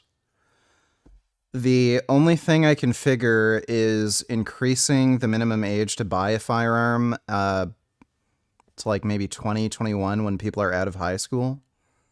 But, like, what piece of legislation are you recommending? Like you're just stupid. Thanks for the donation, dumbass. Love you lots. Fuck what anyone else says. You are goated. I am fucked up. Tried to get a girl's number at a nightclub but wasn't the best place. Loud music, but hey, I danced round some girls and one girl held my hand and we were spinning, so that's a winnick. Well, that's nice. Proud of you. Thanks for the donation, Nut Muffin. In nature, we stay away from green leaves. Green leaves are toxic. It's just the stupidest recommendation out of all. There is no such thing as a healthy... So, people who eat more green vegetables live longer. Vegan food, but if anything, that you should be eating fruits. Most underrated plant-based protein. Oh, everything from the legume family. Pulses in your country, beans, peas, chickpeas, lentils, anything grows in a pot, full of protein and wonderful phytonutrients and fiber. Phytonutrients are so-called plant nutrients. Humans can't use them. Fiber is indigestible. They generally have pretty much no nutrients. There's anti-nutrients also, and protein inhibitors, which means that you cannot digest the protein and absorb it as easily, and there's not much to begin with. It's just horrible, and it destroys your gut on top of that. They're horrible for the gut. They cause digestive issues, gas, bloating, even pain. Nurtures your microbiome. Legumes, pulses, those are the most underrated but valuable plant foods that's available. Plant-based fats, in the morning, the afternoon, or not at all? During the day, but in moderate amounts out of whole foods, out of avocados and walnuts and flax seeds, not out of glass bottles. If you are trying... The guy is looking incredibly weird, really skinny. It's all red here. The eyes are sunken in. Just look at the neck. I don't know how old he is. He's 76 years old. It doesn't really matter how old he is because he just looks sick. He could be 100 years old. It wouldn't matter. He doesn't look like he's old as if he's aging. He looks like he's degenerating. It's typical. Yeah, that's kind of what aging does to you. Vegan degeneration. To lose weight. In that category, then you want to separate out to the greatest extent possible the fats from the carbohydrates. So have your carbohydrates. Where's the normal moderator from Plant-Based News? Who is this guy? I haven't watched this channel in probably years. I just don't know. Both of them don't look right.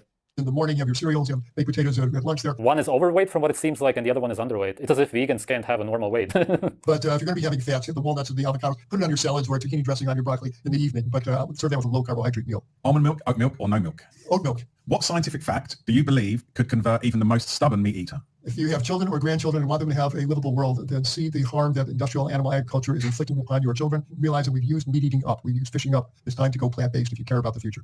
Why can't he give one example? He says that it's bad for this earth, but in what way? Plant farming is incredibly bad. That's the reason the Amazon forest is being cut down. But what's wrong with animal farming, animal agriculture? One problem. No, the rainforest is being cut down for meat production. I don't know where he got that idea. With animal-based foods that most doctors are in denial of. No one eats raw meat. Very active cooking. What? Nobody eats raw meat? Okay, 1 second. What do we have here? It's not cooked, is it? No, it's a bit dry aged, you could say, on the outside, but you can most certainly see that it's raw meat, right? I've been eating raw meat for over 8 years now. I don't even count it anymore. It's not as if I'm on a diet where I'm counting the years. That's what the vegans do. The vegans count. Is it 2 months, 3 months? Okay, yeah, I've been doing it for that long. I can do it. Come on. More fake meat, more nuts and seeds. No, I'm not losing muscle mass. It's just in my head. I need more nuts and seeds. It's all seeds anyway. And if they get to 1 year, wow, I've been vegan for 1 year, 2 years, maybe even 3. And then they, of course, give up. They already give up long before 3 years. I've been vegan for 13 or 14 years. Yeah, it's either 13 or 14. How long has Sv3rige even been on this carnivore thing? I don't even think he's been doing this carnivore shit for as long as I've been vegan. Years. Pretty much nobody can take it for 3 years. They already start eating eggs and cheese on the side by that time. Point being, I don't feel like I'm on a diet where I'm forcing myself to eat a certain way. I'm simply eating exactly what I want to eat. And when vegans eat their vegan diet, they don't eat what they want to eat. They have strong cravings for meat. They want something else. That's a huge difference. You can eat naturally, and that's what humans eat in nature. Humans in nature eat raw meat. Tons of examples of this everywhere.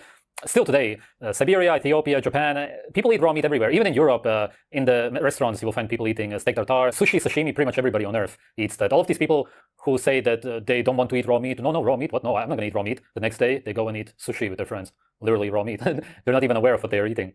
Animal muscle, broiling a steak, grilling a burger, frying the chicken oxidizes the cholesterol in the animal's muscle, and then when you eat it, the surge of oxidized cholesterol flows through the bloodstream, penetrates into the walls of the arteries, and sets off. Oxidized cholesterol is actually bad for you. Absolutely, I agree with this. Alginus Wonderplanets also talked about this. He was somebody who promoted. Sojourner Vonderplants, I think, died of a stroke when he was like 54 or something. I don't even know how to spell his name. Didn't he almost die from meeting a squirrel?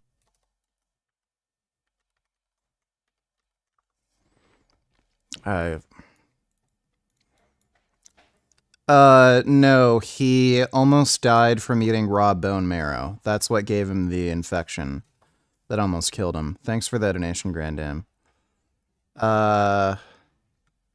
Sojournus Vonderplants raw meat, something like that.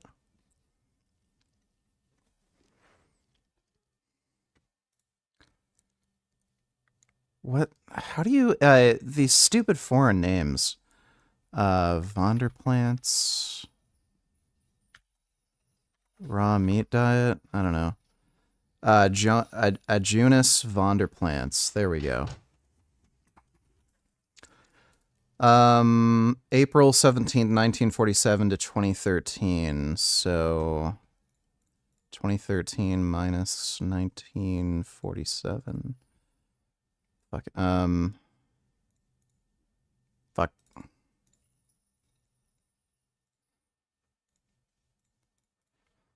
Yeah, he was 66, and I think he died of a stroke.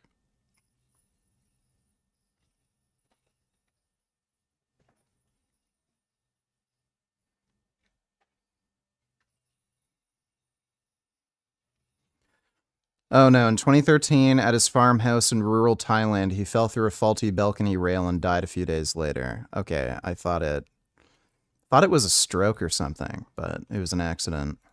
The raw meat, he's not around anymore. I learned a lot from him, and it's very clear that you shouldn't be eating cooked foods in general, not cooked plant or animal foods. Atherosclerotic plaque formation is the animal muscle. That's the most. The plaque is mostly made out of hardened vegetable oils. Don't lie. It has been analyzed. Atherogenic in the Western diet, but we think it's essential. It's certainly not. What's the most delicious plant-based dish you've ever eaten? Oh my! My wife's Buddha bowl with some barbecue tempeh in there. Barbecue tempeh, as in meat cravings. Your favorite plant-based dish is one that has meat imitations in it.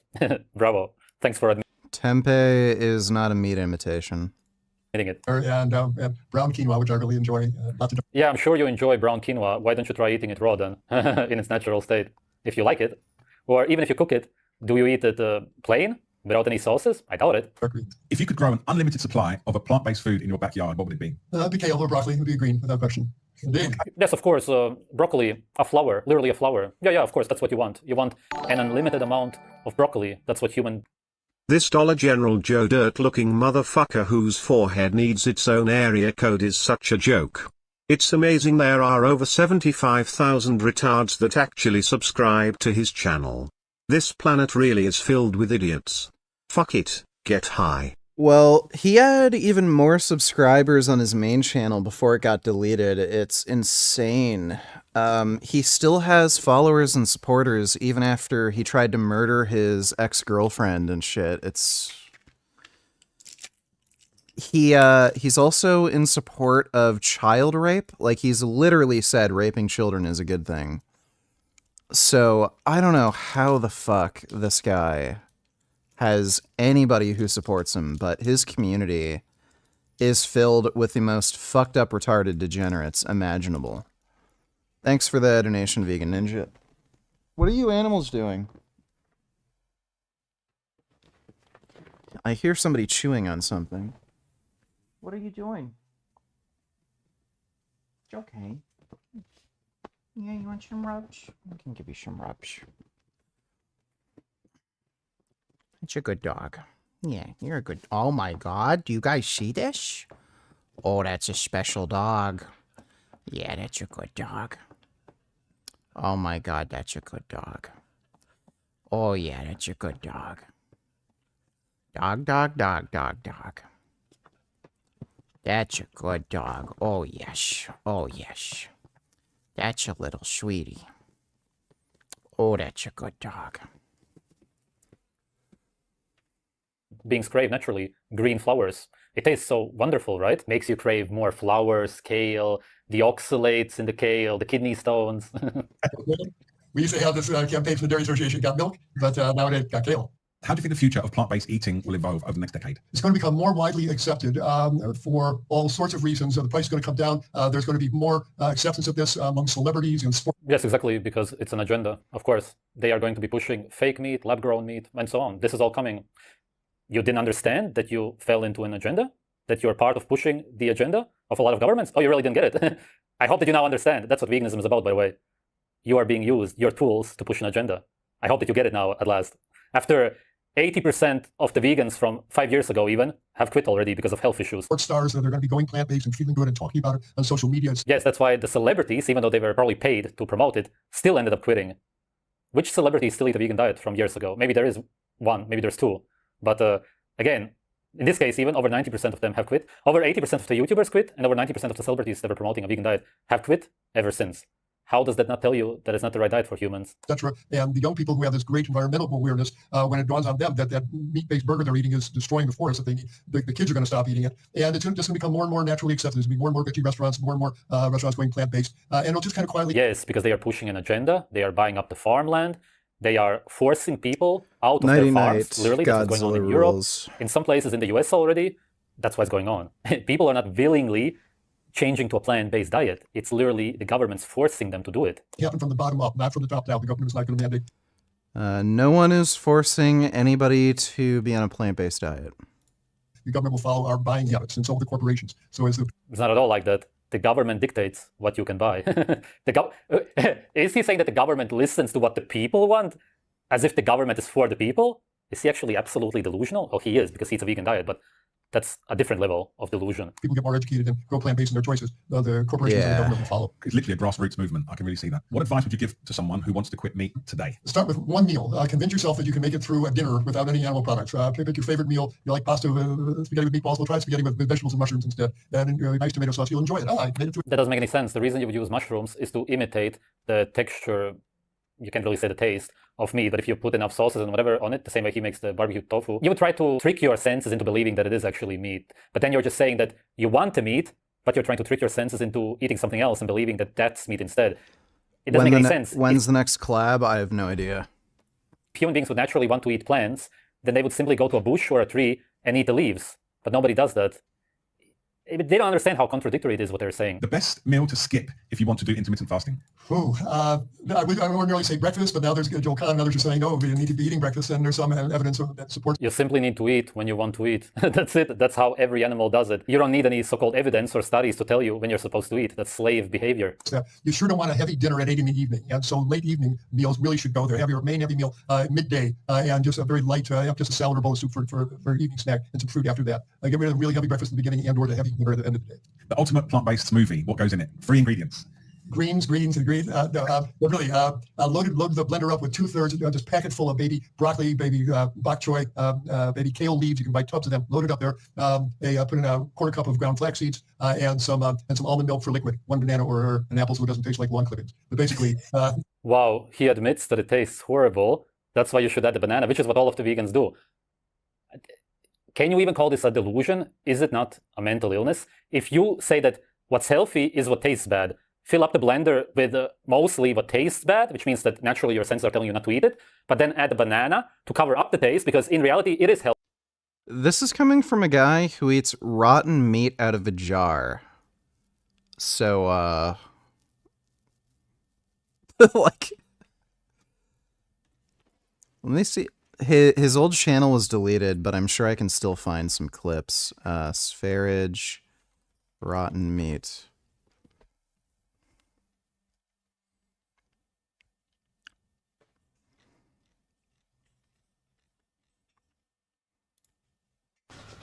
It's 2 years and 2 months old. It's completely hard inside. It's like a candy or something. Okay. I'm gonna chew it. People always think that What? Yeah. you would get food poisoning from eating old, rotten food, even though, of course, I'm gonna eat over 1.5 years old chicken. I made it in winter 2018. Yeah.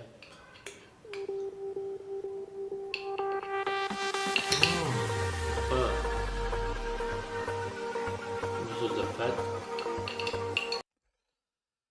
Yeah, so this guy who's eating raw chicken that was in a jar for 1.5 years, rotten, covered in mold and slime and bacteria, is telling you, obviously green vegetables aren't good for you because it doesn't taste good, and if something doesn't taste good, it's your body's nature telling you it's not good for you. Yeah, right. Healthy. We just need to cover up the taste of green flowers and green leaves, which no human being in nature would ever do. No human being eats flowers or green leaves. Any kind of leaves is literally what humans don't do, never. It will never happen. The minds of these vegans are so fogged, they are so removed from their natural senses that they don't actually hear what they are saying. They don't hear how contradictory it is what they are saying. The kale, the flax seeds, and a healthy liquid, almond milk, oat milk, water, and a little banana for sweetness. What would you say to someone who's concerned about their cholesterol numbers? It's about the health of your arteries. It's the fried foods with the vegetable oils that have been sitting in the fryer all day. It's the grilled burgers and etc. The high fructose corn syrup, the phosphoric acid, and the cola drinks, the advanced glycation end products, and the baked goods and the junk food. That's what interests your arteries rather than how much cholesterol your liver is churning out. Son Goku donated $10. This woman actually knows how to lift. Let me see.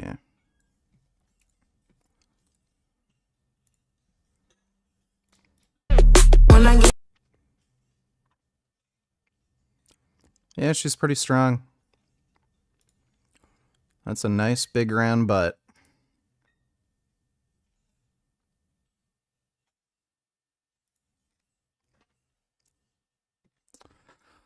Yeah, more girls need to lift. Thanks for the donation, Son Goku. Make sure your diet is whole food, plant-based, that you're not eating anybody else's cholesterol, no meat or dairy, and trust your liver. It'll put his... That doesn't make any sense, because what he said at the beginning is true pretty much. That's the problem when it comes to your arteries. But then he says that the cholesterol in the liver is not really the problem. But then at the same time he says, don't eat animal foods, which I guess he's assuming would be cooked animal foods, which would be bad, although not as bad as he's saying. Of course, you should eat raw foods in general, no matter what they are, as I said before. It's just that he comes to the conclusion that you shouldn't be eating any kind of cholesterol at all. But if you're saying that the cholesterol in your liver isn't the problem, which is just natural cholesterol, lipoproteins, which carry around the cholesterol, LDL, to the place and then back with HDL, why would it then be a problem to consume animal foods which have the same kind of cholesterol as your liver produces? Then he should come to the conclusion that it's not a problem. He pretty much admitted that cholesterol isn't the problem. It's all of the junk that you're eating. Why would then animal foods be a problem? As much cholesterol into your bloodstream as it needs to. The people who have heart attacks with high cholesterol are the ones damaging their arteries 3 times a day with a standard Western diet. It's not so much the cholesterol. It's a marker. Yes, exactly. Yeah, Dr. Klaper's a fucking idiot. It's serum cholesterol. Anything that elevates serum cholesterol, whether it be your lifestyle, your dietary choices, stress, your genes, it all contributes to heart disease. So cholesterol is a causal risk factor, not a indirect or associative risk factor. That is true, but then why not eat animal foods? What would exactly be the problem with eating this? It's what you're made out of. It's red meat, and there's the cholesterol right there. Why would it be a problem? We've been eating this since the beginning of humanity. Name one problem with eating natural raw meat. For what they're doing. Yeah, it increases your risk of heart disease and early death and cancer and diabetes.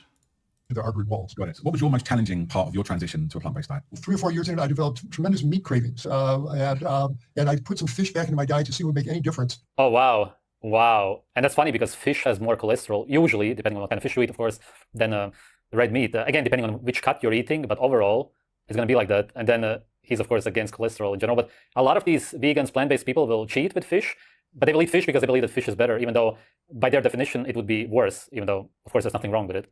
I didn't. I ate it for, I don't know, for, a few times a week for a few months, saying I would get this great energy drink, and I didn't. And eventually... Then why did you keep eating it if you didn't feel better from it? This guy's not making any sense. I couldn't eat the fish anymore, and eventually the cravings went away. And my body shifted. Some part of its metabolism, my microbiome shifted, my liver enzymes shifted, something changed in my body. So I felt terrible over it. I beat myself up over it, but eventually it went away, and I just looked at it as a... It's great that he can admit it. Maybe he is somebody who doesn't cheat, if he actually openly talks about it, because most vegans would never admit to doing this. Still, as I said, he looks... Yeah, Sv3rige lately has claimed that I'm not vegan and I'm lying about it because I'm like big and strong, so he thinks I'm eating meat, not telling anybody. It's really horrible, really degenerated. I guess that he really is, for the most part, a real vegan. Metabolic curiosity at this point, but it was challenging. I'm a vegan in my heart, and it pained me to eat these fish, and it felt so good when I just... A vegan in your heart really just means a vegan in your mind, which means that you're brainwashed.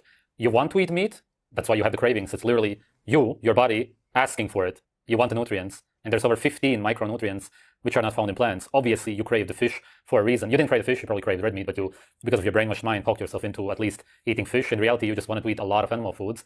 That's just what humans naturally do. It's the same as a cow not eating grass, but then instead the cow will nibble on some leaves.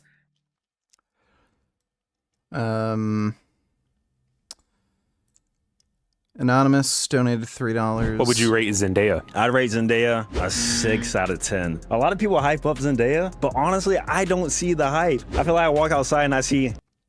Yeah, she's not that great looking. 50 Zendaya.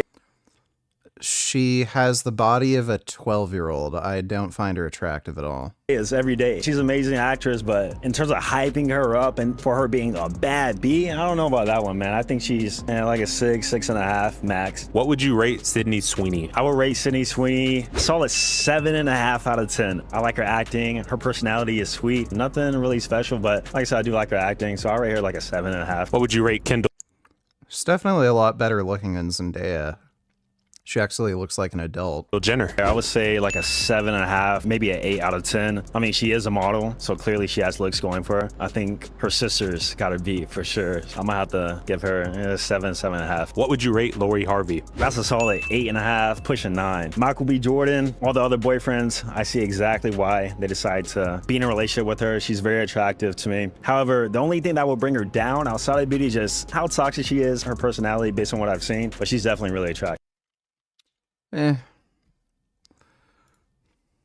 What would you rate Taylor Swift? Taylor Swift, like a 5. Yeah.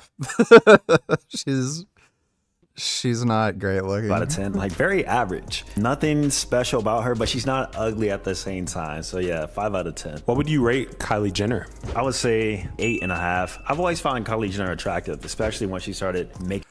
I don't find these chicks with all the plastic surgery and makeup and shit attractive.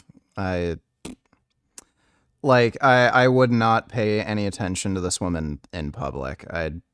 Like for me, it's like 5 out of 10, just flat average. Making herself more attractive. So yeah, I don't think she's ugly, but at the same time, she's not like drop dead gorgeous, you know? What would you rate Cardi B? Like a 4 out of 10, 4 out of 10. I've never been into that hood, ghetto, slightly ratchet sort of chick. Like that's not appealing to me. She's not ugly, just I wouldn't even look twice at her on the street, honestly. I'm not gonna lie. But hey, there's somebody out there for everybody. What would you rate Ruby Rose? I find her very attractive. I'm talking like 8.5, almost a 9.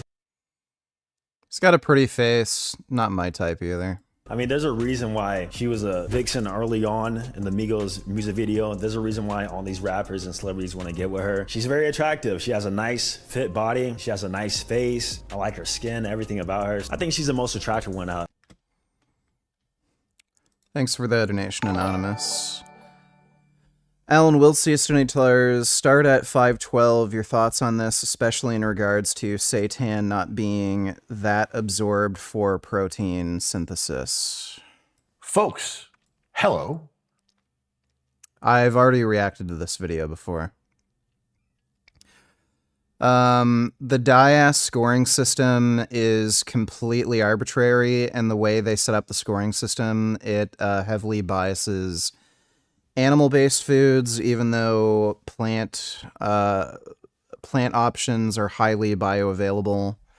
And what is he saying about wheat protein? As you go down the list, the various other proteins don't quite make it all the way into... Oh, he was using the PDC-AAS. That's even worse.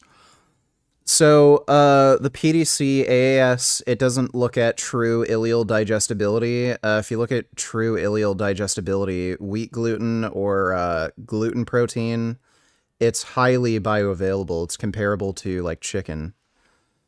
Yeah, so I've already reacted to this video before. It was just bullshit. Thanks for the donation, Alan. It's the same as fish. The cow wants the grass, but no, the grass is unhealthy. It's going to raise my cholesterol or whatever. I need to eat the leaves instead. Just a few here and there. It's literally the same. Well, that just stopped it all.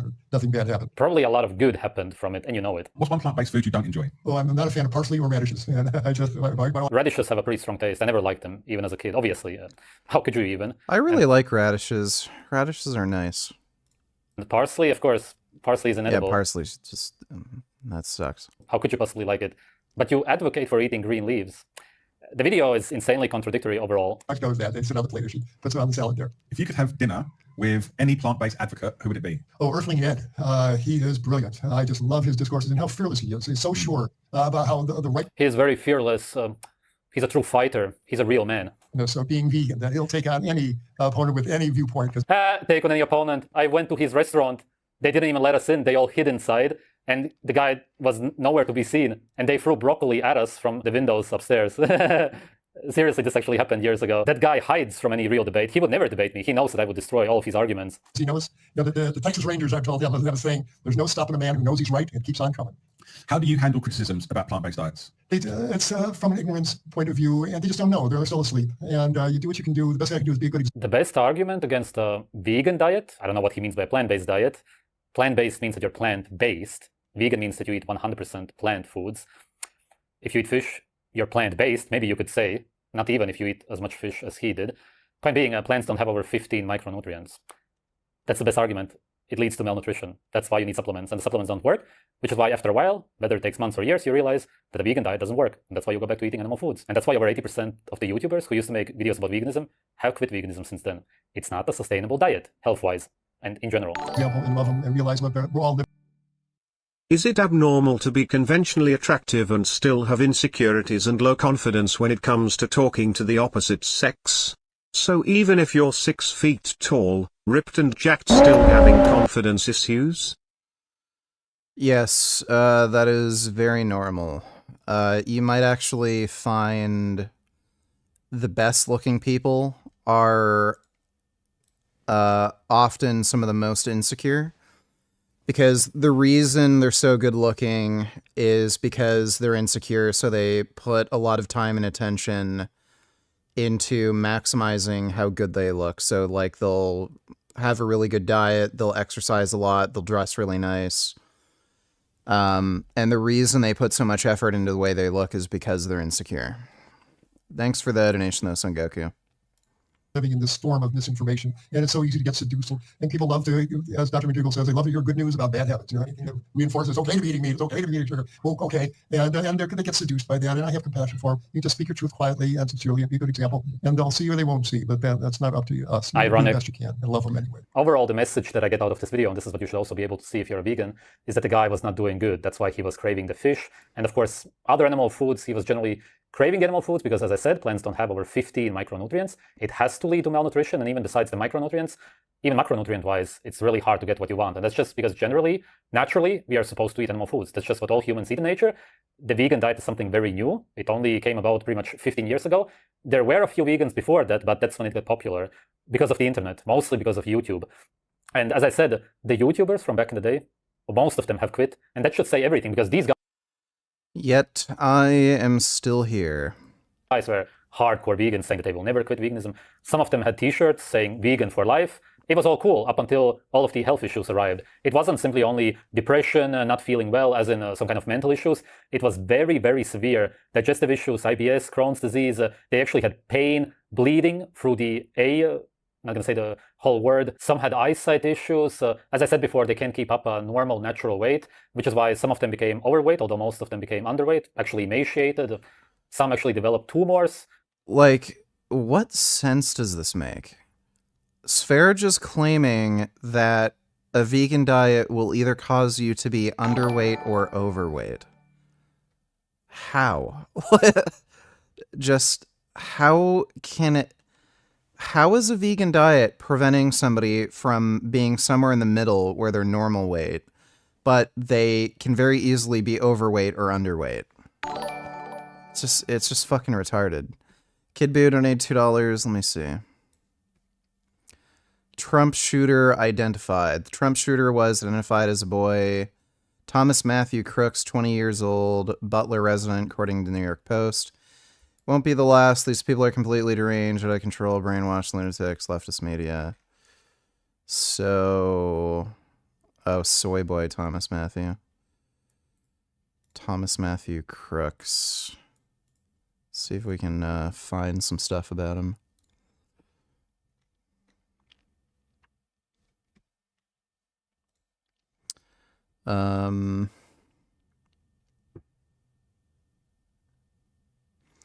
Yeah, he was only 130 yards away. So yeah, that checks out with what I said. There's no way this guy was ex-police, ex-military. He had to have been extremely inexperienced with a firearm. Yeah, to miss a stationary target only 130 yards away, he's a bad shot. And he was in a prone position with a rifle. Has anybody found any of his... I have hemorrhoids. So I had a dick shoved up my ass to release the discomfort. Well, that's good. I'm glad you resolved that. Thanks for that donation, Poppy Mango. Anonymous donated $3. My name know that J, but they call me J. You feel me? Where you from? I'm from Atlanta. Yeah. Southside, shit. What you do? Shit, little YouTube, TikTok, and I got down to be making moves. Make moves type shit? Okay. All right, so like, ladies, how y'all feeling based on... But wait the f***. I know damn well y'all ain't just party on me just like that. All y'all need? It was like a rotation, bro. Wait, what? You give me more like bro vibes. You know what I mean? Like The bro. Bro, yeah. Like we could really vibe. I ain't trying to be the bro, but damn, the bro. Yeah. You don't think I can got down? I can't get in? I'm not gonna lie to you, no. Shit. Same thing. Like, I could just be your friend. Like, it's a friend vibe. My friend. Yeah. Nah, I ain't working with that, but like, damn. Talking my name. The same thing. You really give off bro vibe and a little y'all short. that bro. My name. Well, that's not terribly surprising. Thanks for the donation, Anonymous. Who was Thomas Matthew Crooks?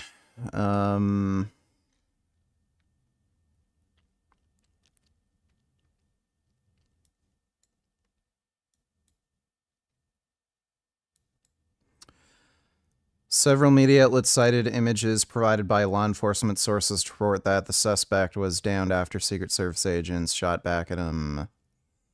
Yeah, this guy doesn't seem so much like a liberal. AR style rifle. I love that. What the fuck does AR style rifle mean?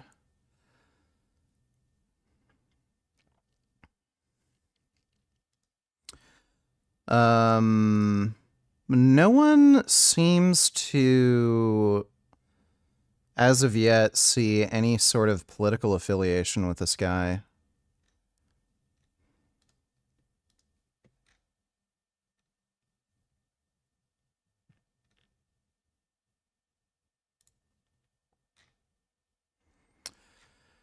Yeah, so I'm sure by tomorrow there will be more stuff, but yeah, I'm kind of curious if this guy was actually a leftist or if he's maybe like some sort of weird hardcore libertarian or something. Like, who knows?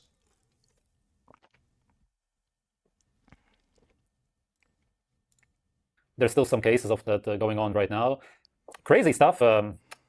And it's especially interesting when you look at the digestive issues, because a lot of them had to get their colon removed and all kinds of problems just because of the fiber, which the vegans praise all of the time, but the fiber is indigestible. It's just the indigestible part of the plant. That's what fiber is. That's why you become constipated and have a lot of gas and bloating on a vegan diet. It's not what we are naturally. Yeah, so if you look at any long-term perspective cohorts, vegans have the lowest rate of constipation.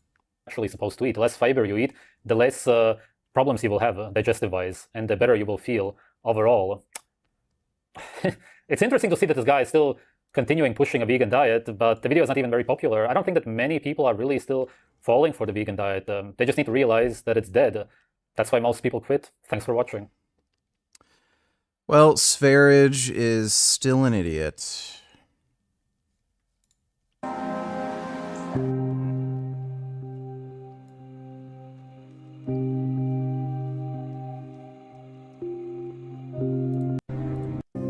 I wouldn't get clean all the way. I live with my grandparents to take care of my grandmother.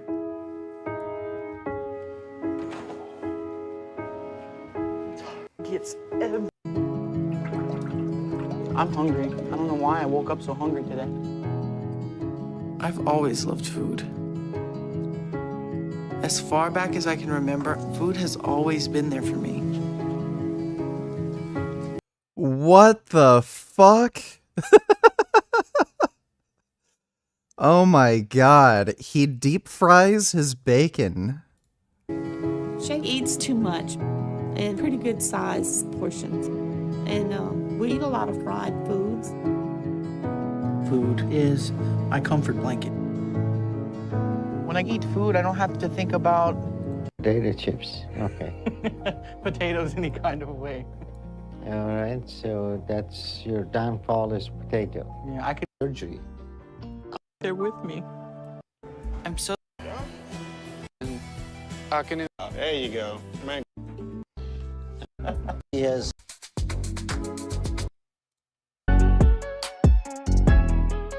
I can kill you. You kill me. I can't kill me. It makes no sense. Anybody can kill you. You can slip and fall in a banana peel. You can get in a car wreck. You can fall off a bridge. You could have an aneurysm on the toilet. You never know. It makes you sound uneducated and rather stupid. Take them off. Take them off, both of them. Give me those shoes. Give me those shoes. Take them off. Take them off. Take off those shoes right. You want to wait? You want me to take them off? Give me those shoes before I take them off. So y'all twins? Yes. I'm a twin too. I got an identical twin brother. He's locked up too. Let me get those. I don't want my shoes. You got your fist balled up? I'm not scared. So you tough? Yes, I am. I'm gonna be your mama when you come in here, boy. I want you to hold this for me. Here, hold this. This Kool-Aid. We put this on bitches like you. Lick your lips. Now stick your hand in that Kool-Aid. Just stick it in there. Now take your finger, just do this to the bottom one. Come here. Now I kiss you, you orange flavor mother. My name's Steven, 16. I like to do home invasions. Oh my god. What's wrong? What's wrong with you? This is hilarious. You want to see what I be at all day, every day? You want to welcome to the house of terror, this 7th floor. Maximum security. You want to fight me? You're on the floor. Push up position. You heard? Stop. You better not stop. You better. You hard. Man, you hard. You want to do hard? You want to do? Try me. Try me. Yeah, try me. I want you to try me. I want you to try me. You know T.I.? Huh? For real? So why you got your hair cut like that? You know what? Instead of 50 cents, I think it's about a nickel. What do you think? Yeah, no, yeah. You 3 cents, right? Why you disrespecting your mom? Booty gains, donate $2, rate them all vegan. Yeah, she's alright. Not my favorite kind of butt, but alright. She's cute. Yeah, I think I've seen her before. She has a really nice ass.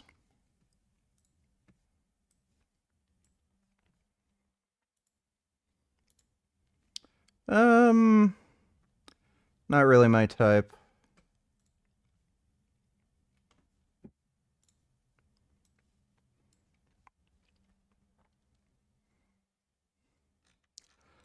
Yeah, not really my type. They're hot. They have some of the craziest asses I've ever seen, actually. Yeah, the twins. Yeah, they have really nice butts. I think I've seen her before. Again, not my type.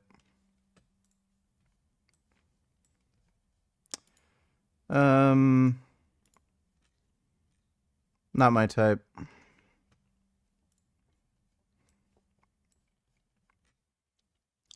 Not really my type, but she has a nice ass. Thanks for the donation, Booty Gains. What if you lost your mom? What if you ain't have no mom? She's talking to you. They're not. Then answer me. Right, you don't know what to do. You wouldn't know what to do. But you don't understand. She's not in here for beating up a female. She's in here for beating up a guy. Y'all need to understand that. You think this funny? Turn around. Turn around. Are you deaf? Turn around. This is not a joke. This is not a game. This is a lifestyle. We live here.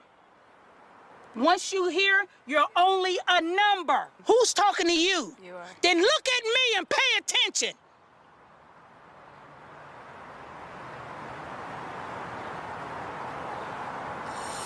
You give me a hard time about everything.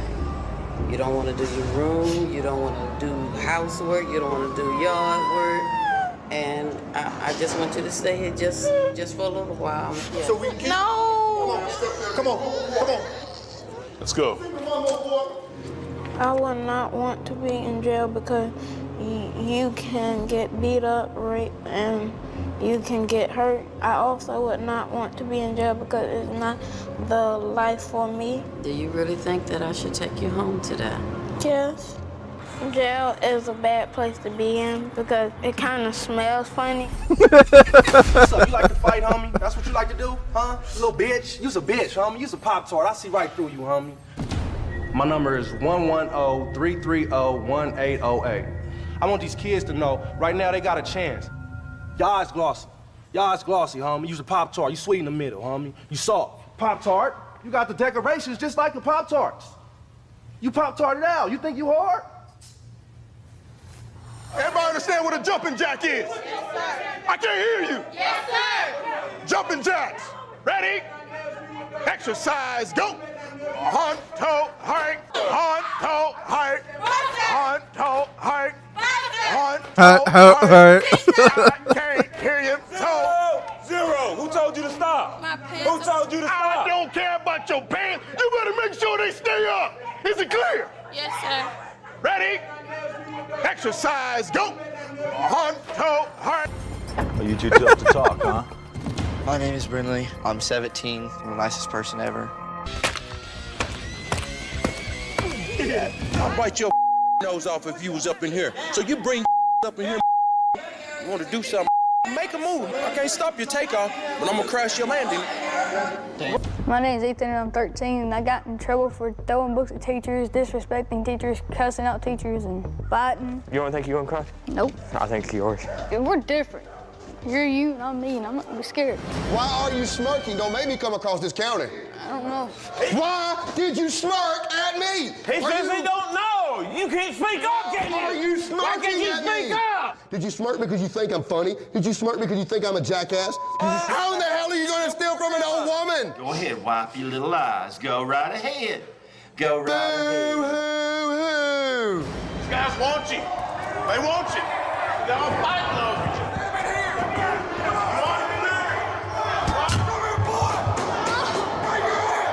It's okay. We'll make it better. Any of y'all see me on the last show? I did. You did? They call me Ice Mike because I'm cold as ice. I'm back and I'm ready for round 2. I have my Kool-Aid ready. Matter of fact, bitch, you hold this. You drop it, I'll smack the out of you. I don't give a about going to no hole. What hood you from? Charlie. Man, Charlie's a bunch of bitches. I guess. You don't know nothing about being real. Do you understand me, bitch? Go on, swing. I'll beat the out you. Oh, fuck. Make my day, bitch. Make it. Unball your fist before I smack out of you. Unball your fist, man. You're smart, intelligent, dumb, but that ain't even make sense, did it? But that hard head is gonna get you in a lot of trouble. I'm cap my face, bitch. You better get your hand off that camera, boy, before I hit you in the back of your neck. Let's go to the hill, man. Let's go. I don't want to hear no crying. Hey, look at that face. Look at that face. Come on. Let's go. Let's go. Let's go, son. Let's go. Let's go. Let's go. I got it. Nobody don't want to hear that. You should have been alert by now. You better apologize to my camera crew, I too. don't think you mean what you say. I apologize for pushing your camera, sir. Get up! Get up! Get up! Get up! Get up! Get up! Come around this way. Lay down on the table. Lay down on the table. I'm gonna lay down on the table. Somebody throw me a white sheet. You gonna see. This still is cold, ain't it? Guess what? You are officially a dead man walking. The fuck?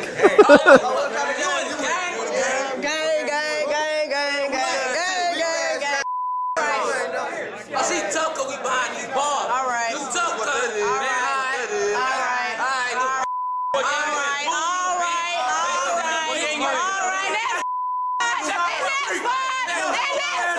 You got tough, right? Yeah. Huh? How tough are you?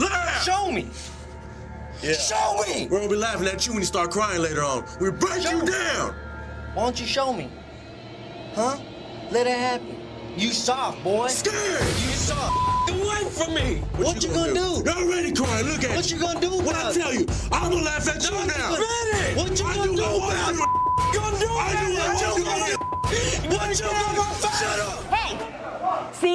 I would have probably literally bitten one of those dudes' noses off if I was in their situation. I was pretty fucking unhinged when I was that age.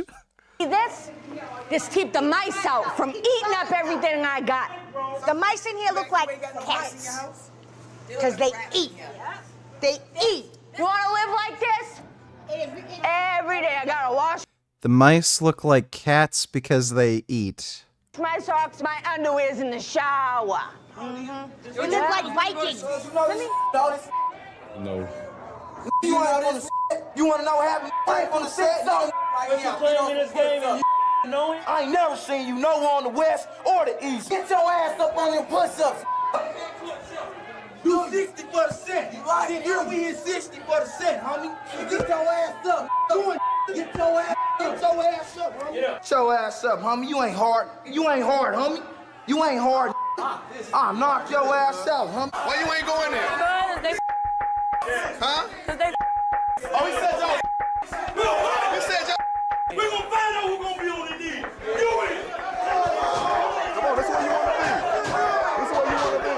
Get your ass in, man. Come on. Come on. Bring his bad ass in here. Put him in here.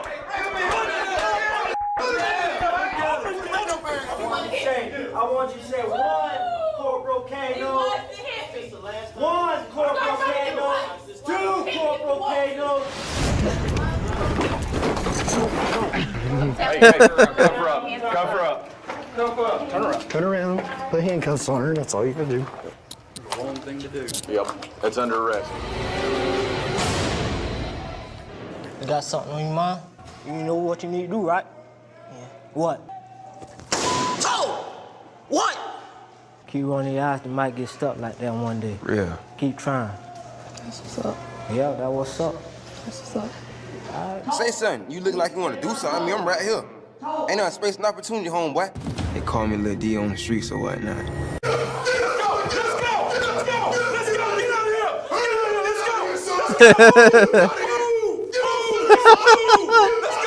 Get up! Ain't no sleeping in the prison. Watch out, boy. Stand up. Come here. Make sure you all right. You all right?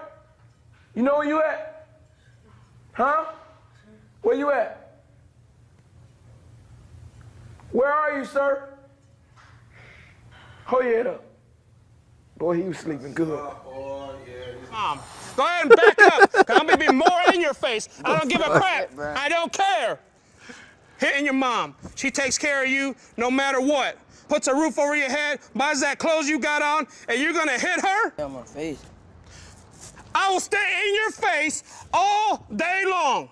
Do you understand me? Do you understand me? Yes, sir. When you're in here, you do what you're told. It's not up to you where your house. Deuce, what set you from? Playboy Gangsta Crib. You want to talk to him? Yeah. Take the cuffs off. 60s, huh? They call me Big Deuce. Look at me in my eyes. You from 60s, ain't you? Put your hands to your side. Look at me in my eyes when I'm talking to you. What you in here? Now you tell your mom when you leave here, Mom, I promise you, I won't gangbang again. My name is Sean. I'm 14 years old. I get in trouble for fighting in school, getting suspended. I'm dangerous. Let me get them shoes. No, I ain't playing with you. Let me get them shoes. Give them up. Nothing is yours anymore. May I get my shoes back, please? Let him come in and get it. Get him. Come in here and get him. Might want to reconsider your approach. How did I tell you to respond to somebody? May I get my shoes back, please? You, your mama, and everybody else. Why did this retarded kid give this dude his shoes when he's behind bars? About it. All your dead relatives, I don't give a yeah, nobody's gonna make me do my thing. I do what the I wanna do. And I'm tired. I don't wanna do anything else. Hey, you mean? One in there and have a seat. I don't think this is gonna work out. You is 120. I like to do parkour. This kid seems pretty fucking badass. My son is out of control. I messed up. Look at his arm. Look at his arm. That man can hurt you. The door is not open wider. Okay. That kid was fucking hilarious. Oh, this is good. Like a boss. The following program contains graphic language, which may be offensive to some viewers. I'm obsessed. They take kids, middle school and high school kids that are getting in trouble a lot, and they send them to jail for a day. And the idea is that jail will scare the fuck out of the kid, and then he'll get his life together, hence Scared Straight. It's tremendous. And I know you don't like no motherfucking nigga spit in your motherfucking face. It ain't a motherfucking thing you remember this motherfucking face, because you never want to meet a motherfucker like me. I'm obsessed with one episode.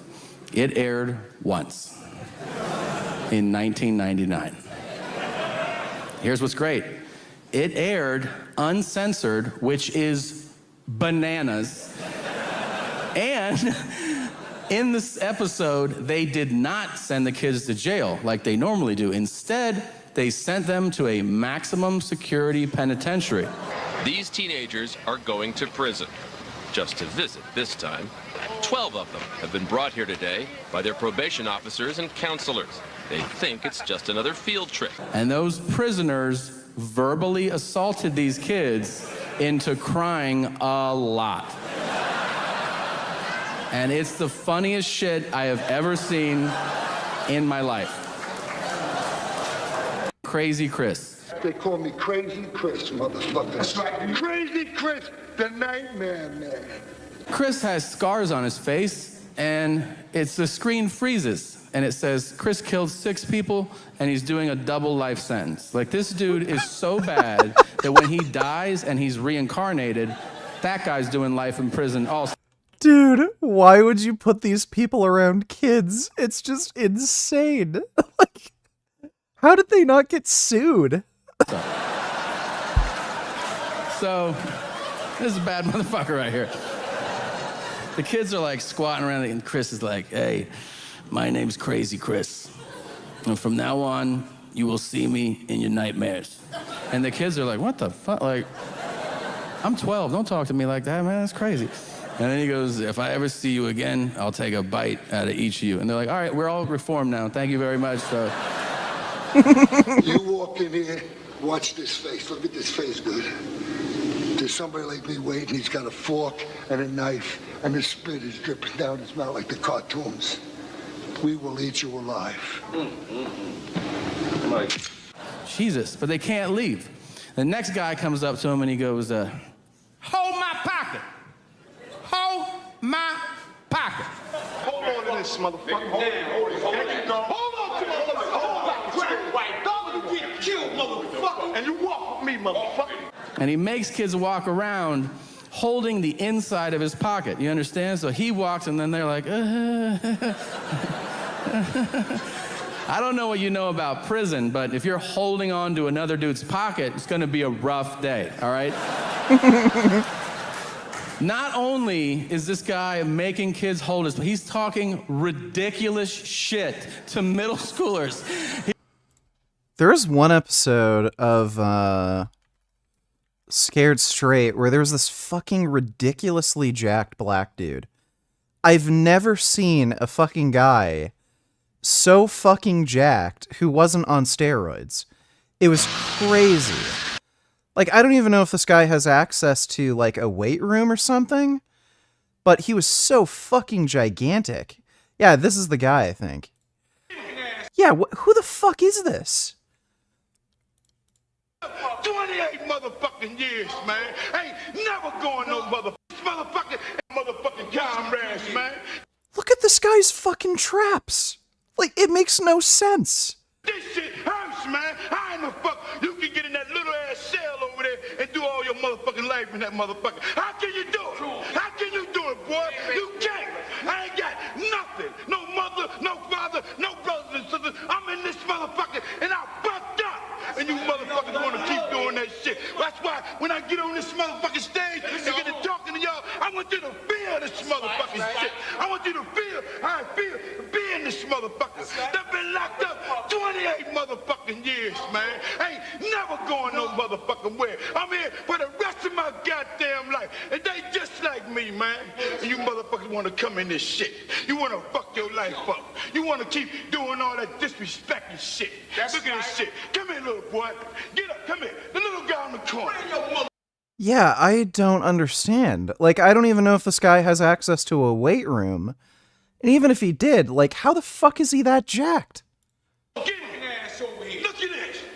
This guy, like, must have the most freak fucking genetics on the planet. No, but a goddamn baby in this motherfucking prison. Why? You know why he here?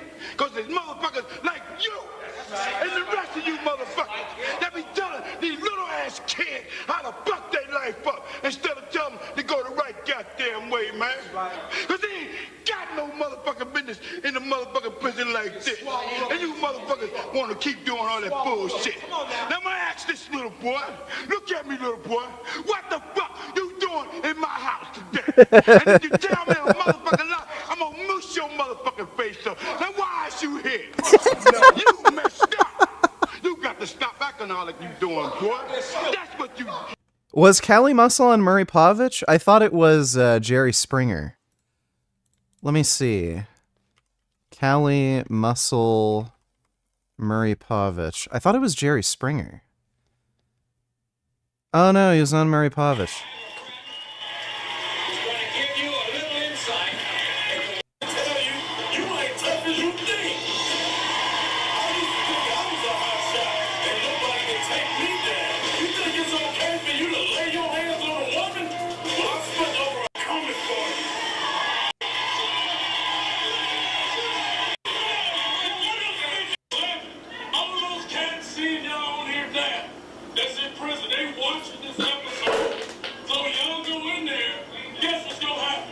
You know, it's too bad. If any of these dudes knew how to fight, like, they could probably take on Cali Muscle no problem. Like, this guy is too big to throw a punch.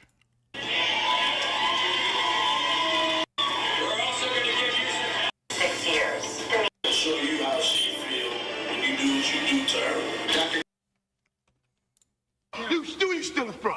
Who you taking from? Who you took something from, boy? Look at me. You see this motherfucking face? You remember this motherfucking face? Because you never want to meet a motherfucker like me. You understand? Huh? So what you do, you get your motherfucking ass out there in the motherfucking streets and try to make something out your goddamn self. You understand? So get your motherfucking ass back over there and sit the fuck down. And what y'all gotta do, man, y'all gotta stop that motherfucking shit. You gotta take this goddamn day and realize to your motherfucking self, this is your goddamn day. But if you don't want to listen, you don't want to hear what we got to say, keep doing the shit you're doing. And your motherfucking ass will come in this motherfucker. Ain't nothing I can do for you. Ain't nothing my comrades can do for your ass. But there's a lot of shit that go on in this motherfucker. A lot of shit. A whole lot of things that you will never want to see, man. But this shit fucks you up.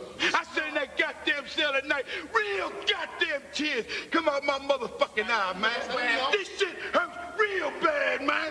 I don't think I've ever heard anybody say motherfucker so many times consecutively, ever. And you motherfuckers want to keep doing the fucked up things in your motherfucking life. If you ever believe in any motherfucking thing, believe what the fuck I'm telling you today and what my comrades gonna tell you. Cause all that goddamn shit is true, man. So listen to fuck up today, man. Y'all ain't no stupid motherfucking kids. Just making fucked up choices, man. That's what they doing. All right. I have to go get some sleep because my sleep is being kind of fucked up lately, but hopefully by tomorrow things will kind of be normal. I'm going to try to do another afternoon stream tomorrow. I'm going to try to start a stream at around 2. So hopefully I'll see you all then. If not, then, you know, I'll start around 6, 8, something like that. But hope you all had fun. Big thanks to everybody who donated on Streamlabs. Really appreciate it. There's probably going to be some new updates with the Trump assassination attempt tomorrow, so we'll look at that. See you all later. Sweet dreams.